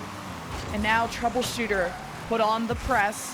Where Gen G have to climb high, but Troubleshooter are going up against these 50s, and Gen G are delaying them in time to just build space an inch by inch as this gets thrown to the other side. Back and forth this one goes. So far, pretty uneventful first minute here, as it kind of feels like both teams are kind of feeling each other out. And I got to give respect here to Gen G for doing that. A lot of times you'll see the number one seed come into a matchup like this, and even if they believe the other side is good, they're not going to treat them with respect. They're going to just dive at everything. They're going to get aggressive in your face, trying to make you uncomfortable due to the prowess of the team itself. Gen G know this team. They've seen Troubleshooter in many different iterations, maybe not necessarily with this trio all too often. They played up against Emma and Angie in multiple different organizations. They played up against Hollow back when they were playing for LG. They know this team is good. They're not going to disrespect them. They are not going to play this haphazardly. That's why we've had pretty much a stalemate through the first couple minutes, which almost breaks there. Great save out of Emma to keep us 0-0. Yeah, Gen G, they know how to be aggressive too. I noticed especially Katya yesterday was playing in the opponent's end, looking for bumps and demos because you have so much stress and someone like Courtney and Bella to shine, but it's Katya that shows that she can score too. Gaster Blessing starting us off today. You mentioned her name, and she will prove why. My goodness, what a shot from the upper bar. And slots it in with perfection. Katya, well played so far here. With 3 minutes gone. Or, excuse me, not gone. 3 minutes left on the clock. We're up to Troubleshooter. Try and find a response. I mean, they've had a lot of good offensive pressure thus far, Lemon. It's just a lot of shots that have rang on target. Gen G are a mechanical team, so you got to be ready for the double taps that will be executed. Now this gets launched. This okay off the post, thankfully, and Emma's been a good pillar at the back, but Courtney gonna see if she can test Hollow there into the net. It's Katya slams in, and somehow Troubleshooter keep this at bay. Emma has to go beyond. Bella tried to pinch. It goes out to Courtney, testing the backboard, fakes it. Katya stepped up, but Angie got in the way. Angie doing as usual. She is always a player that I have watched with a lot of awe. She's very aggressive in your face. She's not going to give you a lot of room to breathe. And if you need her to clutch up at the right moments, she will be there. Speaking of which, she's making a huge save here. Making another one again. Brick wall on the line, not allowing Gen G to double their lead. I can't believe Troubleshooters have put up this number of saves. And how did they counterattack from this moment? Because Gen G owned the midfield. And so there is no transitioning for Troubleshooters. It's a bit of space. Finally, Emma catches Gen G, going back for boost. Troubleshooters with a chance to get some offensive output, and Hollow will deliver. They're showing this is not going to be a one-sided semifinal. Even if Gen G make it through, they're going to give them a heck of a run for their money. And they're doing it already here. A little bit of a quiet first game, as again, it's really been testing the waters for either side. To see Troubleshooter finally get on the board shows they've got signs of life in them. They're not done yet. And as soon as Gen G retreated once, Troubleshooter scored. So Gen G might be worried on how they can keep this lead. As soon as they let Troubleshooters out of their cage, they came biting. But now Troubleshooters find themselves on a defense that has been mostly flawless through all the shots, the relentless offense. Gen G have only had one goal, and that is a close call. And Angie jumped, but didn't get a good touch. That ball floated for so long in front of the net. So many chances there. Gen G got to be scratching their heads going, what on earth does it take to get past this defense? I mean, they're doing a good job at least forcing them into defense, but these on-the-line saves seem to be a problem for them, whether it's Hollow or Angie or somewhere in between making these heroic movements.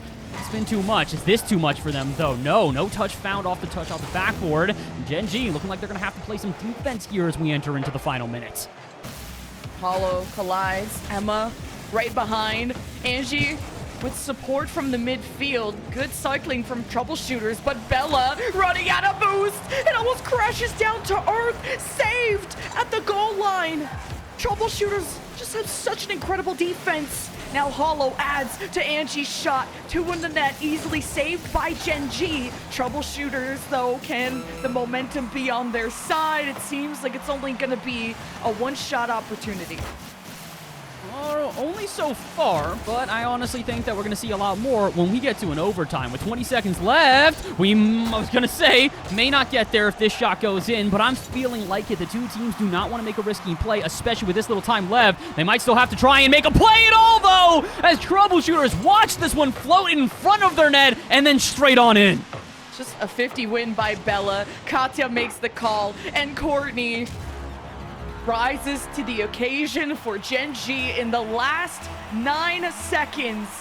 It took a lot of effort out of Gen G, who haven't lost a game this tournament, and it isn't going to start here. But Troubleshooters are on the offense. Angie loses the challenge, so Emma has to take responsibility in the corner. The ball stays up. It goes to the blue half. Angie will be there to keep the ball rolling. But Gen G beat Hollow to the punch, and this remains in that half. Gen G will take game 1.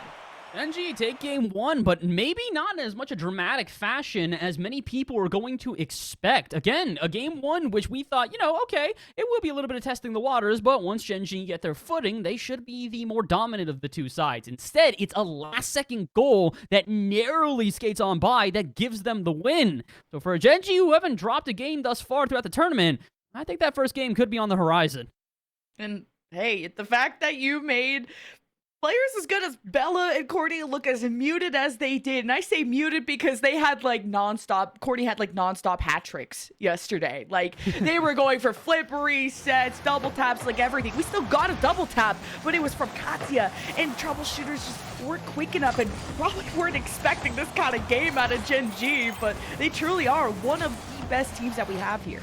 Oh, absolutely. Troubleshooters at this point have played a good game, but I think they need to play a more offensive game at this point. How many times did we watch them just kind of get pressed back into their defensive third and have to make save on the line, save on the line, save on the line over and over again? This team wants to try and be able to take down Gen G. You got to beat them at their own game. What is that game? Suffocation and offense. They show that they have a good offense. Like you mentioned, their first time on transition out of their own half, they immediately scored. I want to see more of that sustained pressure. If they can slow down Gen G just a little bit and find some extra possession, I think we could see a back-and-forth series. Could be the case. Troubleshooters were this close to getting an overtime as Courtney with a flippery set. It just almost dangles the entire squad. Thankfully, Troubleshooters had a 3-layer defense. Emma just needs to find the bounce, but a good send away by Bella. So far, it's the same old here with back and forth that has both sides just not wanting to do too much. It makes sense, again, with two teams that have shown they are so quick on their transitions. Good example is Hollow almost bangs that one on target. You really don't want to overexpose yourself. You don't want to dive too far into offense or defense and then leave a gap that a team can exploit. Speaking of gaps, Courtney finds one on the counterattack, but the defense does step up in time. This is why we're saying these two teams have the respect for each other. They know that if you give them the space, they're going to put a shot like that on target. Oh, Katya to Courtney to the back of the net. Gen G are relentless this game too. Troubleshooters haven't been defending their backboard. They haven't been quick enough to block the passes. And Gen G smell blood in the water. NG starting to figure out how this Troubleshooters defense can be exposed a little bit. If they can't get past them on the line due to regular shots just being shot at a defender over and over again, get the defenders to jump, get them out of position. Like you said, throw it to a backboard that just hasn't been defended enough. Bait out the defenders and boom, put a banger shot and a banger pass on target. Great stuff so far here from Gen G, but they are not out of the woodworks yet. With 4 minutes to go and what has been a back and forth contest so far, I'm going to recommend they try to find another goal here, which they are. Launching into another counterattack. Might be short-lived, though. The midfield, very contentious as the two teams go back and forth. Hollow achieving at least that second touch. Get them set up in that orange half, but Courtney wins the 50. Emma slows down the play, and the pass goes awry. The backboard harassed Gen G. Now getting challenged more and more in that midfield. Troubleshooters gonna respect that presence, though, from Gen G, as Katya almost setting this up towards the net. Troubleshooters bringing more energy, depending on Emma to get that charge going, but Gen G send it away. Troubleshooters are having a hard time developing. Troubleshooters at this point really are, like you said, getting a lot of opportunities, but turning it into anything greater than just a singular opportunity is the big problem. Gen G, we talked about this yesterday as well, have such a good midfield presence. They're great at locking you into your half, keeping the pressure on, and just sort of slowly whittling away at your defensive posturing and your boost until eventually you can't even make the save that you are intending to go for. It's a hard strategy to fight against. It's a very worthwhile strategy if you are Gen G or any team similar. And unfortunately for Troubleshooters, they got to figure it out here and now. The second game, while still very much back and forth, has not had as many chances for them here. We're at the halfway mark, and it is still a 1-0 ball game in favor of Gen G. Ooh, Courtney a bit awkward in front of the net. And Hollow tried for the dunk.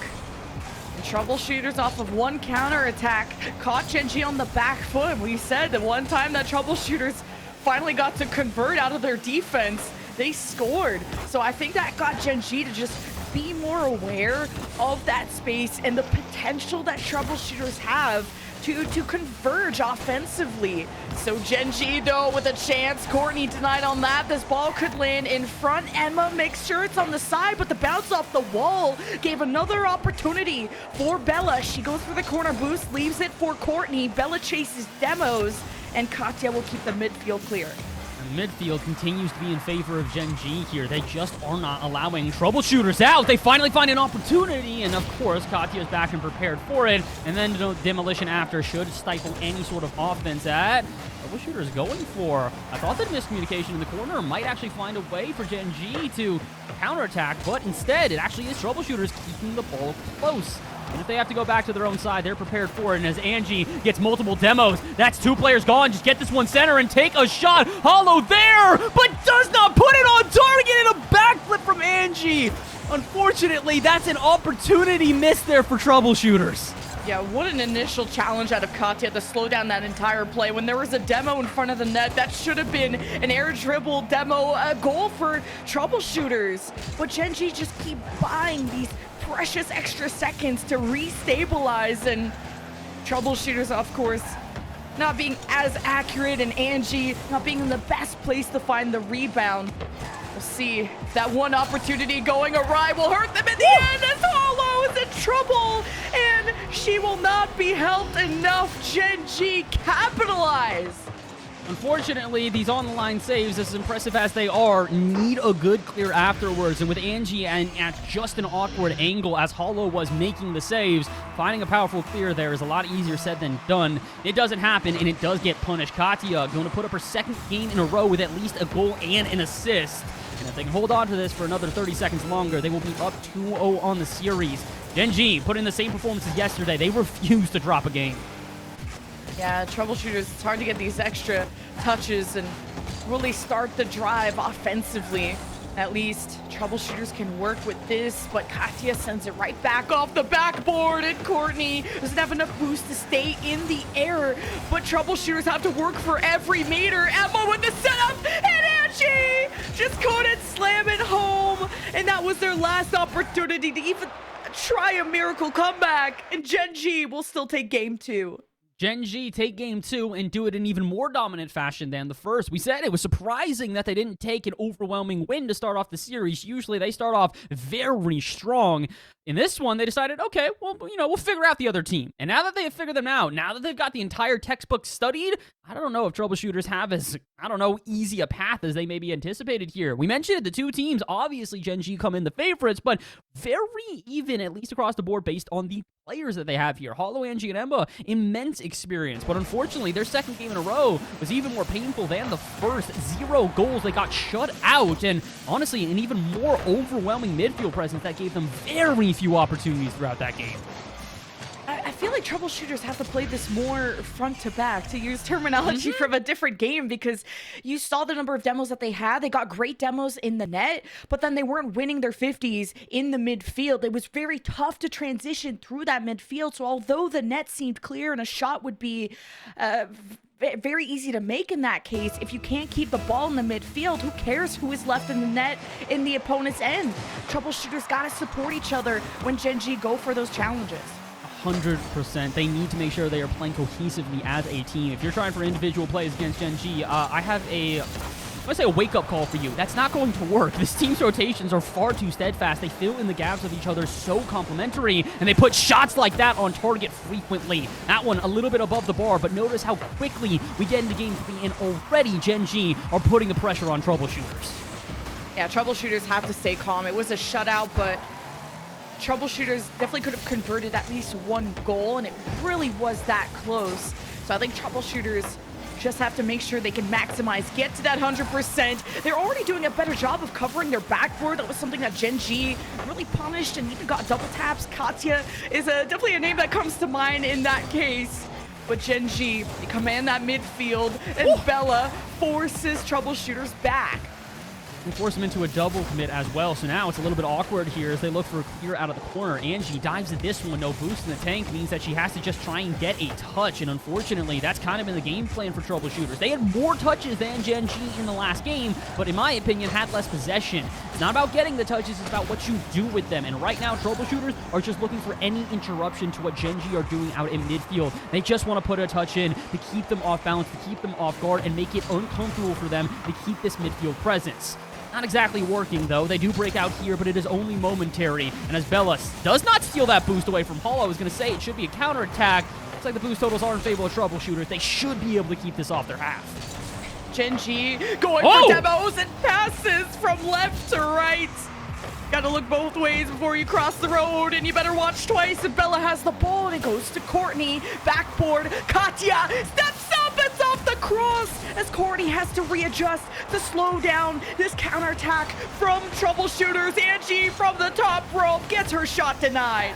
Well, I thought that maybe the boost totals would be problematic for Gen G, but apparently they don't need it. They're better than the boost. They can just do this by themselves, and, well, speaking of by themselves, troubleshooters, we mentioned earlier in the game, I'm still not recommending that being the strategy. As nice of a play as that was out of Angie, I don't think that's going to be enough. Plays like that are more what I'm looking for. Emma goes diving, headhunting for a demo, and the backup from Hollow, although not turned into a shot, is a good idea. Those type of plays, like you mentioned before, capitalizing upon the demos and the physicality that they're showing, that's how they're going to be able to break down this Gen G defense. Bella up the ceiling, you better watch out. Angie somehow deals with that pressure beautifully, but Gen G will still harass and attack them. Courtney will be demoed, and Emma very softly puts it to the side, but Gen G just will not let go. They're taking every ounce of boost that troubleshooters have as they do everything to try and clear this. It's a little awkward, but troubleshooters will break out, and Angie's even set up in the opponent's end, but it's not something that troubleshooters can convert. They're just trying to make them uncomfortable. They realize that those extra touches aren't doing them any favors, so maybe the physicality will do enough to throw them off guard. And it has thus far. They haven't given up a goal, and they've had a much better midfield presence, so if it's going to be a little bit of a riskier player where you do send the first one downfield just to harass and attack, all right, it can work out. Now capitalize upon it, though. You have a good offense here. You got the pressure. Just put a shot on. But unfortunately, Emma just taking a bit too much time out at midfield, and there goes all the offensive pressure that troubleshooters were building. I think Angie is just ready for a pass. Not right now. She's going for boost. But wait, Hollow and Emma just drive it in. A speed that Gen G just couldn't race back in time for. I think it's just Bella not expecting Hollow to keep as close a touch on that ball there. She just kind of dribbles it off the sidewall and perfectly passes it out to Emma. The 1-2 punch, the passing plays we've been looking for. Although individual brilliance from Hollow, it's the team effort that finally gets it through. Troubleshooters finding a way to shut this Gen G midfield down. Can they now hold on to this lead, though? Because with 70 seconds left and Gen G that have been hyper-aggressive here in Game 3, I don't think they're going to take this 1-0 lightly. At least Emma got the corner boost because she was running on fumes, and Emma tried to get this out. Now ball left unattended. Bella there first. And Gen G are the ones trailing behind with 47 seconds left. This could be Gen G's first game loss all tournament if Troubleshooters can make sure this ship stays afloat. And Gen G no goes swinging for the fences. No home runs quite yet, but it's a dangerous ball, and Hollow tips it to the side. Gen G will still challenge everything they can because they know they smell weakness in Troubleshooters. These light touches is not a full clear, but it's something Gen G can still hope to steal. Courtney and Bella to the cross to Courtney, but not in the net. They're still keeping the pressure on, though. You're mentioning they're not hitting a home run, but they're not striking them out either. It's foul ball after foul ball. You can only delay the inevitable for so long. You can only delay Courtney going off the ceiling. Ball stays up, and Gen G with boost and a lot of possession just need to get a shot on target. But Emma spikes it out. Hollow to help her out. And I think as long as this hits the ground, there's no way that Gen G are going undefeated. Their first loss all tournament. And Troubleshooters show this is not going to be a cruise on by here in the semifinals. Look at these shots. 9-2. And now close your eyes. I'm going to give you one guess who won that. You're wrong. It's Troubleshooters. After all of that, Gen G were on offense for minutes. And not even just like a whatever offense. They were on the ceiling. They were on the side. They were trying to pass. They were shooting hard. They were shooting soft. Like, Gen G threw everything at Troubleshooters, and for them to put that number of saves without really demoing Gen G much at all says a lot to Troubleshooters' resilience in this game. I mean, they're threatening those demos, though, is what really is the biggest thing in my mind. We talked about it, a midfield presence through the first two games that were entirely in favor of Gen G as they dove at the ball, controlled possession, and really locked all of Troubleshooters into their own half. Now, all of a sudden, we get this game where we're seeing players like Hollow, like Angie, like Emma, diving into the other half of the field and just disrupting, looking for demos, looking for boost deals, looking for that. Emma had no intention to touch that ball there. She just immediately dove at Bella, trying to make them uncomfortable, and that game plan is working out thus far for Troubleshooters. A 1-0 in the last game, though, is not as clear-cut a win for them as they might like. If they want to try and shut this Gen G team down for good, they need to find ways to get even more goals. And it was Angie and Hollow teaming up on the fastest counterattack we've seen this series, and the balance that Hollow did to catch just the experienced members of Gen G off guard. But when there's demos, Gen G are the ones that are going to take your guard down. Gen G went, okay, you guys want to play a demo game? Sure, we can do that as well. Immediate demolition in goal from Courtney's going to open it up. The shot goes in, and Gen G show, you can do that, so can we. Now figure out another way to make a comeback victory, maybe by 2. No, Bella not going to find the kickoff goal.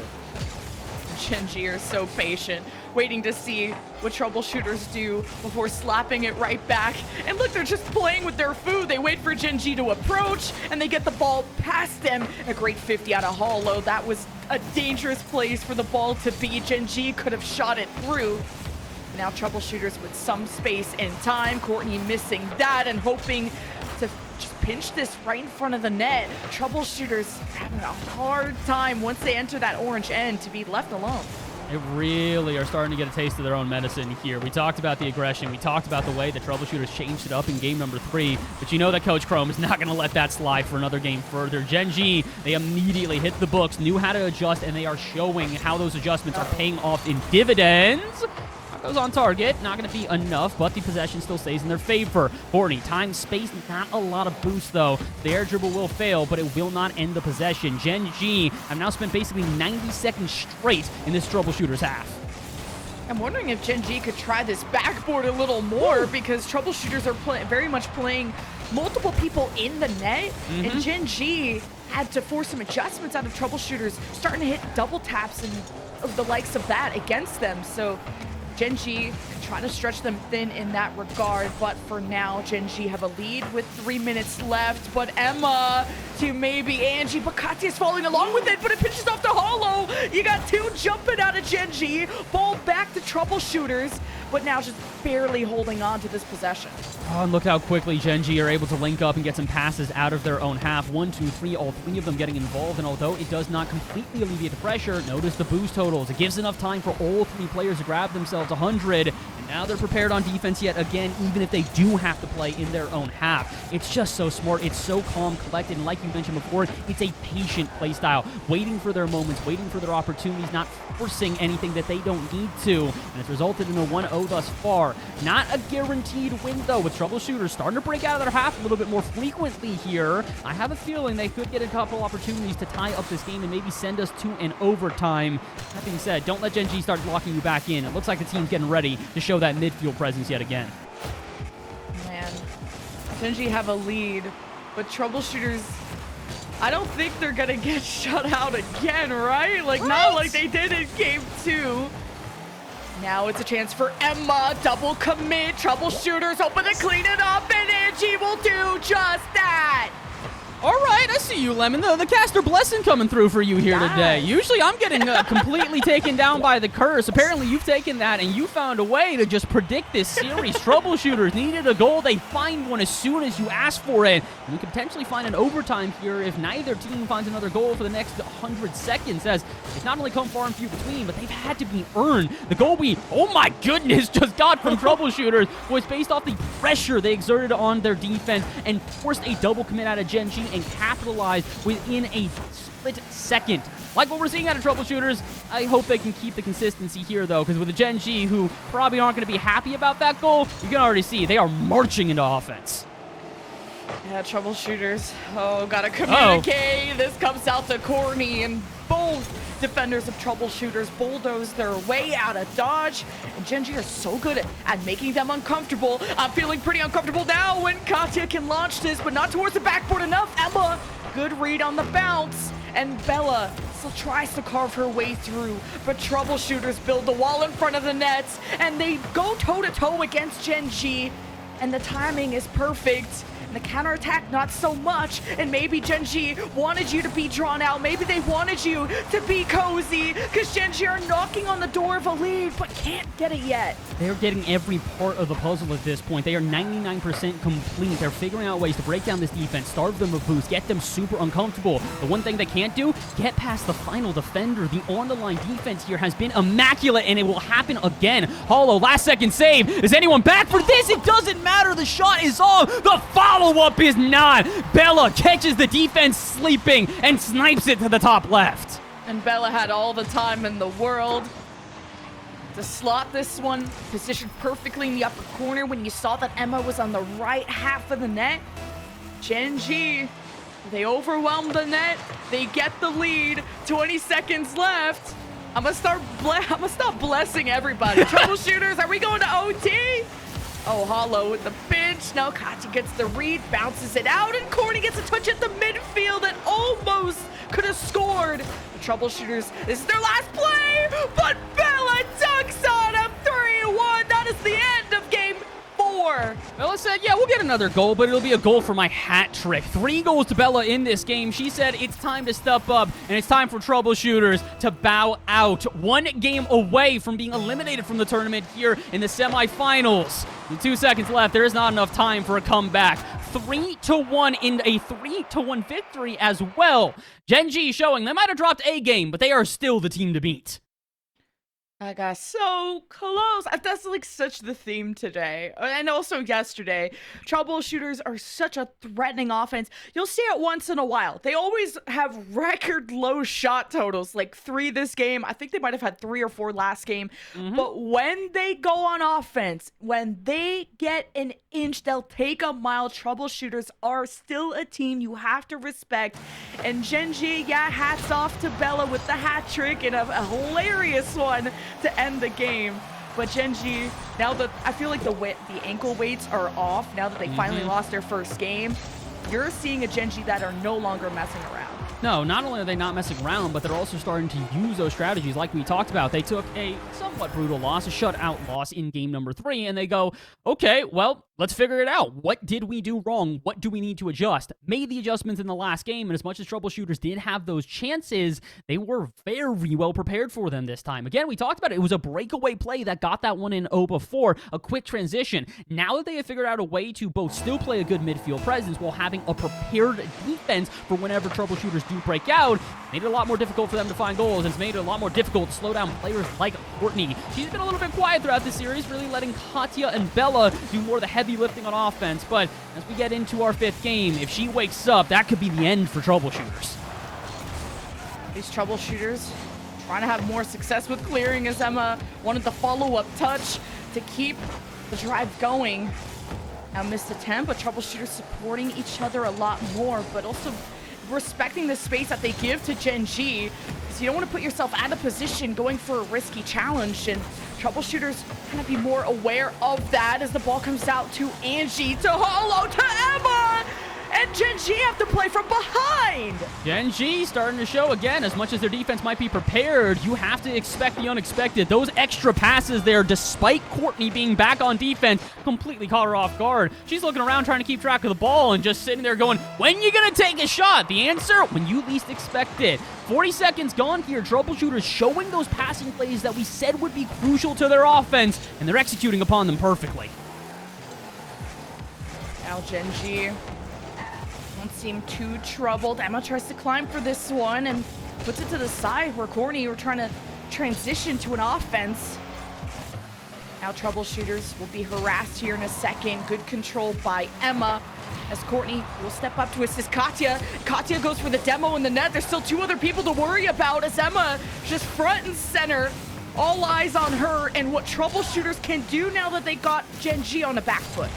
Got him on the back foot. Now can they find the opportunity? That demo would make me think, yes, Angie gets it center. Where's the shot? Not quite found, but the defense is at least still prepared for it. Emma, 2 touches to keep it away from a Gen G shot. We'll still dive in and keep the pressure up. But Gen G now have to play from behind. Like you said, that's an unfamiliar position for them. This one's a little bit more familiar, though. You finally get an opportunity for the shot, and troubleshooters on the line defense. They really have been so good about that. Like you mentioned, if they can just move the backboard a little bit, I have full faith that this team's defense is just going to be a brick wall.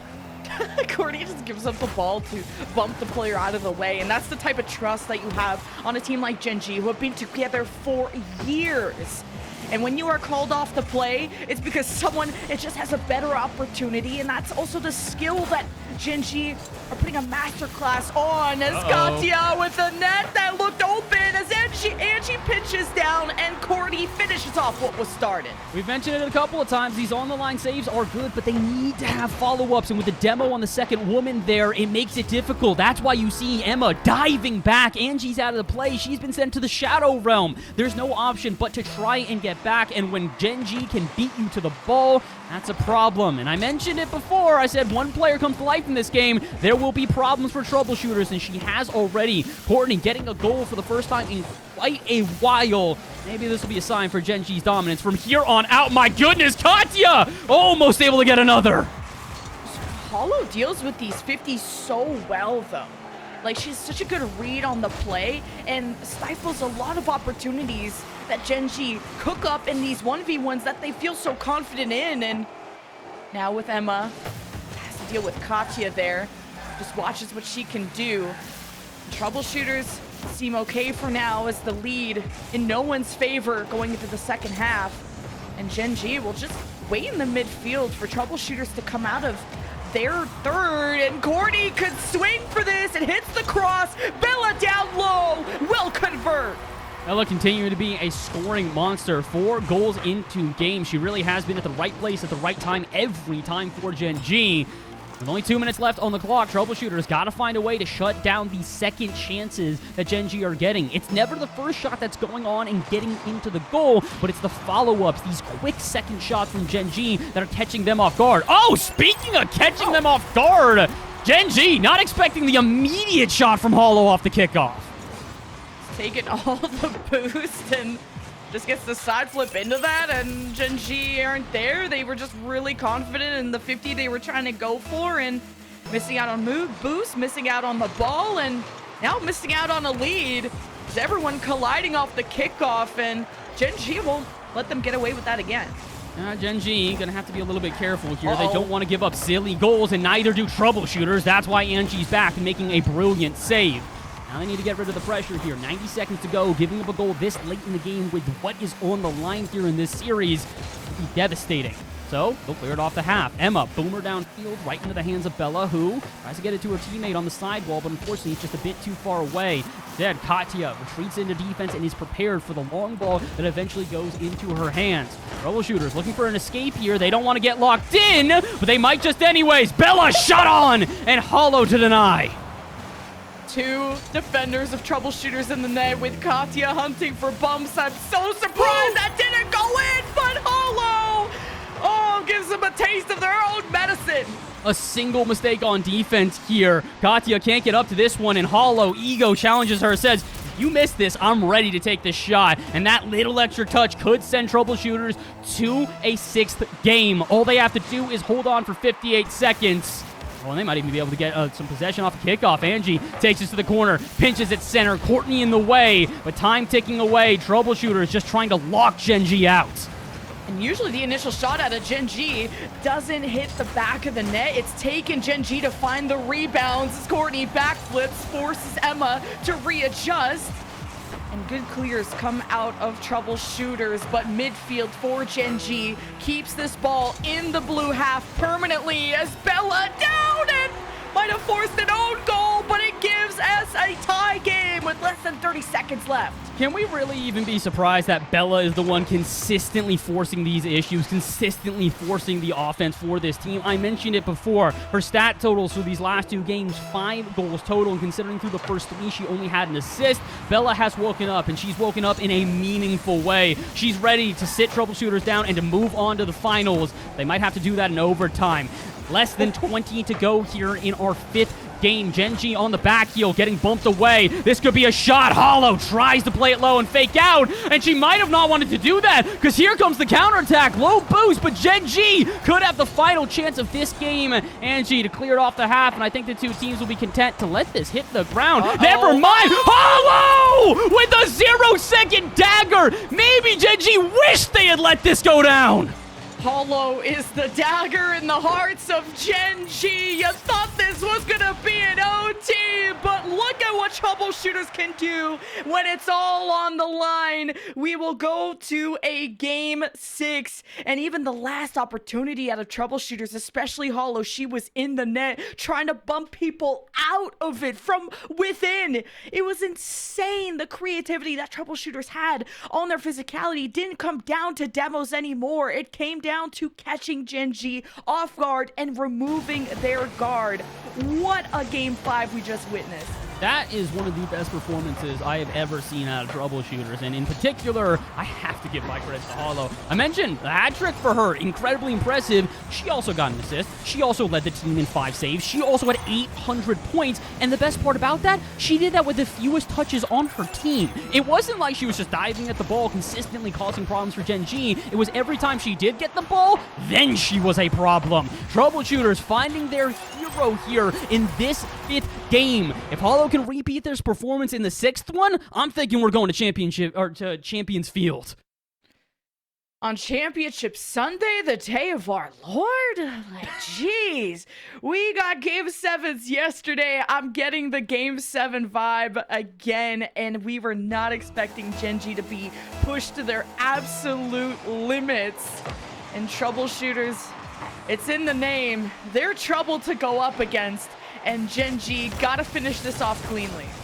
They have to. They don't really have much of an option at this point. As much as before this, we were saying Gen G, the overwhelming favorites. They should take this. I don't recommend continuing to let Hollow heat up. Another dagger, another drop from the ceiling, and another goal.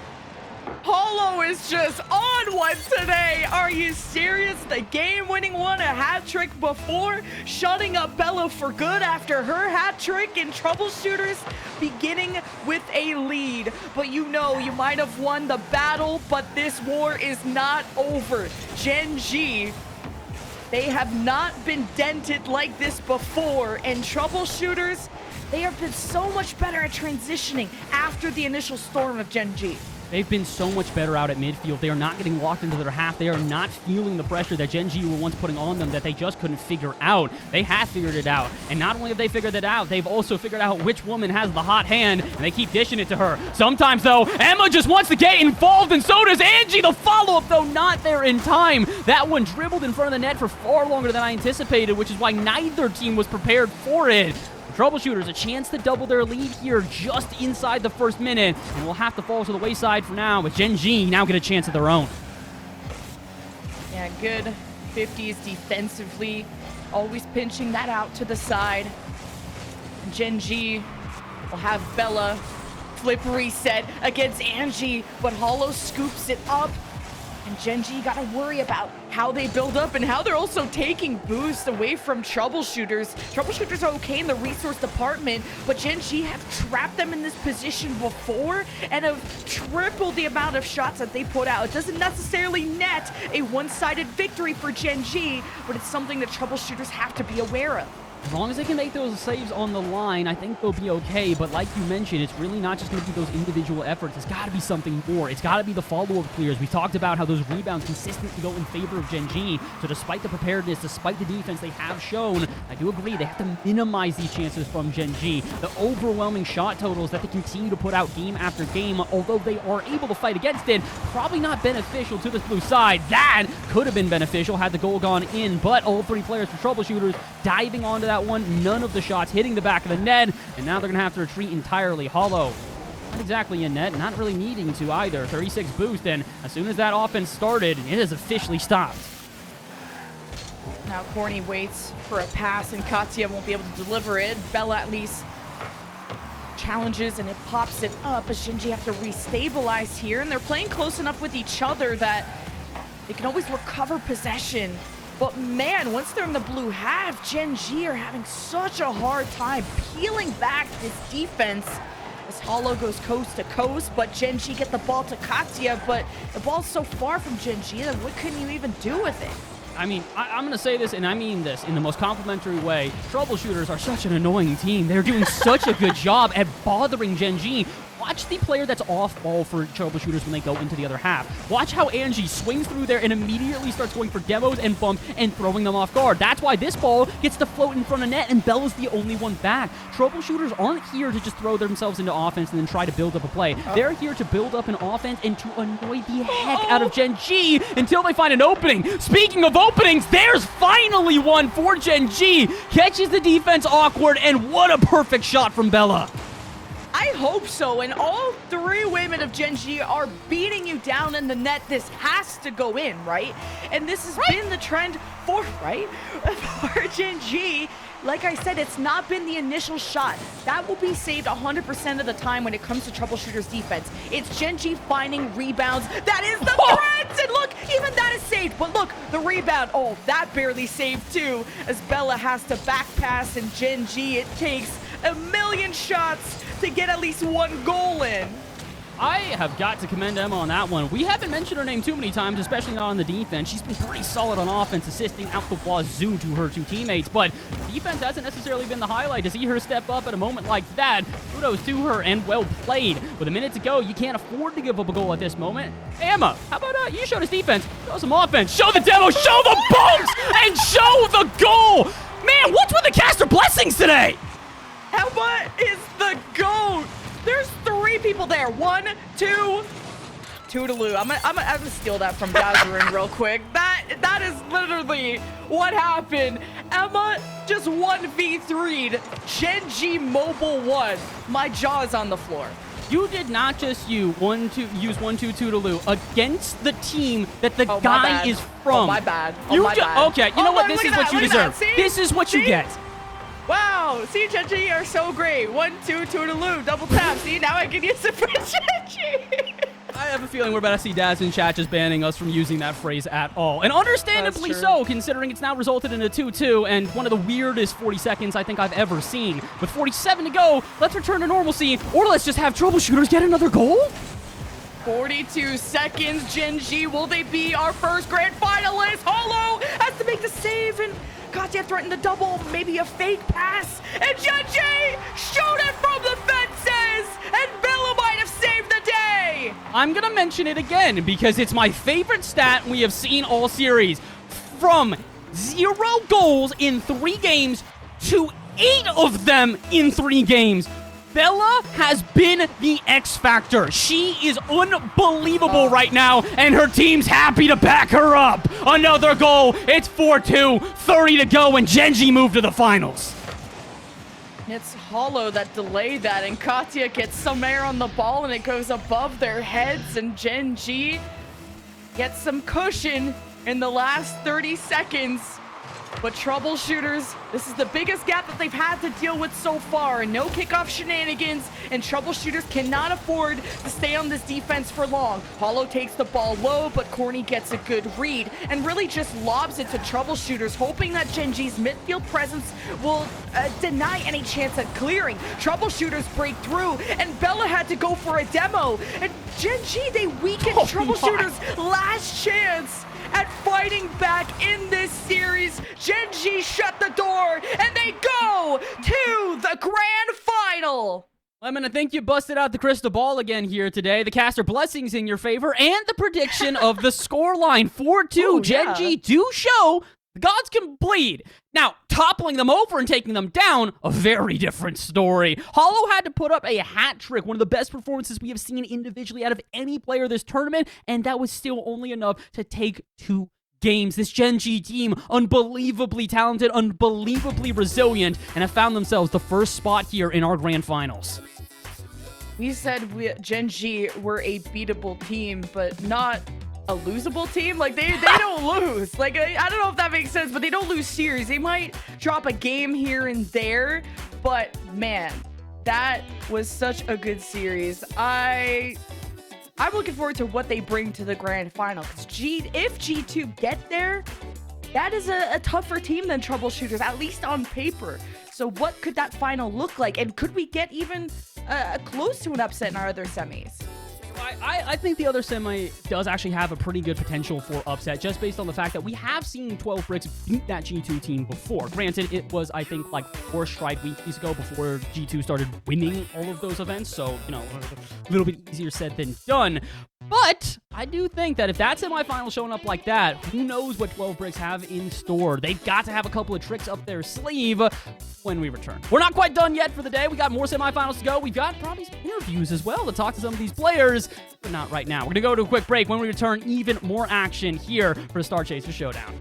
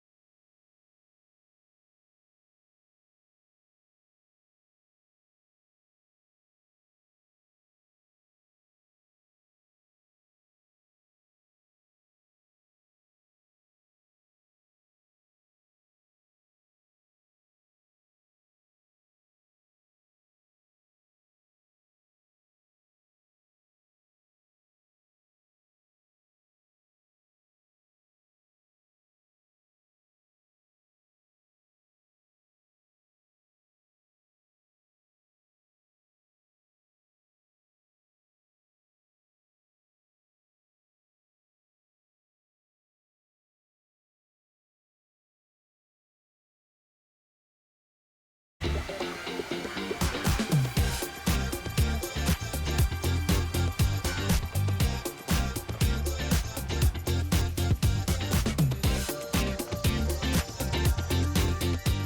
an incredible way to kick off the semifinals here for the Star Chasers Showdown presented by Ally. It was an intense matchup there, Lemon, between Gen G and Troubleshooters, who shot back full force, more than maybe we even anticipated. Sorry, I was trying to find the logo and I look crazy. But that was also a crazy series. We weren't sure. I know it seemed like a hot take at the beginning to be like, well, Gen G losing a game.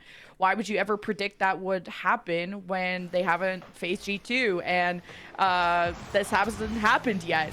And Troubleshooters, you know, went the distance. What was their first game that they took? Like game 3 or something. And it was like a 1-0. And we were like, oh, you know, that's a game. That's surely a game of all time. But can they do more than that? And Troubleshooters really showed us that.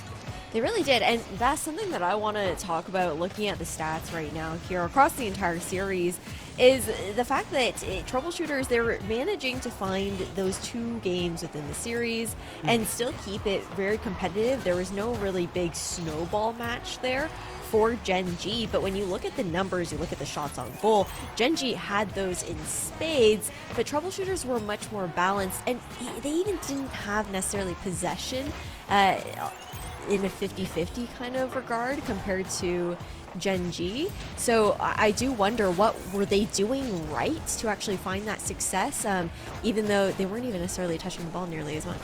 It's about doing a lot with the ball when you do get possession, when you get a touch, when you're around it. It's very important to not necessarily always dive at the ball and, you know, play with that more aggressive attitude. For teams like Gen G, it works really well because it's reliant upon that chaos. It's reliant on causing enough problems within the front third that when it does rebound out to midfield, you've got somebody in rotation. Versus what we saw out of Troubleshooters there, where it was, give us an opportunity, we're gonna do the most with it. And the reason they have the space to do that is because they're going for demos. If they hit one of those demos, if they hit a bump, then they don't need extra touches to get those shots. They don't need those extra shots. They can guarantee that it's going in. It's a very different strategy, but it is a viable one. We see it a lot at the highest level of Rocket League. Unfortunately for Troubleshooters here today, though, it was a good strategy. It was one that was outclassed. That Gen G rotation is just so unbelievably solid. Yeah, the hyper aggression in that kind of regard, right? And we saw some pretty insane plays coming out, like including a hat trick from Bella, who is actually our Ally match MVP of the semifinal. Bella, I feel like there's so much to say about her. We had the chance to do an interview with her yesterday, Lemon, and she's come in full force with the expectations and solidifying these wins here for Gen G. You said exactly right. Full force. That is the play style of Bella. Like, she'll go for shots that are up high when the defense feels safe, when they're still trying to get organized. Bella will just come and challenge out of nowhere and then dunk on people. Like, I would be so intimidated playing against Bella on the other side of the field. And then she converted, like you said, she got a hat trick, and her impact was known through every game, even if it wasn't in the goal department. Courtney and Bella are such an amazing frontline duo together, and Katya is like the perfect third for them, who will either go and make space for them in the net, or Katya will hit double taps of her own. Like, she is not a third, she is like part of that unit. Hey, it's like a unit is exactly the way that you put it, right? I mean, at the end of the day, you gotta call it for what it is. The synergy that this team has, the chemistry that they've built over the years is palpable there on the pitch, and we do get to talk to that perfect third actually right now in an interview here that we have with Katya. Congratulations, Katya. How are you doing? GG's, and how are you feeling about making it to grand finals? And thank you for having me, obviously. It's just really exciting to be here, be back, competing, everything. So I think the team's feeling like super good heading into finals. That's awesome to hear. I guess I want to hear a little bit more about how you guys look to prepare for weekends like this as Gen G. I feel like you guys have found yourselves in so many winning positions that I know that there might be so many interview questions that get to be repeated and whatnot. So I kind of want to throw something a little bit different in there and just hear more about what the preparation looks like, if you guys have any rituals heading into big playoffs as well. Yeah, we replay review. We always we might ramp up scrims right before. But yeah, definitely the replay review, and I think a lot of people probably saw it during that match with the kickoffs. So that's a big part of our game, and I think, at least personally, it's kind of a joke with the team. There's something wrong with me. I don't get nervous, so I don't I don't have to really prepare in that department. And I think for me, it's just I trust myself to perform when tournament time comes. So nerves aren't too big of a factor for me because I think the biggest part is just trusting and believing in myself, and I play a lot off confidence, so that's, at least personally, the biggest thing that will help me before a tournament. So is that something that you had to work on over the years, or is that a characteristic that comes very naturally to you and is just kind of part of your nature and personality? I think it's natural. I played a lot of competitive sports growing up and until very recently still did. So I think that it might, my friends and family would probably say the same. If I was confident and I was really on it, I actually was a goalkeeper. So, being the third man kind of goalkeeper. But yeah, if I was confident, if I was, going at things head on and everything like that, I was playing the best. And I think that, translates into everything I do, and including Rocket League. Oh, I love hearing that. I feel like I've heard a couple pipeline stories of esports players going from traditional sports and then pivoting into esports and whatnot. But yesterday I got the chance to interview Bella, and she told us a little bit about Gen G's goals going forward into the future. But with you on interview with us today, I actually wanted to give an opportunity to shine the spotlight more on you yourself, an individual, what your goals are going forward within the Rocket League scene, and how you envision progressing within your future as a player. I think I'm really optimistic about the future. I think that we have a lot of big things coming up, and Radiant was kind of, it was my favorite event from last year, and it was something we were really ready for.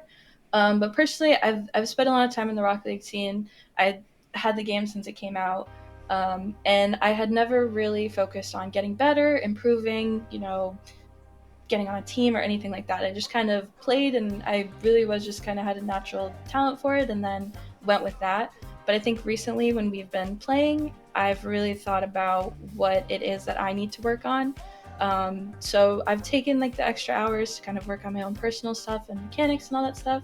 And I think that it has translated to my game, but it's definitely not at the level that I want it to be. So I think personally, I've just really tried to take the time and look at myself and what I can be doing better.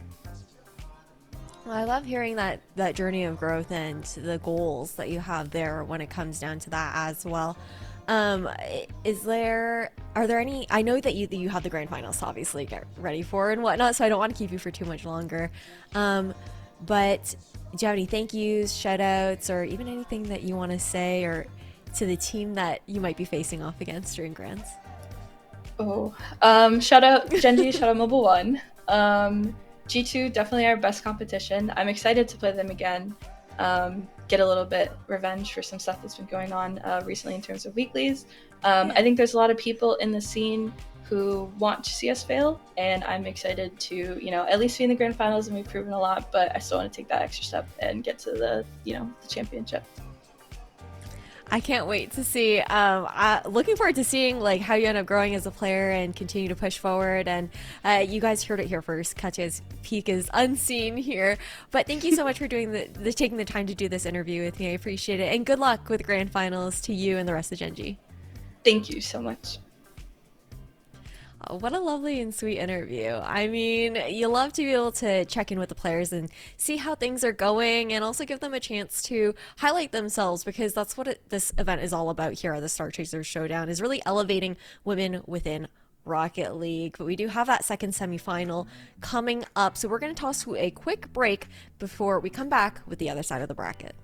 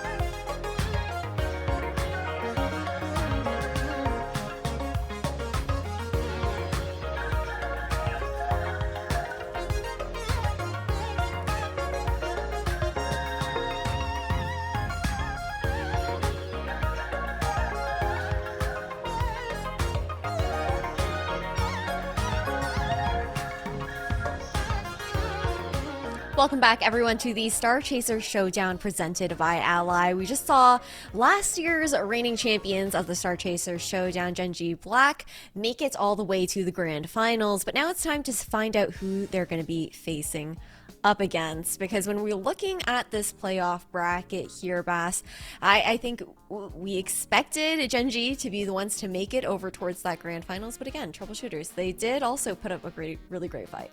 Oh, Troubleshooters played fantastically. Again, the unfortunate truth for them is that, you know, we can only have one winner on the day. Each of these series can only have one winner. And despite an incredible performance from all three players, shout out to Hollow in particular for an insane game number 5, it's still not going to be enough to take down somebody like Gen G. We've been calling them the Titans all series long, and honestly, I think we'll probably continue to. On the other side of this one, though, with G2 and 12 Bricks, I mean, I was going to say this is probably going to be about as similar of a back and forth match, but if you listen to Gen G, apparently there's no chance that 12 Bricks is making it to the finals. Yeah. Yeah, I mean, we heard it in that interview, right? But when we're looking now over towards this 12 Bricks roster, I feel like the two names that stand out to us the most, of course, being Lilo and Nacho. Like, I'm thinking back to last year, Team Wappa came out of nowhere, Lilo being one of the players that was previously on that team, and really showed us her stuff. Yeah, Lilo and Nacho got together for this roster around the time that Stride Ladies Night started happening, so around a few months ago. And this roster is full of pieces that have achieved something in the women's scene. Like Lilo got top 4 at the last Star Chaser Showdown with Running with Scissors. Nacho was part of Leftover Nachos, who got 2nd at the Star Chaser Showdown last time, and top 6 with Luminosity at Supergirl Gamer Pro.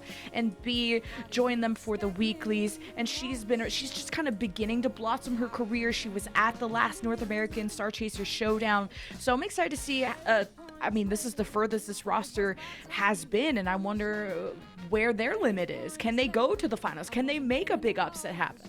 That'd be a big question, because I think also, Bess, we have to consider the fact that when you are looking at these two teams, and especially over towards G2, they're going to have that weight on their shoulders being the team that's signed to an organization. They have the recent pickup in Talibird as well. So that additional weight with the expectation for them to make it towards those grands, especially with how they've been beating out Gen G in those weeklies.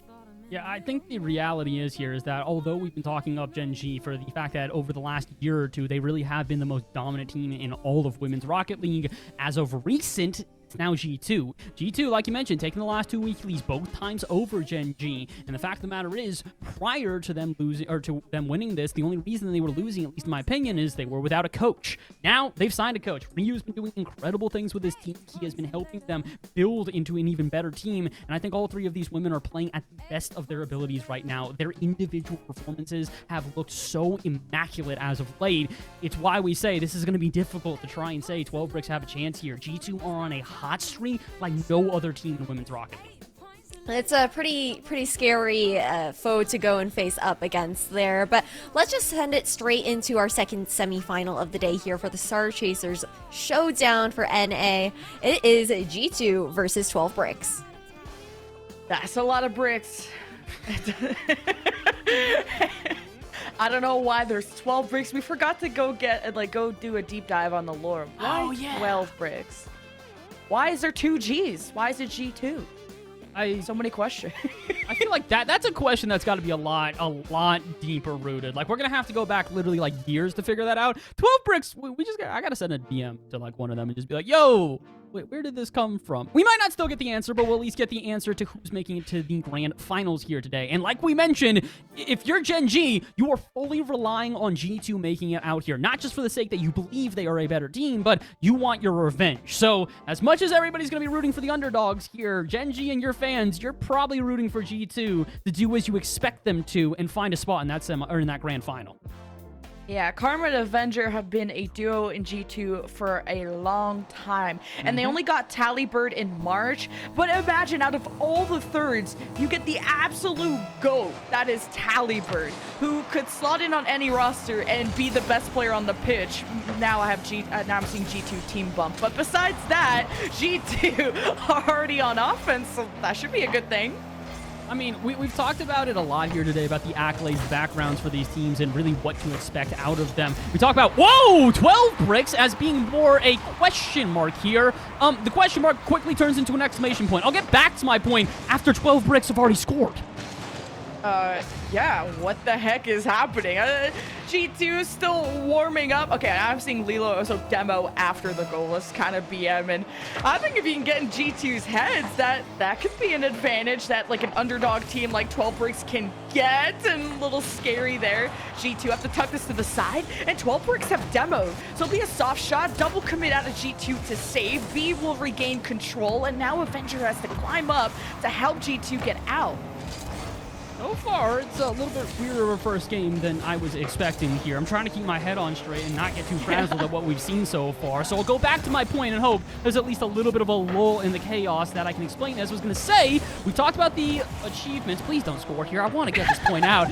I've talked about the achievements for 12 Bricks. The fact that this is a team that is a little bit less proven but do have accolades across the board. On the other side, when you look at G2, the accolades stretch quite literally years at this point. We talked about it. Talibird being such an incredible addition to this team. She had done so many incredible things when she was on Misfit. Avenger, been around the scene for so many years, whether in the professional scene or in the women's scene. She has done a ton, but really it is Karma to me that is always going to be the best and the brightest, the biggest of the accolades. A professional player that made it all the way into RLRS, was on the cusp of RLCS. She has been a beacon for this scene for so long, and to see her now on a team that is not only just a beacon of hope, but is really putting up the results. There's a reason why we hype up this G2 team. It is not just for nonsense. It truly is because they have the accolades to back themselves and the results to prove it. Look at these passes! Lilo? Oh, I thought she was going for the double tap, and B can still create more opportunities for 12 Bricks as G2 been stuck on this defense for a little while. He's Karma dodges the 50, but can't get the second one off her back. Lilo wins this off the wall. Avenger needs a good touch, keeps it out from in front of the net. And G2 are still scrambling to get out. Tally will get the corner boost, but gets demoed. Or is she still there? I don't know. Lilo, though, has her occupied, and G2 have to back away. I'm sorry, B, did I just watch that correctly? Did you just reverse into this first save and then make a second one? All right, well, you might be the player we know the least about in this lobby. I'm going to try to study you as best I can, because my goodness, the performance you're putting in so far has been stellar. Let's see if she can help her team get a goal. A couple of lead blocks. No shot found, and Avenger should be able to clear the lines here and get it out to midfield. G2 starting to find a way to slow down this 12 Bricks team, but I have to admit, I am surprised how often we are seeing 12 Bricks dive in the ball and still beat G2 to it. And despite, you talking about G2 having so much success, I think they could have achieved so much more last year. If anything, they're disappointed that they didn't reach the stars as they would have hoped, as the quality of roster had presented.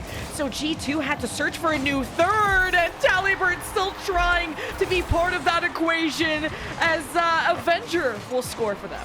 All right, I'm thinking that just maybe, this G2 team is a little bit good. You know what I mean? Like, they just might be able to do. They might just be able to see the perfect moments and absolutely capitalize. Avenger, I gotta give you credit. I didn't think that would ever turn into a goal. It looked so awkward for the defense, and I was going to say that a heads-up bump is great. You know what's better? Pulls off the kickoff. This has got to hurt for 12 Bricks. Yeah, what the heck? Just a kickoff goal like that for the lead? Sure. It's taken a lot out of G2 to go from a deficit to a lead in the blink of an eye. 12 Bricks, you can't discount them. The same way you couldn't discount Gen G's opponent of troubleshooters who took them the distance. G2 may seem like a more beatable team just based on how last year didn't have the highest results as you would have expected.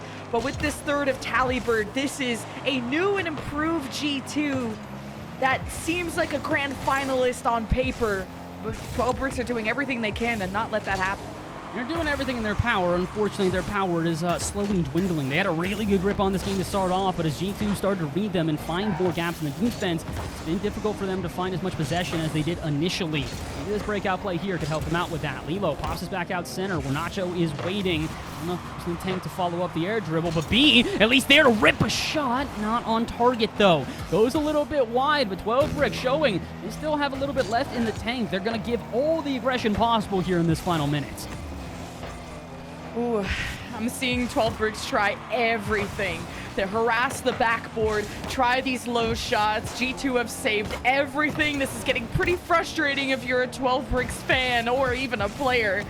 This G2 now hold that midfield. There's Karma using the reset. B will save and has a good read on it as Lilo will demo the reinforcements of G2, and 12 Bricks is trying to escort this in, and even that gets denied. I gotta give credit. I'm not sure who got the save there for G2 Stride Luna, but they dove through a smoke screen, had no idea where that ball was actually going to end up. Just had to predict that the bounce out would be correct, and they predicted perfectly. G2 doing the utmost here on defense to not give an overtime to 12 Bricks. With 10 seconds left, they've got maybe one march downfield left in them. Lilo to the backboard. Avenger can't get up to it. B can drop it down. Where's the shot? Nacho waiting and waited too long with a defender in front of her. She didn't want to spike it into the defense, but unfortunately, she had no other option. G2 narrowly take game one. That's the thing, narrowly, off of a 30-second fumble by 12 Bricks. When that had, it's only a 1-goal lead, but G2 robbed them of that within, like I said, 30 seconds. And it was a good ground pitch from that defender of G2 when 12 Bricks were just trying to bulldoze the net and find that equalizer. It was that close. 5 saves had to come out of B to keep G2 at only a 1-goal lead. That's insane. That was definitely a very competitive first game, and this is why I kind of state that as much as Gen G believe they're seeing G2 in the finals, I think there is a world where 12 Bricks are going to be able to get this done. They've done it once before, I'd like to point out. We talk about those weekly events that have been going on. 12 Bricks actually has knocked G2 out of one of those events entirely with a 2-0 win over them in the lower bracket. The issue was, that was before G2 got their coach. So it's a little bit of a different game now, as the two teams seemingly have both leveled up, but G2 has gone from leveling up to, like level 6 or 7 to like level 20,000. They are incredibly talented right now. They're on a hot streak, like we mentioned, like no other. So although last time these two teams matched, it was still close. Last time that 12 Bricks won this matchup was a hot minute ago.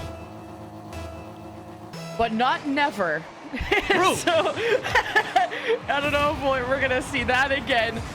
But G2 only won narrowly as Karma bumps 12 Bricks away, so they can't find each other on the pitch. On this offense, this Nacho, wow, good delay there, but Tally gets just a little bit of air above it, and G2 will try to dangle above 12 Bricks. We now have to go up the sidewall as Nacho almost gets this to another member. It's off the cross, and G2 hope to capitalize on this moment, but 12 Bricks reorganize in time. 12 Bricks barely holding on here through the first 30 seconds, but to be honest, I'd rather have them barely hold on than not hold on at all. Not giving up an early goal here has got to be huge for them and their confidence, but they still have to get through Karma and the rest of the offense that continues to outpour for G2 here. We talked about it, G2 start off that game a little bit slow. Once they found a comfortable position for them to play with a rotation that worked against this team, they were much more in control than 12 Bricks.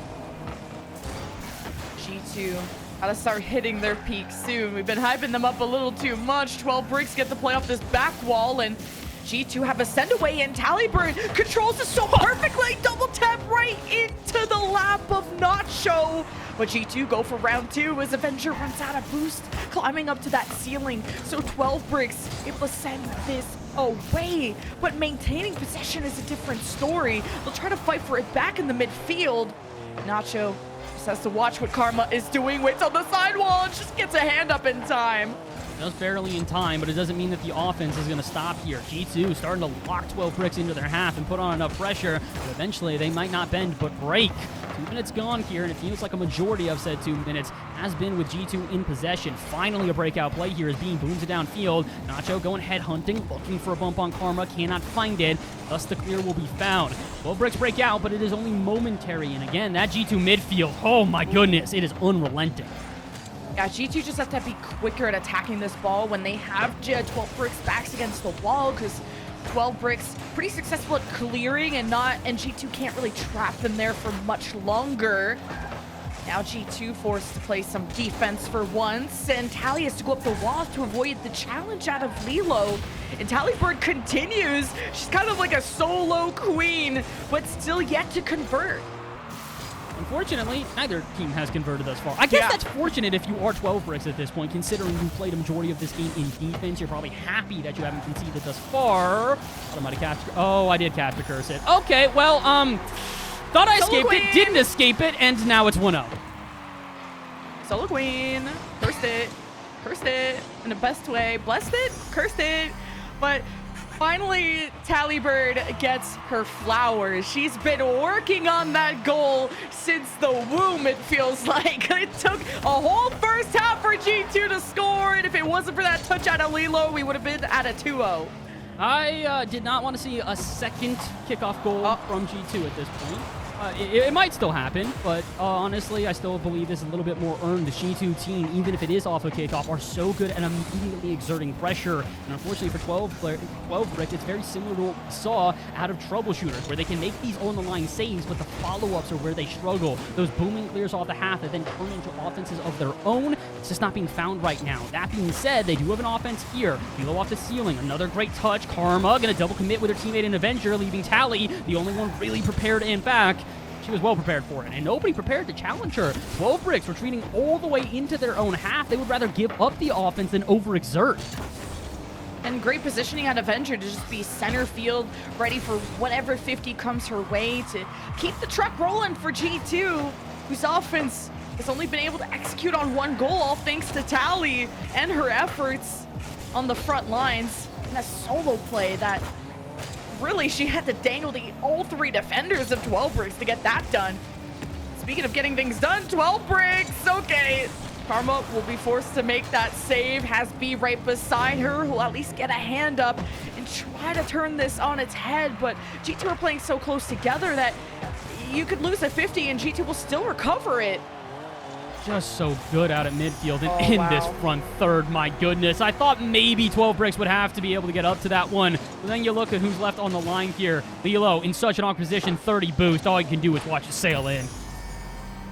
Tallybird is just the GOAT. Both goals to her name is G2. Well, that's what the 2 is for. 2-0, 2-0 in the series, 2-0 in this game, 2-0 in game 2. Like, 2 is just their lucky number.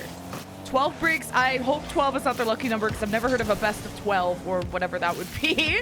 But 12 goals could be in their name if they just went X Games mode, but we're still waiting to see at least one goal.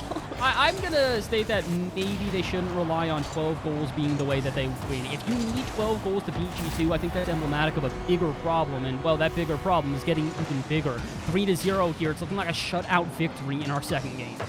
Yeah, B got sauced up on the wall and couldn't get the jump she wanted, got stuck, and Karma had a good punish, but at the goal line, it's really tough to recover from that position when you have no space to work with, and 12 Bricks suffering from that need to have better wins in the midfield to try and create more offensive output, but the last couple of seconds go by and 12 Bricks will be ending game 2 with a whimper.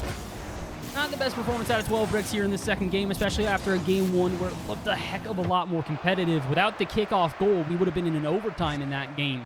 In the second one, I cannot say the same. Big issue we've seen here, and we've mentioned it a lot, whether it was yesterday or today, is that G2 are a team. They may not hit the ground running, but they, oh my goodness, they do start to heat up. Wow, that really just goes to show you. Tallybird putting up a performance there. Avenger didn't even really need to get all too involved. She's sitting back and going, I'll play midfield. Y'all do the rest. That's literally what all Avenger had to do, was just sit in that neutral third, but 0 shots out of 12 Bricks is insane.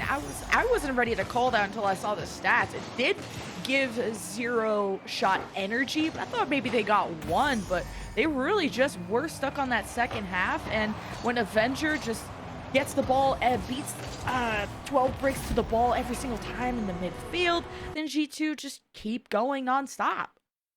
Yeah, G2 don't really seem to have an off button right now. It kind of feels like it's just go, go, go. And although sometimes we talk about over-aggression and teams getting a little bit too overzealous out of that midfield, they're balancing it perfectly. They're doing a great job of having a two-headed Hydra approach. Send Karma, send Tally, keep the offense flowing. And if it does get popped out to midfield, you know Avenger's there to contain it, put it right back into that offensive third. The midfield presence from them has been incredible. The offense from them has been unrelenting. The defense from 12 Bricks might not need to be the only thing they show. They've showed some good defense. Let's get some offense involved. You got 1 goal in game 1, and since then, it's been completely quiet. A game 3 here that I'm going to say is pretty important. As good as I think 12 Bricks are, a reverse sweep against G2 in a semifinal, not sure if I'm going to say that that's all too likely. Yeah, at least 7 saves out of 12 Bricks is something you give a shiny sticker for, but what else? A good defense can lead to a good offense, but you gotta be able to demo Avenger, do something about her in the center of the field. But for now, 12 Bricks already look like they're playing like a more revitalized team. They got B playing at the front, playing at the back, pitching it off the wall, hoping someone was there to keep going, and Lilo gets there a little delayed and has to scuffle her way to the orange corner, but 12 Bricks will have to wait some more. I do like the fact that 12 Bricks are at least a little bit more organized in this game. We didn't harp upon it too many times in the last one, but I did notice a decent amount of double commits out of this team, and often, more times than not, it would end up feeding into an offense that G2 would score upon. It's just those little in-betweens, despite a good defense, when it breaks down, when the rotations break, and you're not quite sure who's going for the save, that's when everything's going to get a little bit more troublesome. So G2, not necessarily experiencing as much open space, the 12 Bricks being a little bit more coordinated. No double commit there in the corner, but also no clear out to midfield. As it's the same old, G2 just not giving 12 Bricks any reprieve. Hey, if 12 Bricks can keep this score at 0, it's always winnable. But like I said, G2 can find a slip up just within a few seconds and find the punish as Talibird. She's been that solo mechanic queen, but it's taken her a few rounds, a few swings before she can knock out 12 Bricks cold. Oh, this one's awkward. Nacho, time, space, and a diving Karma. Where's the second player? Doesn't want to dive. Be out at midfield. Would rather try and take the 5th gear in the corner. Well, I commend her for it. I gave time now for G2 to get set up on defense. It doesn't matter. If Nacho's hitting doubles like that, who cares if you've got players in net? Bro, when you have me sounding like a siren in the background, oh, that's when you know you got a juicy shot. Nacho is insane for that double. I was just thinking, like, can they even get away with using the backboard? Can they even get away with pulling off solo mechanics the way that Talibird has been doing? And Nacho, an amazing job, puts 12 Bricks up and by their first goal of the whole series, by the way. And look at Lilo's counterattack. Came in quick, gets put to the side, but 12 Bricks can maintain this pressure. It would be amazing. Oh, they're doing it right now. They're forcing double commits out of G2. We haven't seen them play a lot of defense, so it's understandable that they're a bit awkward on it. They got to clean it up quickly, though, because I think they're going to be playing defense the rest of this series. It seems like 12 Bricks have found a way to break out in meaningful ways, giving them possessions, giving them offense, giving them chances to get out and to get goals. Half the game gone here, G2. You don't necessarily want to keep showing this weak defense. Also, probably want to play some offense. Not a chance here, though. Karma going to have to make a save as the flick goes on target, but no further. Man, 2 minutes. And just one tiny goal lead, and the win here on the side could have been big, and G2 don't even score off of it. But the Devils mean G2 can possibly keep going.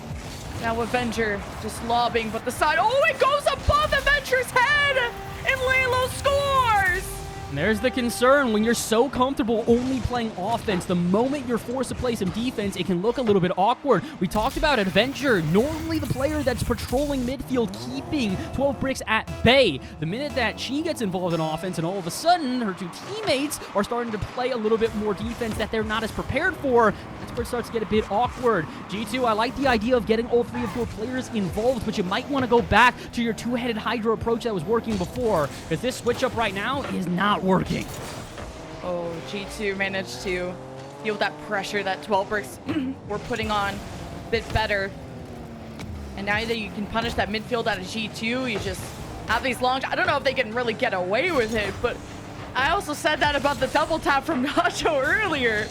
12 Bricks now have a comfortable enough lead with time diminishing, and G2 not able to keep the rally going, and now extending too far, giving yet another goal to 12 Bricks. Bricks. That is all 3 of their goals coming off of a weak midfield out of G2. It's surprising. We talked about it the first 2 games, absolute domination from them when it comes to that midfield. Now, every single challenge they make out of midfield seems a step too slow, and 12 Bricks are beating them to it on repeat. Kickoff goal here would be huge, but the double commit out of G2 is not going to help them. A little bit of collision there, the physicality against the wrong team. That's another double commit, though, and that's an open net. 12 Bricks, you might have been playing a good offense, but do not fall into old habits.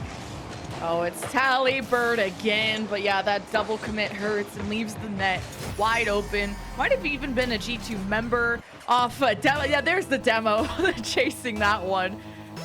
And that's one mistake that G2 have capitalized, and not the first one. Won't be the last. Ideally, it would be the last for 12 Bricks. And now backboard being harassed. Shot taken. It is wide. Here's the counterattack out of 12 Bricks of 3 versus 1. But somebody from G2 got a hand up and slowed down the play. Just barely there in time, and honestly, that's what they need right now. G2 cannot afford to give up another goal. They actually need multiple goals of their own, and they're trying for it. This one's awkward, not a double commit, but it's at least going to force multiple players to the backboard, make the defense a little bit frazzled. Can they capitalize? G2, good offense. Where's the shot? Avenger there, and Karma for the follow!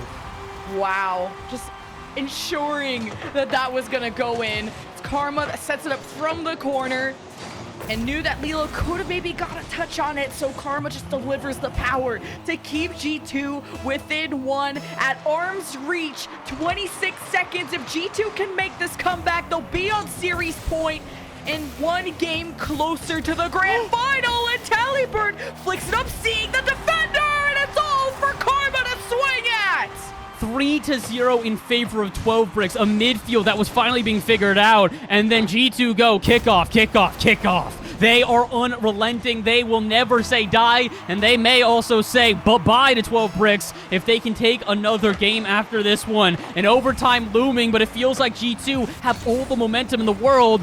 Nacho's got space, and a flip reset momentarily. Avenger there, pops it high. Lilo awkward. Where's the shot? It's on target! No way. And 4-goal comeback completed for G2. Are we serious? It's 12 Bricks, not 12 conceded goals. What is going on? It was a 3-0 lead that you just had to not choke in the last minute. G2, they will never give up. They will never surrender. This is insane. Wait, the tying one, the pass. It's right there. It's on the ground. It's denied. G2, series point. I just threw my head back so hard I slammed it into my chair. I thought that was in. I thought that was on, and the shot just goes a little wide. Heartbreaker. It was so close. 12 Bricks. I have no words at this point. It's gotta feel so defeating to have such a strong lead and then watch it evaporate before your eyes. And it's not just that it evaporated, Lemon. It was in such a short amount of time. They scored their first goal, I think, with like a minute and a half left, and then scored the next 3 with less than a minute to go. G2 proving that they do have the resilience we know them to have, but 12 Bricks showing that they might not have the ice necessary to take down a Goliath like G2. 3 Goliaths on that team, too. 6 shots for Tallybird. Oh, and we get to watch the replays and just be in awe at what G2 had to put up with. 2 goals from 12 Bricks came from just the ball sailing above their heads, whoever's at that midfield, whether it was Avenger or someone else.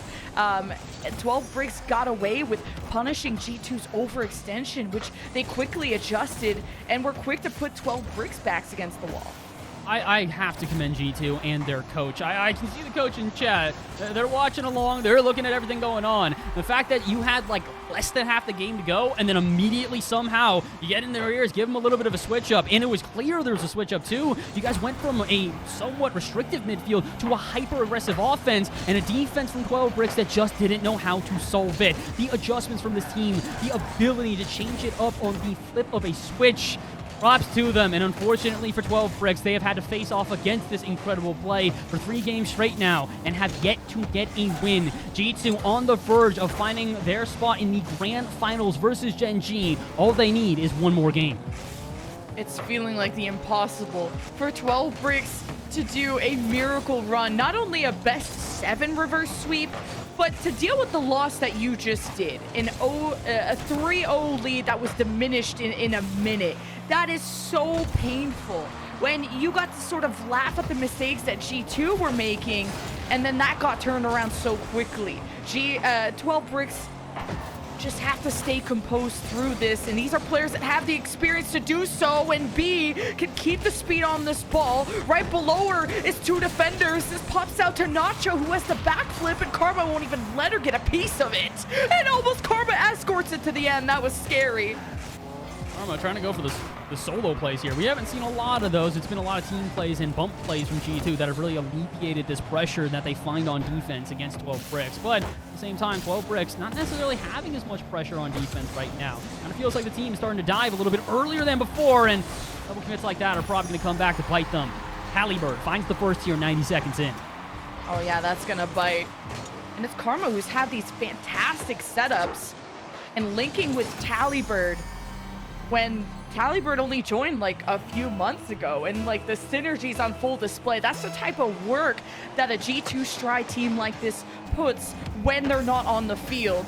And the trust and the lead now in their hands, where 12 Bricks just got to get a handle on this ball. It's a big 50 win for Lilo, who can get in the box, but it's hard to get the support out of 12 Bricks. I really can't blame 12 Bricks for struggling against what we are seeing right now. This G2 team is so quick to the ball, and as we mentioned before, it's the rotations that allow them to be this quick. They are always backing each other up. Even Karma getting bumped off the ball there, and she doesn't even have to blink. She actually doesn't even have to get out of the play. She's still there for offense, and so is Tally. Final shot denied. Look how quickly G2 are backing each other up. These plays aren't even 1, 2, 3. They're 1, 2, 3, 4, 5, 6, 7, 8 times. They will go after it and finally score. Yeah, it's when you're in a situation like this and G2 are finding every rebound, like there needs to be perfect comms on who can get the save, and you don't even have time to plan this out.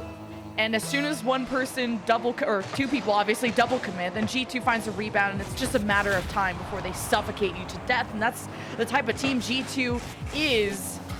Now with that demo, 12 Bricks have a second to breathe, and B will get this ball to the back. Nacho's gonna start stealing some boost, see if they can dwindle G2 down, and 12 Bricks taking everything they can. Okay, missing the corner one there, but now Avenger tries to help them break through the midfield, and 12 Bricks can really put on the press. I mean, we haven't seen a lot of defense out of G2. We did mention a big issue for 12 Bricks was getting into the offensive third, but once they got there, they had good offense. They had a defense for G2 that generally looked a little bit discombobulated. I don't think we're seeing the same sort of level of discombobulation here now that we're 4 games into the series, but it definitely does seem to be their weakest point. If they can find an opening on defense, there's a world this series turns around. B trying to turn around Avenger. Great little cut there, but just not able to turn that one on net. Tallybird is like backflipping into the ball and just sent it coast to coast. So 12 Bricks trailing by 2 with 1:40. It's not getting any easier. Some good passes, Nacho trying to play close, and like Karma's challenging off the ceiling. Like 12 Bricks are having a hard time getting anything, and no matter where they go, the ceiling, the ground, outer space, G2 are always there. G2, again, just such good rotations. We continue to compliment them on them, and as much as I maybe feel like a broken record, it's because it is so exquisite. They're doing such a good job backing each other up, knowing when to challenge, and not overexerting their offense while still playing so far upfield. Shots like that are a regular, and the rebounds almost always seem to go in their favor. You know which, Tally, great 2 touches out of the corner. She'll not even go for the second touch. Instead, go for the demos, go for the bumps, make the awkward defense. There's the shot that'll go on in. 3-0. That might seal the deal as G2 march their way towards finals. Yeah, the comms are looking either cluttered or silent on the 12 Bricks side, just really hesitating on how and who was going to touch this ball, who was going to kick it out of their half. And eventually just the wrong weak touch went right to G2, who took that open net shot, well, open-ish, where they just could keep doing that. I'm going to be amazed to see the shot count out of G2, and I guess now the goal count that was sent for a field goal. did not expect this one going in, but I also didn't expect it to ricochet off of the ceiling. That's kind of why 12 Bricks watched that one just have to float on in. That is the craziest angle we've seen in a moment, but what a way to cap off this series. 45 seconds left. Technically, 12 Bricks have the time. But considering that this is the most dominant game we have seen so far at a G2, it's going to take something spectacular, and it's also going to take Talibird messing up on defense, which she will never let happen. Yeah, in G2's group performance, they might have dropped 3 games, but not a single series. And it's funny to see how much more dominant they look in the semifinal compared to Gen G, who, yeah, might have went flawless in groups, but showed some signs of that they're not unbeatable when it came to the other semifinals against troubleshooters. But we'll see if G2 even give up a goal. And now this one has to just sail by Lilo, who just couldn't readjust in time. I'd like to point out, by the way, it's a 5-0 scoreline in which all 5 goals have been scored by Talibird. She is just popping off right now. Every single goal of this game is from her. Just to give you guys an understanding of like how dominant she is on offense, total goals for the rest of her team, 4 throughout this series. Total goals for Tali as of right now, 9. She is outscoring her 2 teammates by double the amount and outscoring the opponents by even greater. The win definitively G2's as they march on to the finals. And in a shutout fashion in the end, and an incredible comeback in Game 3 from an 0-3 deficit to winning the game 4-3 in Game 3. G2 can play from any position. It's just how good, how flexible they've been. They've incorporated Talibird. They look smooth as butter on the pitch. This is going to be a really tough matchup for Gen G in that grand final, and at least they're following the script. All the Gs are heading to the finish line. It's the battle of the Gs. I don't really know what else to say besides that. We've got Gen G, 2 Gs versus G2, which is also, I guess, 2 Gs because G2. Yeah. At the same time, I have to imagine that both of these Gs are very well prepared for each other. We heard it. Gen G expected G2 to get here. They've been studying them. They've been waiting for their date with Destiny, and I have to imagine G2 thinks similarly. Both these teams know that there is a rivalry brewing between the two of them, and honestly, I don't even know if I can say it's brewing. I think it's brewed. I think we're ready to disperse the batch. We all know exactly how intense this is. Oh yes, our final meal has been cooked. This has been brewing for a while. The big grand final, Gen G versus G2. Before we head there, we might have an interview, but we're also going to check in with Ash. So we'll see you after this.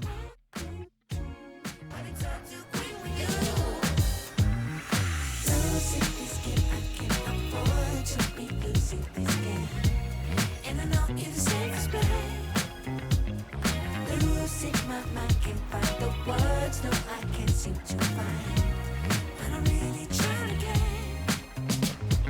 reason, rhyme, and take a time and choose whether we green or yellow, whether we deep or shallow. Please me now, 'cause we're about to lose. Whether we buy or hello, whether we stay or jello.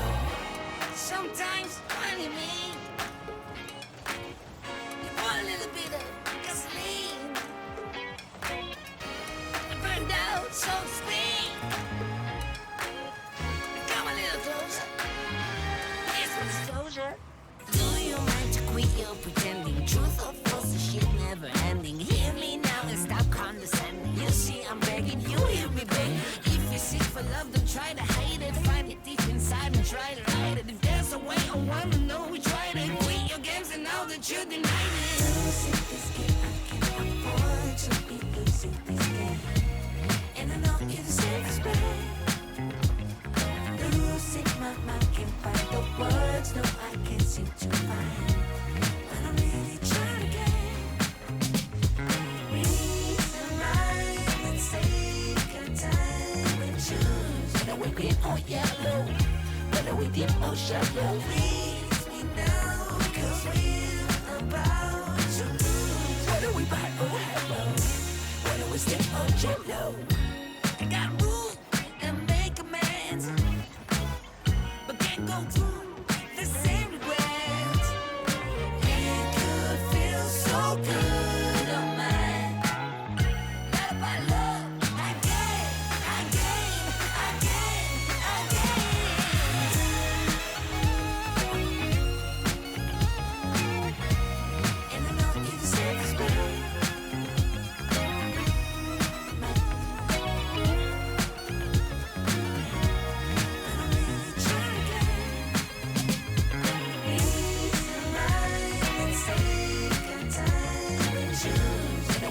or yellow, whether we deep or shallow. Please me now, 'cause we're about to lose. Whether we buy or hello, whether we step or jump.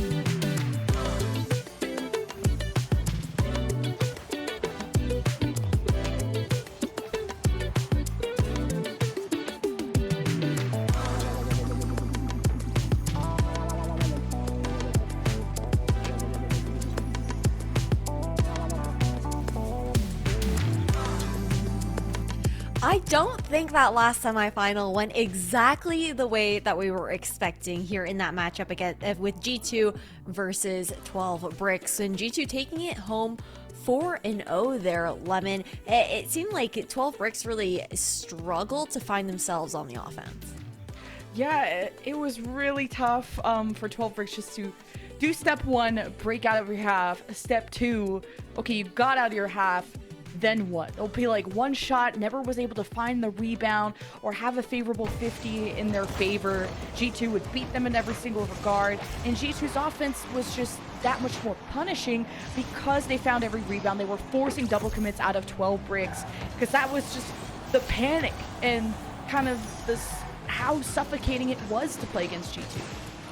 Yeah, it was, I think suffocating is probably the perfect word to use there. But Bass, when we're looking at the fact that I think, what was it, in game 2, you didn't even see 12 Bricks have an opportunity to actually take a shot on goal. And the hyper aggression, we expected that coming out of the side of G2. But when it comes down to 12 Bricks' performance, what was lacking? Where was the missing piece there?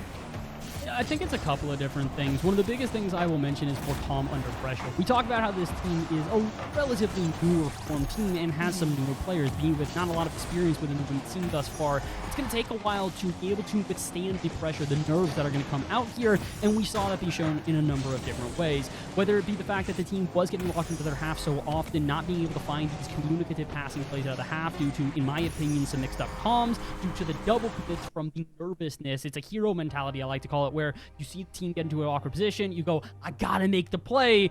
But really what you have to do is you have to calm with teammates, make sure you're not double committing, make sure you're not overexerting yourself. And I think that type of pressured situation is just something they are not used to. It was very emblematic in game number 3, where we saw the 3-0, and then very quickly you could just see as the entire team unraveled. I think these guys are going to be around for a very long time to come. I think that this team is going to be very good in the future. They just need some more reps before we can really say they are up there with the most elite of the elite. Yeah, and when you're looking towards G2 as well here, Lemon, obviously they're carrying momentum forward, being the second semifinal into the grand finals. They didn't have that waiting period now heading into the grand finals. So do we think that that's going to make a big difference in the way that they're able to perform in their rematch against Gen G? I think this is going to be a really positive effect for G2. I found they played much better today compared to yesterday, and it has less to do with, yeah, dropping games or not, but rather just mechanically, they're executing, you know, your double tap. Tally especially, okay? Like, yes, she got, like, the majority of the goals, so Tally is peaking today, but also all around G2 look more consistent mechanically, and that was something that was, like, a hit or miss sometimes, but now that they're against really respectable opponents, I think now G2, not that they weren't fully taking this seriously, but they know that they have to play at 200% in order to be number one in this group. Yeah, it's really true, everything that you said there. And when we were speaking about Tally as well, I think it's no surprise that she is actually our ally match MVP here for the second semifinal within the Star Chasers Showdown here for NA. Tell us a little bit about these numbers here, Bass. I mean, they speak for themselves. We talked about it at the very end of the series, but you can even see it. 9 total goals. Let me just make sure I'm getting this one right, because I don't want to be mistaken on this one. Her two teammates, I believe, combined had 5 goals. Karma 3, Avenger 2. She almost outshot them, outscored them, I should say, by twice the amount. Offensive MVP, all-around MVP. She was electric, and honestly, if she puts up a performance like this versus Gen G, she might just be getting MVP all around. She really just might, but there is some more action to play with there going forward. And then we also have one of our teammates that we got the opportunity to have a little interview with, chat with Karma before we actually head into the grand finals for today. Karma, congratulations on your win. How are you feeling? Hey, thanks. Feeling pretty good. Excited to get into the finals. Yeah, I can imagine. I'm not going to keep you too long because, of course, you guys want to take that momentum and stay warm heading into the grand finals here for the Star Chasers Showdown. But we do have some burning questions for you because Tally Bird is the new pickup for G2 into this new season, right? How has it been working her into the core 2 of you and Avenger? I think it's definitely taken some adjusting from us, and it's still not where we want it to be, although we're trying. I'm really proud of the team. Coach Ryu and all the girls are working really hard. Sorry about the swear, everybody. Yeah, everyone's working really hard. We're trying to get into the play style that we want, and it's been going pretty well. And hopefully we can show what we've been working on throughout the rest of the tournament. Okay, awesome. I mean, obviously it's like so early days into this season for a women's Rocket League and whatnot, so a lot of room for you guys to grow in. But right off the gate, you guys are looking really great as a squad of 3 right now so far. And you already mentioned Ryu, your coach, who has come in. That's also a new change here for the G2 roster, and I'm wondering what he's bringing to the table for you guys. What's the dynamic between you and Ryu as well, like as a team, and him being the coach, or his style in that way? We call him Commander Ryu. He's kind of like our general on the field. Yeah. You know, he keeps us in check. You know, he's not afraid to tell us when we're playing trash and keep it honest with us, which is something I appreciate. So, yeah, I think he's doing a great job. He also is from EU. He's from, you know, he's familiar with European playstyle, and we're trying to play more European-ish. We want to try and include that into our gameplay. So he's helping with that, and it's been going really well. That's awesome. Okay, so he runs a tight ship over there from what it sounds like. Yeah, he does. Love that. Well, the adjustments are definitely palpable there on the pitch, and you can see that translating into your gameplay as a core. We did get the chance to interview with Genji earlier today, and I had a chance to actually talk to Kate or Katya, and she mentioned that it was basically a mention that they were expecting to play you guys. I don't think they even put 12 bricks in the picture for the grand final, so not in a disrespectful way, but they were expecting it to be this head-to-head, and you guys have been able to take them out within those Stride Weekly tournaments. So how are you feeling going into this rematch now up against Genji? I mean, Genji's the team. You know, they've been the team for the past year or so in North America. It's going to be extremely difficult. You know, those 3 girls are all really talented, and they have Chrome coaching them. You know, I have a lot of respect for all of those players, and I hope it's going to be a great series. I'm excited for it, but yeah, I think we're definitely feeling confident just from how we've been playing in tournaments and stuff like that. So hopefully we can keep playing confident. It translates on the field. Well, looking forward to seeing what you guys are able to put out there into the server. I just want to give you one last chance to give any shout outs, thank yous, anything you want to say on stream before we let you go and head off to your grand final. Yeah, shout out G2 for all the support. They've been great over the past year and everything they've been doing behind the scenes. And shout out husband David and my dog Boomer. Oh yeah, you did mention that you got a puppy. Do we have puppy in the room right now? Can we get puppy cam or no? Puppy is unfortunately not in the room. He's downstairs. Maybe next time, if there's a next time. Yeah, next time, get him on interview and give him a little treat for us. But good luck with your grand finals. Going to let you swing back over to the server, keep warm heading into your next best of 7. And congratulations on your semifinals win there, Karma.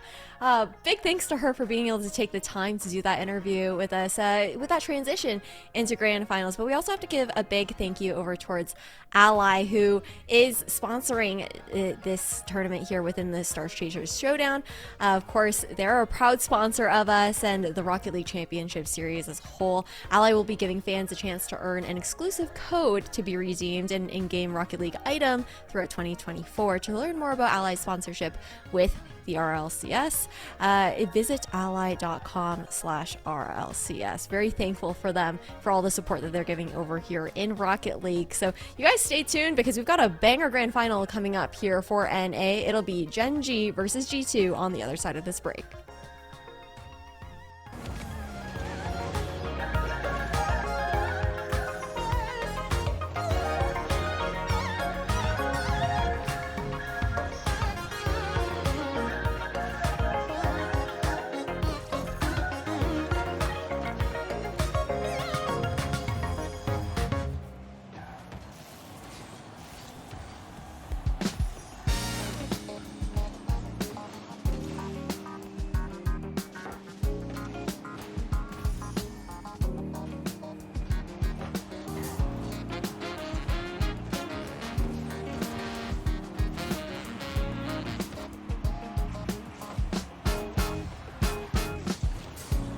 Said you wanna play your game.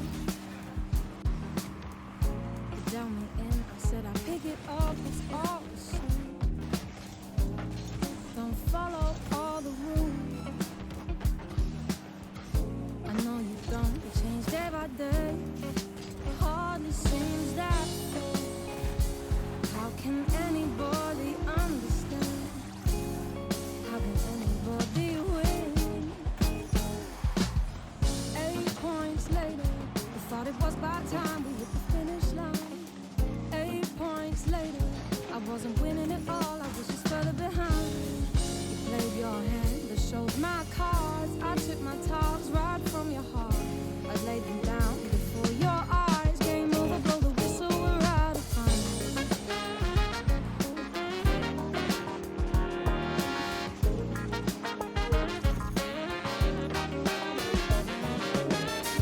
Come on, baby, it's your time to play. What are you scared of? Why do you keep running away?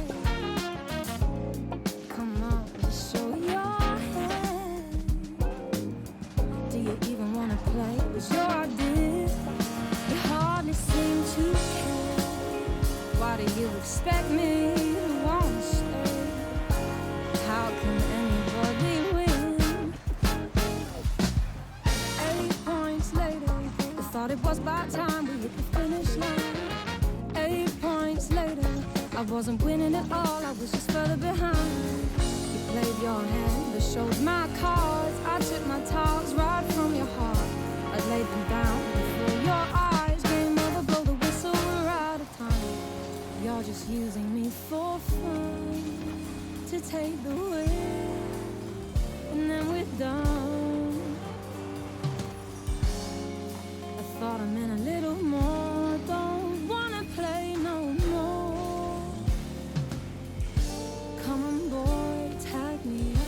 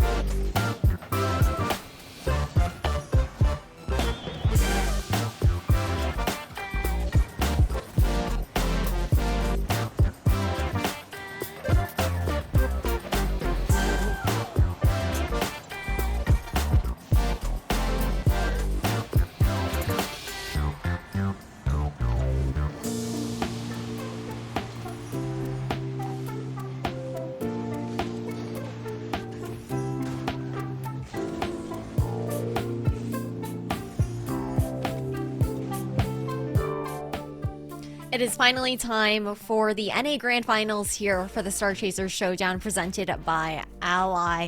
It's no surprise, I think, that we're seeing Gen G versus G2 here in this little rematch as we take a look through their journey, Bass, on how they managed to both find themselves here at the end.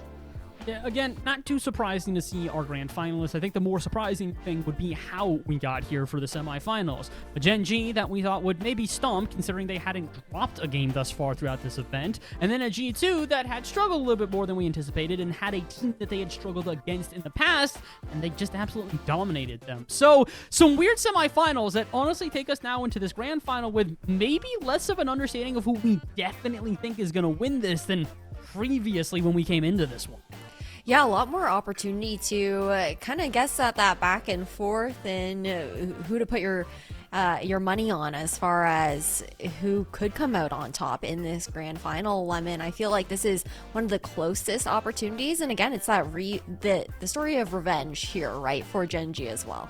Yeah, the two tournament favorites have to clash, and you see G2 who are on this redemption arc, but Gen G have been the titans of the women's scene for so long. Even with incorporating Katya last year, they are looking better than ever. They've won more championships than we can count, and this one could just be added onto the tally. But you heard from G2 how their coach, Commander Ryu, as Karma was saying, was keeping them in check and knows that they can identify those mistakes so quickly and improve on them. Like, the G2 we saw yesterday is so different than today. So I think Gen G have to play at their peak in order to have a commanding win today. Yeah, Gen G being the defending title champions, I guess, if you will, for the Star Chasers Showdown from last year. Now G2 with this roster that has made the new move, bringing Tally in here, Bass, has looked like a very good change for them. And we're seeing a lot of what Karma was talking about in her interview translating onto the server. Yeah, it seems like this team isn't even satisfied with the success that they've already had here. It's incredible to hear Karma come out of a 4-0 and go, we can do better than that. We know we can do better than that. She is confident in this team, and why wouldn't you be? The fact of the matter is they're the hottest team in Women's Rocket League right now. They're taking weekly tournaments down. They're improving tremendously with a new coach and a new player.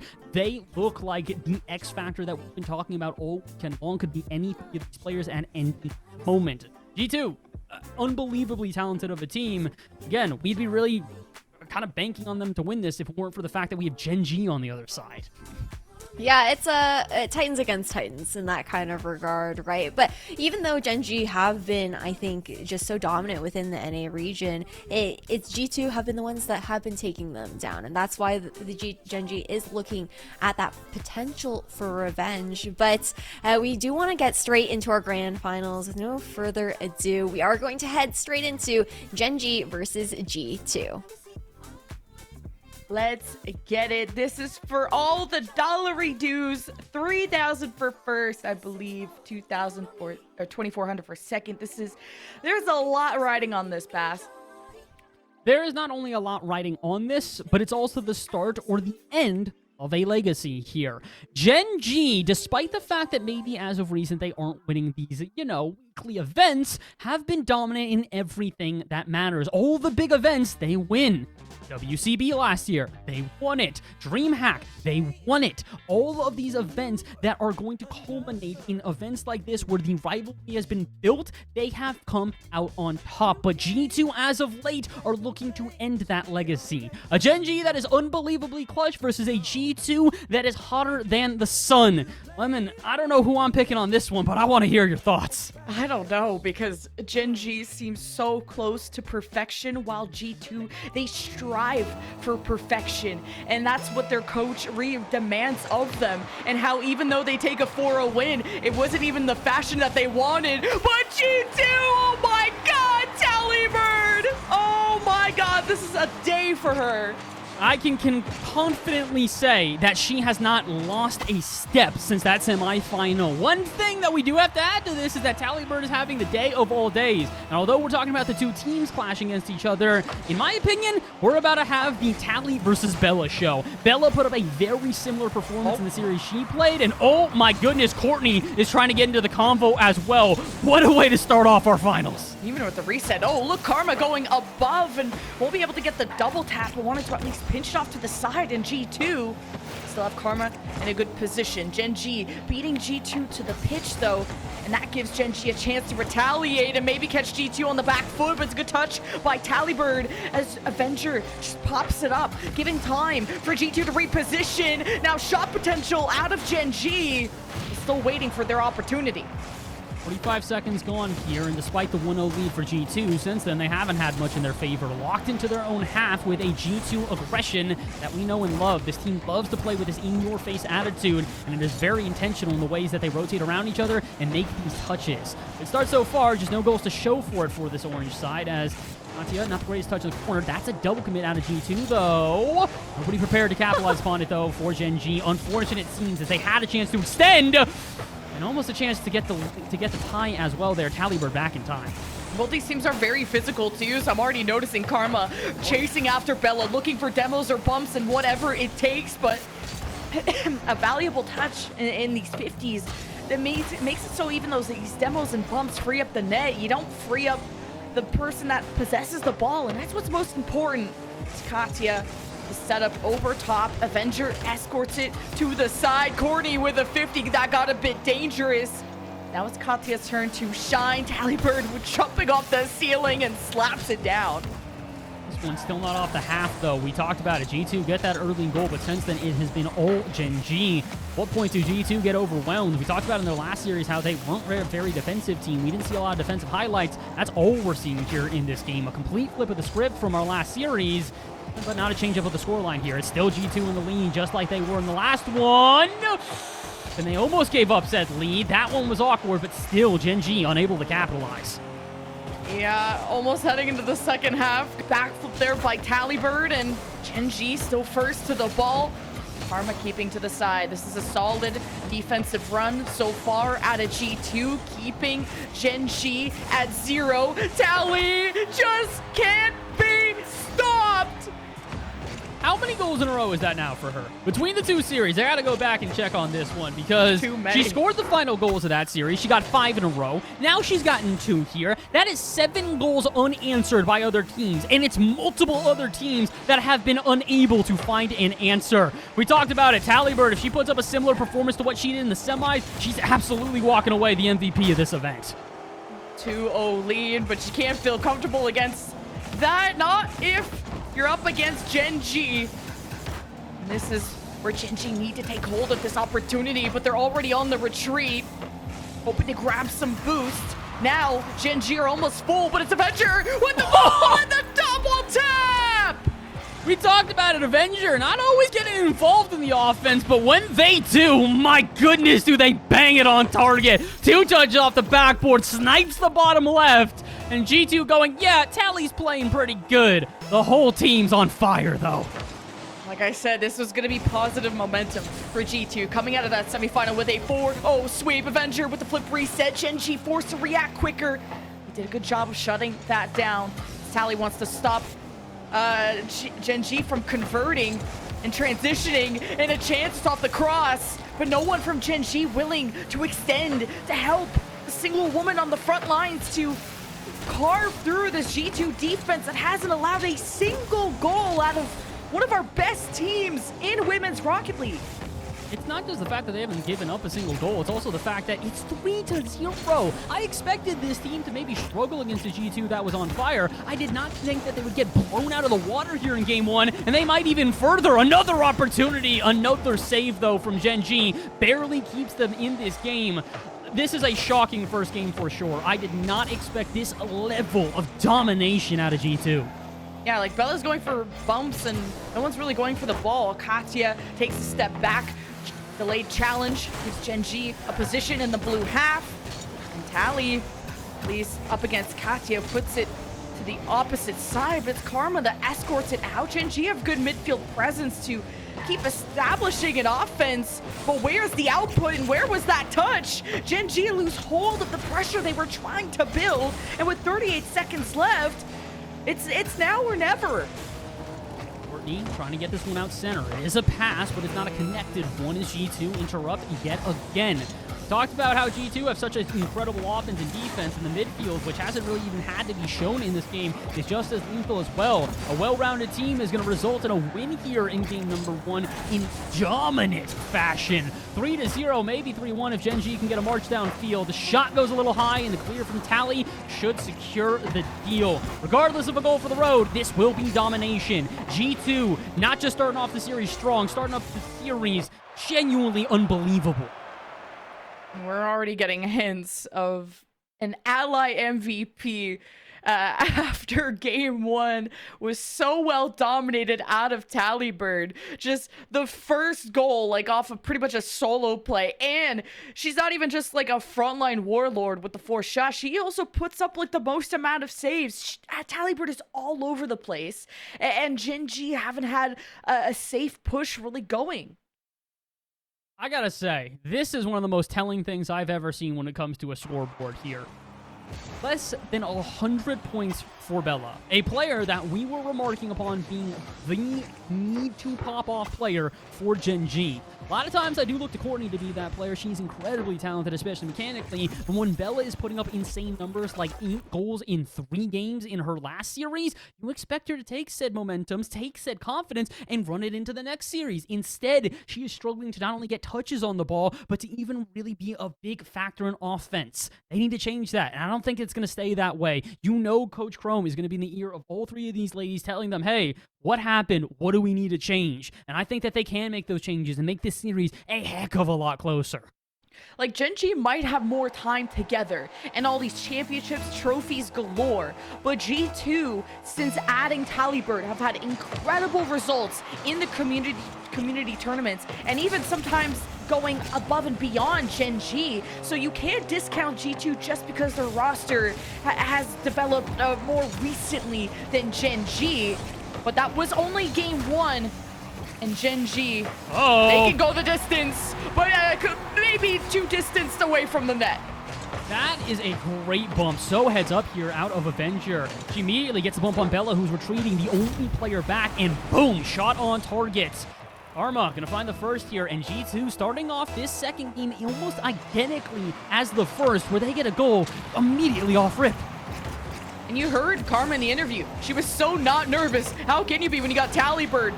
Power shots like that, forcing a hand up out of Gen G. Now a shot, Karma! Oh, swinging for the fences.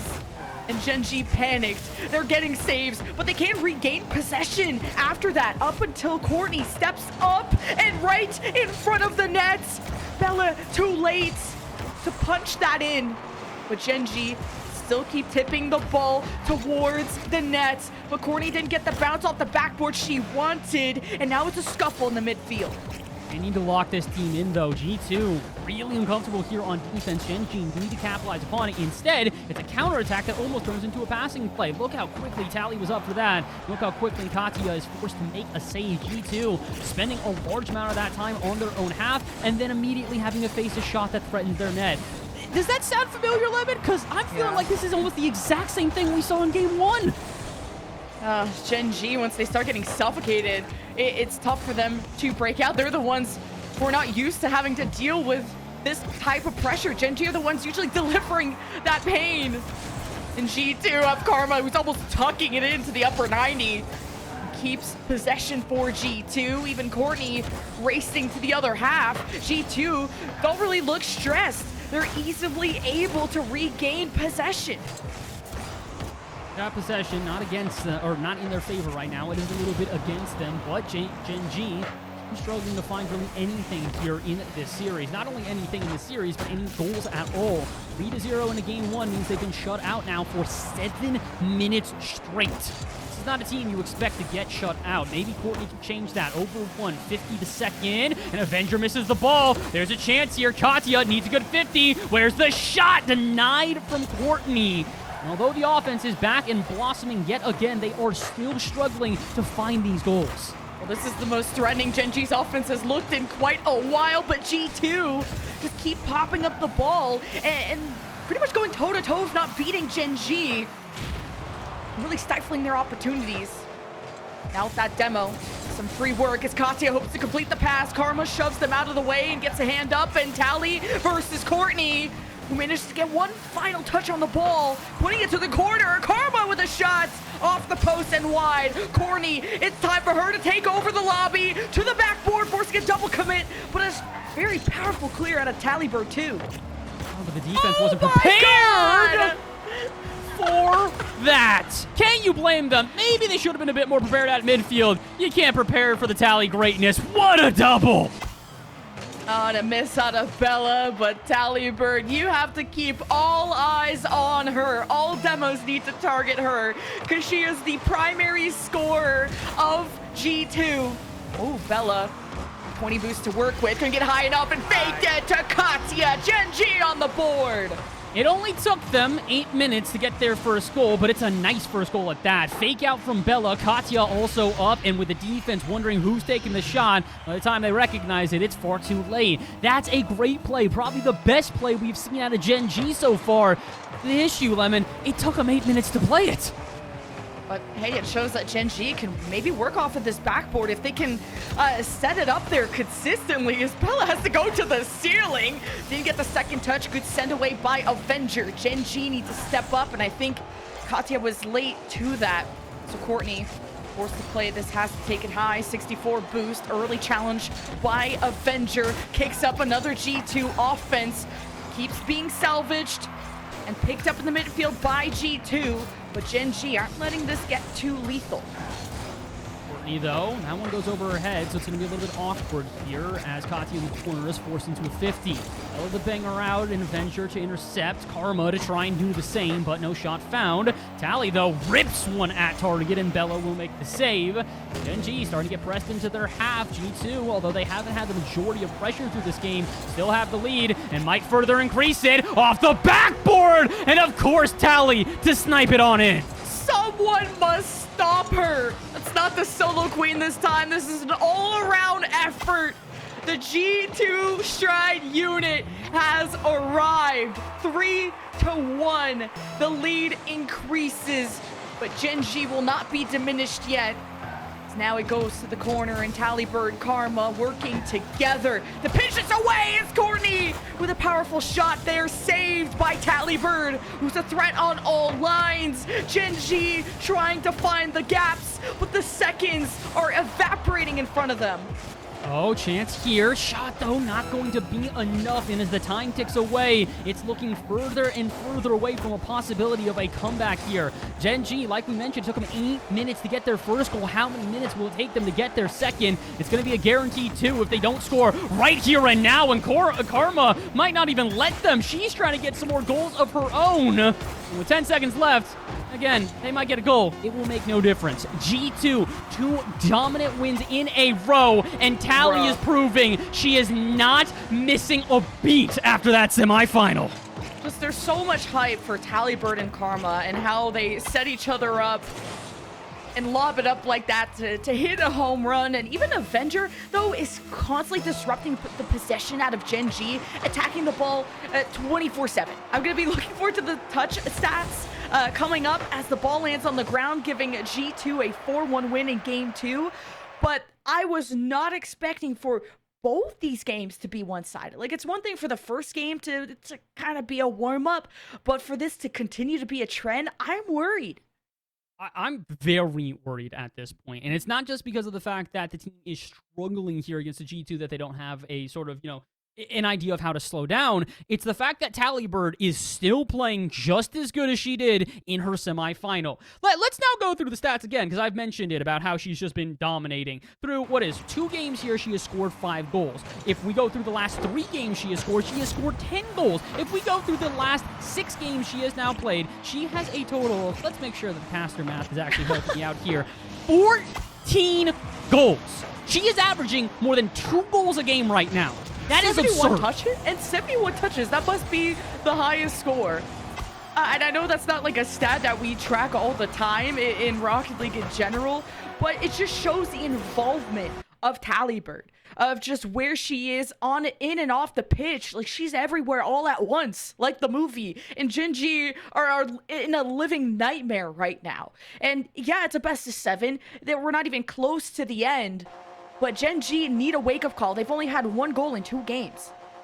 They need a wake-up call, and they need a wake-up player as well. We mentioned it. Bella was the big player for them in that semifinal, and here in this series, she has not been able to do nearly enough. I also look to Courtney to do the same. I've mentioned her being the incredible player that this team looks to be the front of the offense in so many competitions prior. Today, she has not been that, but I know she's got the abilities to wake up and do exactly that. She's trying now. Long ball downfield. Let's see if Gen.G and the little bit of break in between games has finally given them a chance to turn this series around. Having to play quicker than G2 is such a tough ask, but because G2 are having all these favorable 50s in their zone, Gen.G don't get an upper hand. They can't dunk, they can't play off the backboard, they can't even pass. Like, it's can't crack this. G2 knocking on the door though. Gen.G will answer as they just try to escort this through. That's Bella flicking it above at the cross. And Courtney will assist, and this is where momentum can be generated. Every touch has to be perfect as Bella hopes to find Katya and puts it off to the side. Courtney steps up. It's her time to rise to the occasion, but with 2 defenders and not really much speed on the ball, there's only so much you could do if you're Gen.G.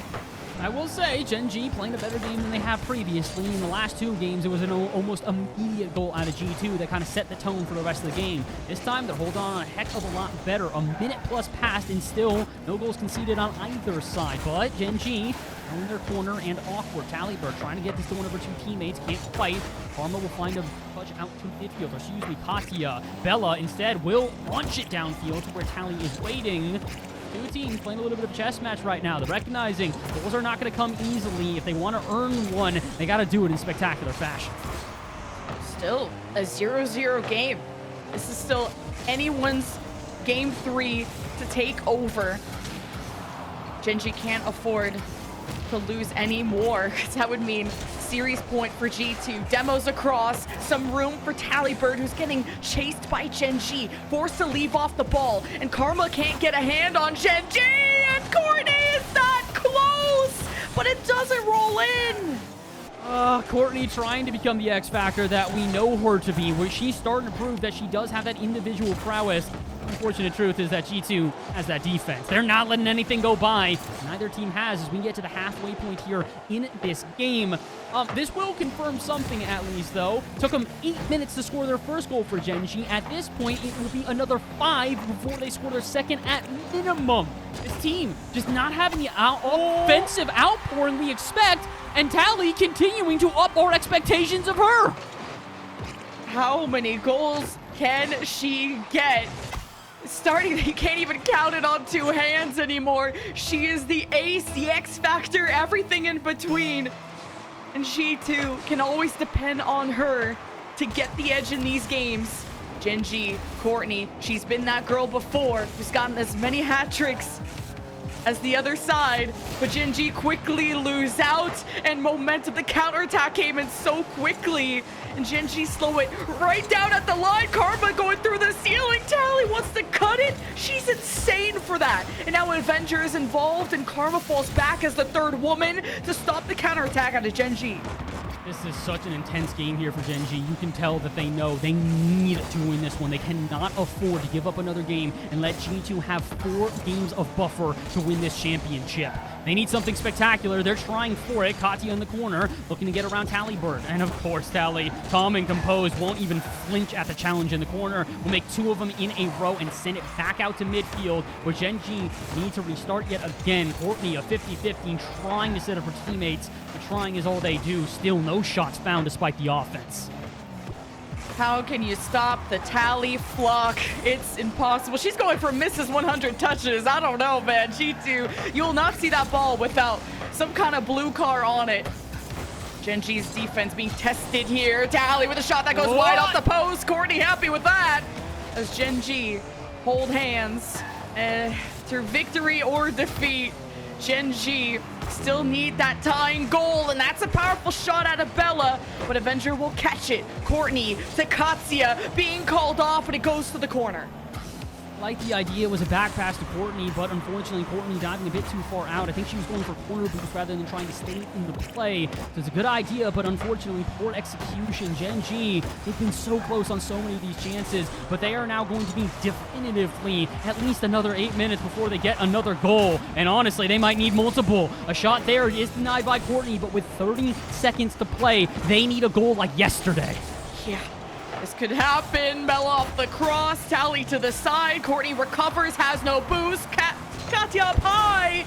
But Karma, the big K, is just a killer. First to the ball, first to send it back. Bella returns, and she wants a goal. Still 9 seconds. Courtney hoping for the double. It gets killed right at the post. Gen G fight tooth and nail. Bella with a pass to Courtney, but it's not towards the target. It lacks power. And G2 take yet another game, and they go to series point. Oh boy. Oh boy, oh boy, oh boy, oh boy. I don't know what to say. G2 are not just putting up the performance that we knew they could, but they are shutting Gen G down and putting up a performance we didn't think Gen G would ever show us. 1 goal through 3 games. I have never, in my history of casting this team, ever seen them shut down like this. It's insane. They've never been pushed to this point. And what other team than their ultimate rival in the women's scene, G2 versus Gen G? These two have been going neck and neck this whole entire year, and it all culminates to this big Star Chaser Showdown grand final with $3,000 on the line for first place. G2 1 game away from achieving that. And whether you're a fan or not, whether you want to argue this is an upset or not, aren't you entertained? You have to be. You're either entertained or you're flabbergasted. Maybe a little bit of both, because I can confirm I am. I had many expectations for this grand final. I had many ideas of what could happen. I had no world where I thought we would see this level of domination. This is more dominant than we saw G2 versus the team they played in semifinals. I can't fathom what I am witnessing, but hopefully I'm the only one that can't. Gen G, you can't let the nerves get to you. I hope Chrome has got a game plan, because it is now or never. One more game, one more loss, and G2 are our champions. And you heard it in the Gen G interview. They don't get nervous. They think it's weird. It speaks to the experience. So Gen G can play from any position, even in 03. They've come back from worse before. And Gen G start off with a good kickoff and now wait and play back and hope to draw out G2. But Avenger wins the 50, and through all the demos, it's maybe a window of opportunity for G2, and Karma slots it! Starting off strong again. G2 might have been shut out in the last game for a while, but they're back on their trend of scoring in the first minute. And of course, it's Karma. Avenger doing some heavy lifting again, though, with the demos in net, the bumps, the confusion, the disarray that Gen G cannot escape from. Lemon, I think we're just taking down the seconds. Barring the most miraculous change out of Gen G, I don't know if anything's stopping G2. Gen G are doing everything they can. They have so much time. And it's Courtney who's been that spark plug. That's a missed touch, but Tally's in the net. And Gen G need to take hold of this and have that primary aggressor on the ball at all times. The same way that Tally's getting 70 touches, G2 need that, or Gen G need that same presence. Courtney's good at helping them transition, but who can play close to Courtney? Bella's been that ultimate duo for Gen G. It's an all-around trio, honestly, with Katya, who's made so much space for them before and getting double taps of her own, as Bella can't even get this out to Courtney. G2 are so good at putting this ball off to the side. I can't believe how precise G2 are playing right now as well. Every once in a while you see a team get to the grand finals and they play good, but they don't play perfect. I don't know if I can say a step wrong that I've seen out of G2 at this point. Every challenge they make on defense is at least a 50-50. Every save that they die for off the backboard, they're at least getting contact. They're doing such a good job of not stepping a foot wrong, not a wheel in the wrong direction. It's so impressive, and it's got to be so frustrating. Gen G just hoping for a single opening, and as of right now, they have found none. Uh-oh. Uh-oh. Oh, what a touch. And a Courtney. Good save. But Bella gets demoed, so now Genji are on the back foot. And this is a little scary as G2's 50 also stifles, stops the clear. Genji reorganize after spawns are up as Courtney is just going for a touch. Karma is challenging in front of the crossbar like that. These girls are insane, and now the gloves are out. Genji, they want more than what they've put out. They know they're capable of more, and Bella just can't get this ball to Courtney. G2 Stride are reading them like a book. This is unbelievably impressive from G2. They somehow have gotten more and more dominating the further we've gotten into the series. They start off with a 3-0 when we went, there's no way they can replicate that, right? Wrong. Tallybird, her fourth? No, let me take that back. Her 8th game in a row with at least a goal. Added to the tally and call her an eagle. She's so free in the air. Somebody look at her. You can't just do the Courtney Bella hot potato pass all day long. Genji need to bring back the fire that made them undefeated in the group stage as Tally looks for a bouncer. It's a great read out of the Genji defense. Courtney starts the drive. Bella by her side, trying to play as close as they can. They're only down by 2. There's 90 seconds. And Tally gets stopped right at the line. This has been a otherworldly performance from Tally thus far. She really is just playing out of her mind, making saves there, making goals on the other end, and doing everything to will her G2 team into victory. And I say that not to discredit what we've seen out of Avenger and out of Karma. They've played out of their minds, but it's unbelievable the performance at which Tally is putting up right now. She's even coming through and clutching on the defense. Her and Karma, how do you even think to get a passing play like that out of your defense? Oh, Courtney! And the save, of course. Oh my god. The follow from Katya just runs head first and the gap! Bella will find it! Oh boy, could this be the explosion they need? The ignition, that start that they've been looking for. A Bella who has been completely muted throughout the series, a single assist for her only. The minute to go, could this be enough? Could this be the spark that gets Genji going? It's possible. They just don't have a lot of time to spare. 1 minute, they need at least another. Bella's getting really close. Katya hoping for a bounce, gets a pinch off to the side. Courtney there to recover it. Katya looking for bumps, gets G2 off the ball only for a second. Bella to Courtney, needing to readjust in 180s in time. Bella respawns, and Genji with 32 seconds need to adjust themselves. The G250s are only slowing Genji down, but every second counts. Don't have many seconds to spare, though. 20 to go in an offense that is brewing. Katya in the corner. Get this to a teammate, but that's a double commit! And another double commit! Everybody going into chaos mode here, as neither team can seem to keep their nerves about them. And that could be to the advantage of Genji! Courtney, the GOATs! Better late than never. Tally got boost, but Courtney got the ball. And she keeps Genji alive from an 0-2 deficit. Genji are not dead yet. 7 seconds, kickoff to the side. First on it is Avenger, hitting off another player though. The ball remains in the air, an OT that determines our champion or not. Another game could go on, but Courtney will keep in the air. She's got 4 boosts. She's not gonna get help. OT will happen. OT, and it is make or break for Genji. They win this game, there's a series ahead of us. They lose it, and Tally will cement her victory! How's that going on target? Genji, though, they're already feeling the pressure. G2 are your winners!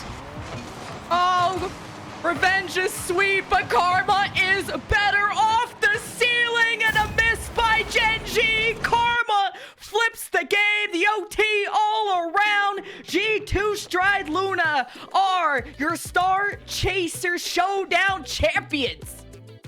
We really didn't even get a chance to savor that overtime. We went into overtime and G2 went, watch this. And immediately into offense and unrelenting. That is the most impressive performance I have ever seen in a women's event, without a doubt. 8-0 on the day, Lemon. 8-0. Oh, you wore pink today. Thank you for changing it. Oh, I just noticed. I know. We're all colorful because it's just an exciting day just to celebrate Women's Rocket League, the incredible tournament that we've had. I just can't believe it. I call this an upset because I was expecting more games. G2 were on fire all of Championship Sunday, and that did not diminish going up against their ultimate rival. Again, I don't want to call it an upset, but it kind of is. Every other major event that we have seen that is not a weekly or a regularly occurring event, these one-offs, these huge events, WCB Championship, the last rated event that we had, whether it be also the DreamHack LAN that we had, all of them were a Gen G that showed a clutch factor that was undeniable. Then all of a sudden we get here, and that doesn't matter. It's a new legacy. It's a new dawn. It's a new day. It's the start of the G2 era. This is a G2 Stride era indeed. We need to go to a break to collect ourselves, to breathe, but don't go anywhere. After this, we'll have a winner's interview. We'll be presenting our Ally MVP, and we'll see if Twitch chat, you predicted it correctly. We'll see you after this.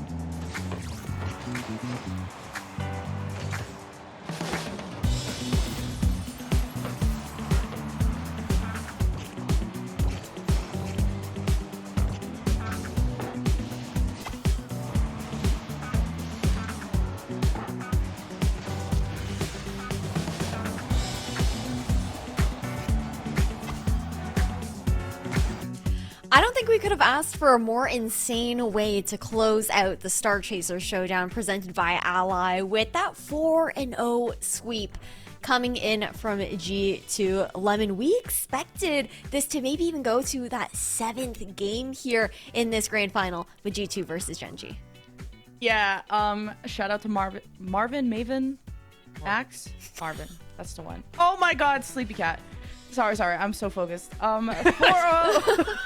4-0 was not a scoreline anyone would have predicted unless you were crazy. That, like, Gen G came in as, like, the on-paper favorites just based on how group stage went, based on their comeback potential against the troubleshooters.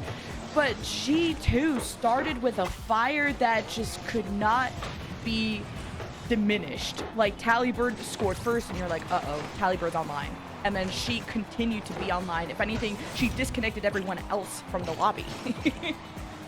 Yeah, she really did. It's pretty insane, that kind of performance that we saw coming out from Tallybird, but it was a group effort on the side of G2, of course, here, Bass. This squad is looking like they're on another plane of existence right now.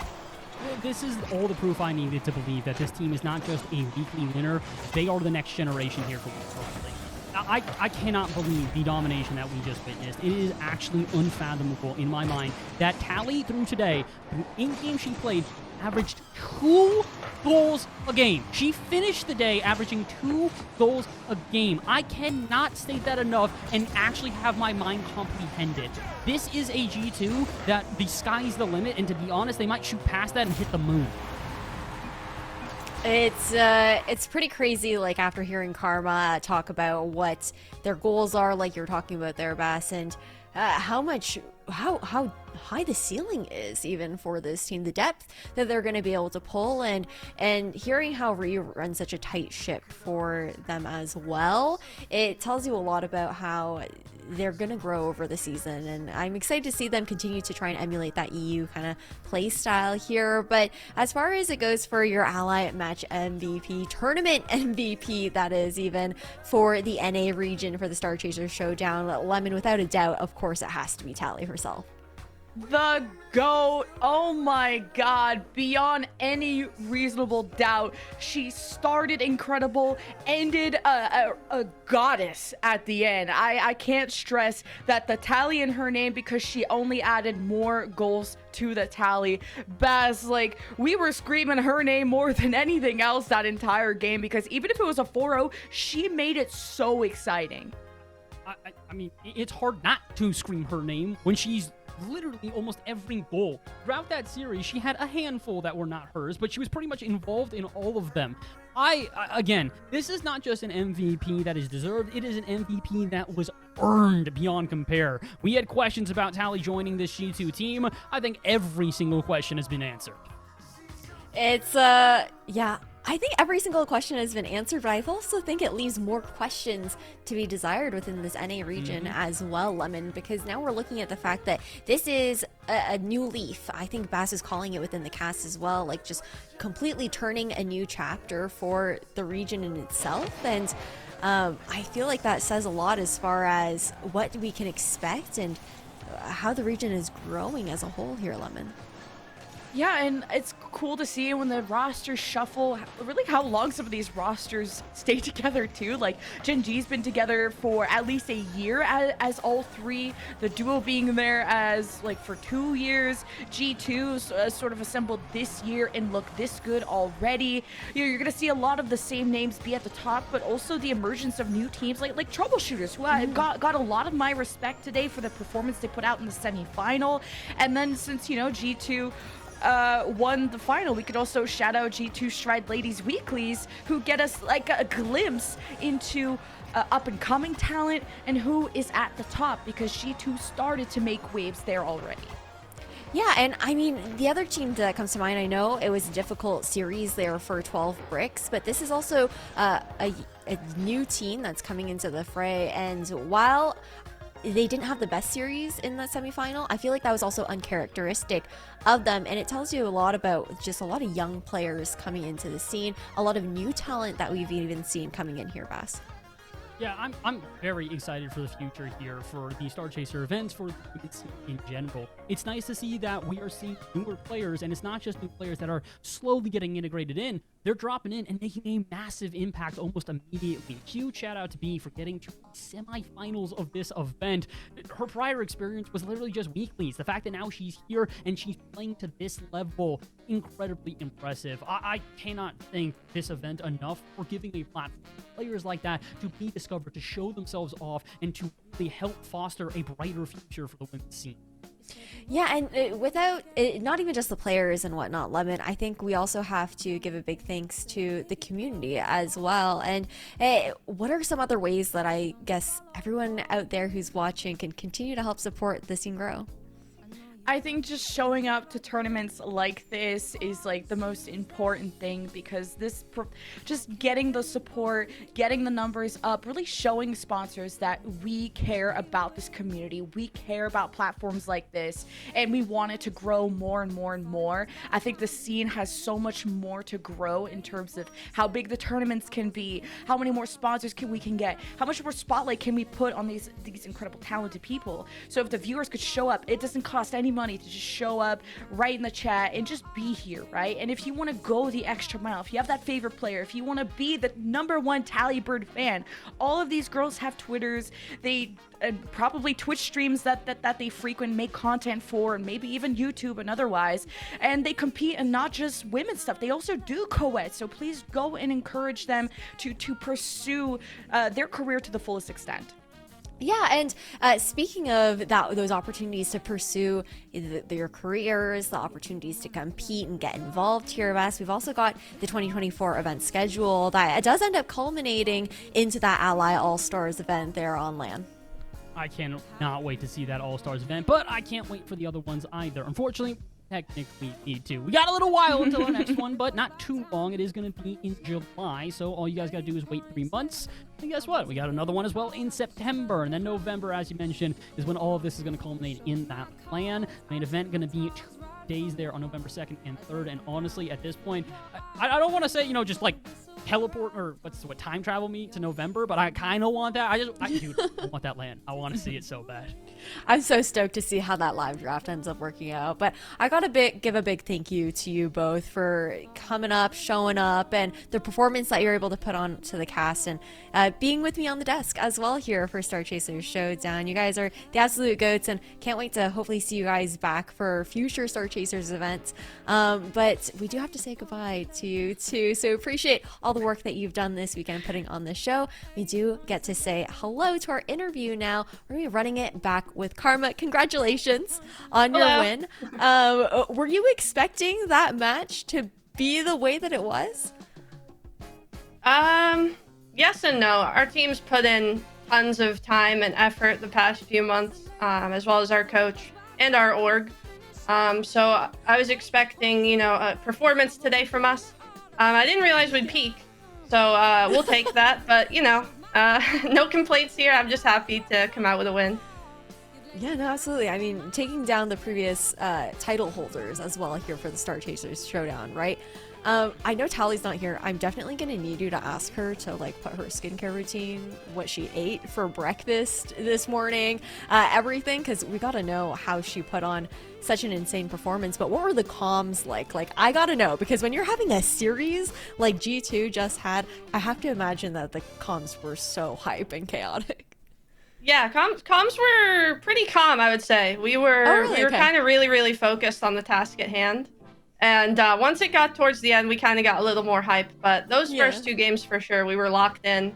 There was no fooling around there. But afterwards, yeah, we kind of loosened up a bit once we got comfortable. And because once you start those series, it can be really tense at first, at least for me.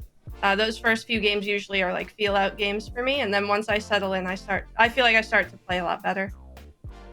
That makes sense. I mean, I think being able to keep calm, cool, collected, and very focused is so important. Obviously, mid-series, you don't want to get too lost in all of that excitement. So I love being able to hear that from you as well. Now, looking towards the future, what are the goals for G2 Stride Luna going into the remainder of the 2024 season? Well, we definitely want to keep refining our play style. I'm never happy with where it's at. I always want to keep striving to improve. So despite the win, I already want to get into the replays, try and talk about what we need to do better for next time. But the goal here is to inspire, women in the scene if they're not competing, or the next generation of women, who are watching this now. And we want everyone to, dip your toe in the water, come try competing. We have a small community right now that is very open, and with open arms, ready for you guys to jump in and join. So if there are any girls watching, feel free to get in there, sign up, and let's get this thing moving. Hey, I mean, there's no better way to do it. You just gotta kind of throw yourself straight into the fray of things. Again, a big congratulations for this win and whatnot. I was actually gonna ask you if you had a word of advice, but you ended up tossing that out there as well. But take this opportunity now to let everyone who's watching know any other ways that they can support you, Karma, as a player within the Women's Rocket League scene, and your team as well in G2 Stride Luna. You can follow us on Twitter. G2 Rocket League, at G2 Rocket League has all of our accounts listed on there. You can find us on there. And yeah, by supporting us, just by tuning into our events, following us on social media, trying to keep up with us. Come call me trash on my stream. There's a bunch of ways that you can interact with us. And I love to hear everyone's opinion, even if they're a little abrasive with it. It's all good. I like meeting new people and new faces all the time, so I welcome it. I love that. Well, congratulations again. You guys enjoy reviewing and then also hopefully celebrating your win as well as a team. Karma, looking forward to seeing you at the next one, and congrats on winning your title here for NA. Thank you, guys. Just want to give a quick shout out to my team. Oh no! Okay, we got the cutoff there. I should have ended off with that, but big shout out to Karma's team there. Oh, there we go. Okay, my teammates, love them all, and my coach. Thank you so much, Karma. I'm sorry for not giving you the chance there. I completely slipped my mind in that situation, but yeah, massive shout out to G2 and Karma's teammates there. Big appreciation to her for also taking the time to do that interview with us as well. But that does wrap up the day. Again, a big congrats over towards ACD on the side of EU, and then G2 Stride Luna here for the NA region. That's it for the Star Chasers Showdown presented by Ally, though, this time around. Please come back though for the second series. That's happening down in July, and check out Radiant to make sure that you keep up to date so you can know when exactly the event will be falling. I'll see you next time.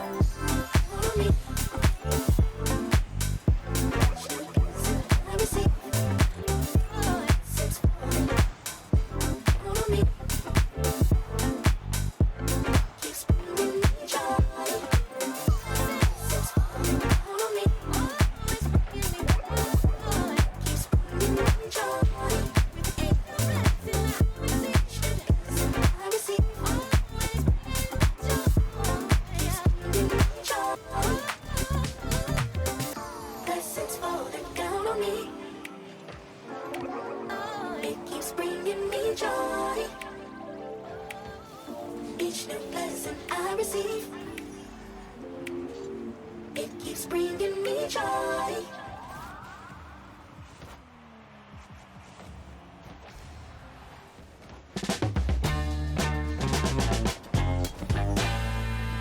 A shame, think something new under the sun.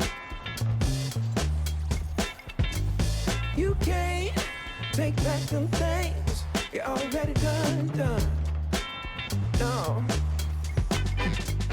You blame things that you do on somebody else. No. But they all see is you need help. Oh, but still you try so hard to cover up your games. You try so hard, hoping that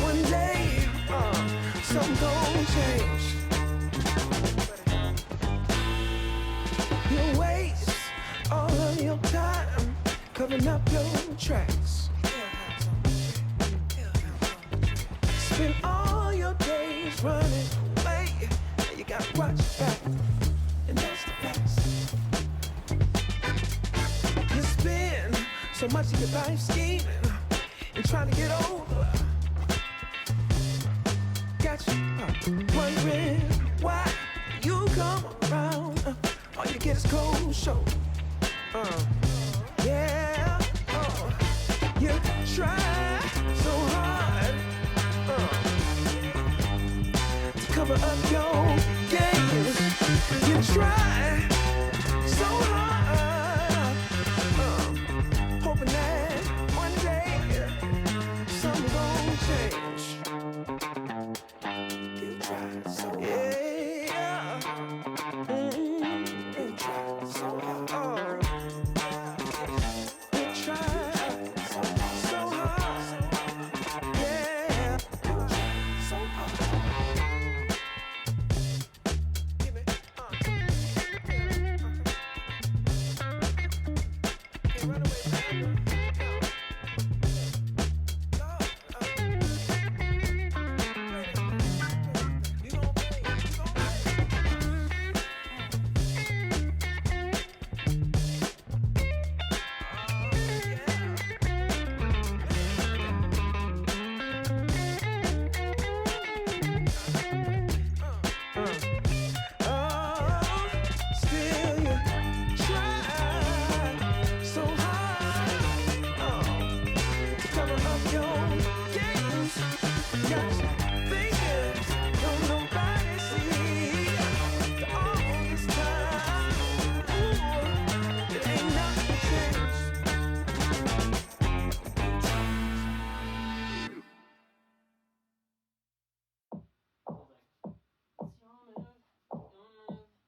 I don't mean to speak this up of line, but the way you move is perfect by design. You look just like you fell down from the sky. Yeah, you're on another level. You got something special.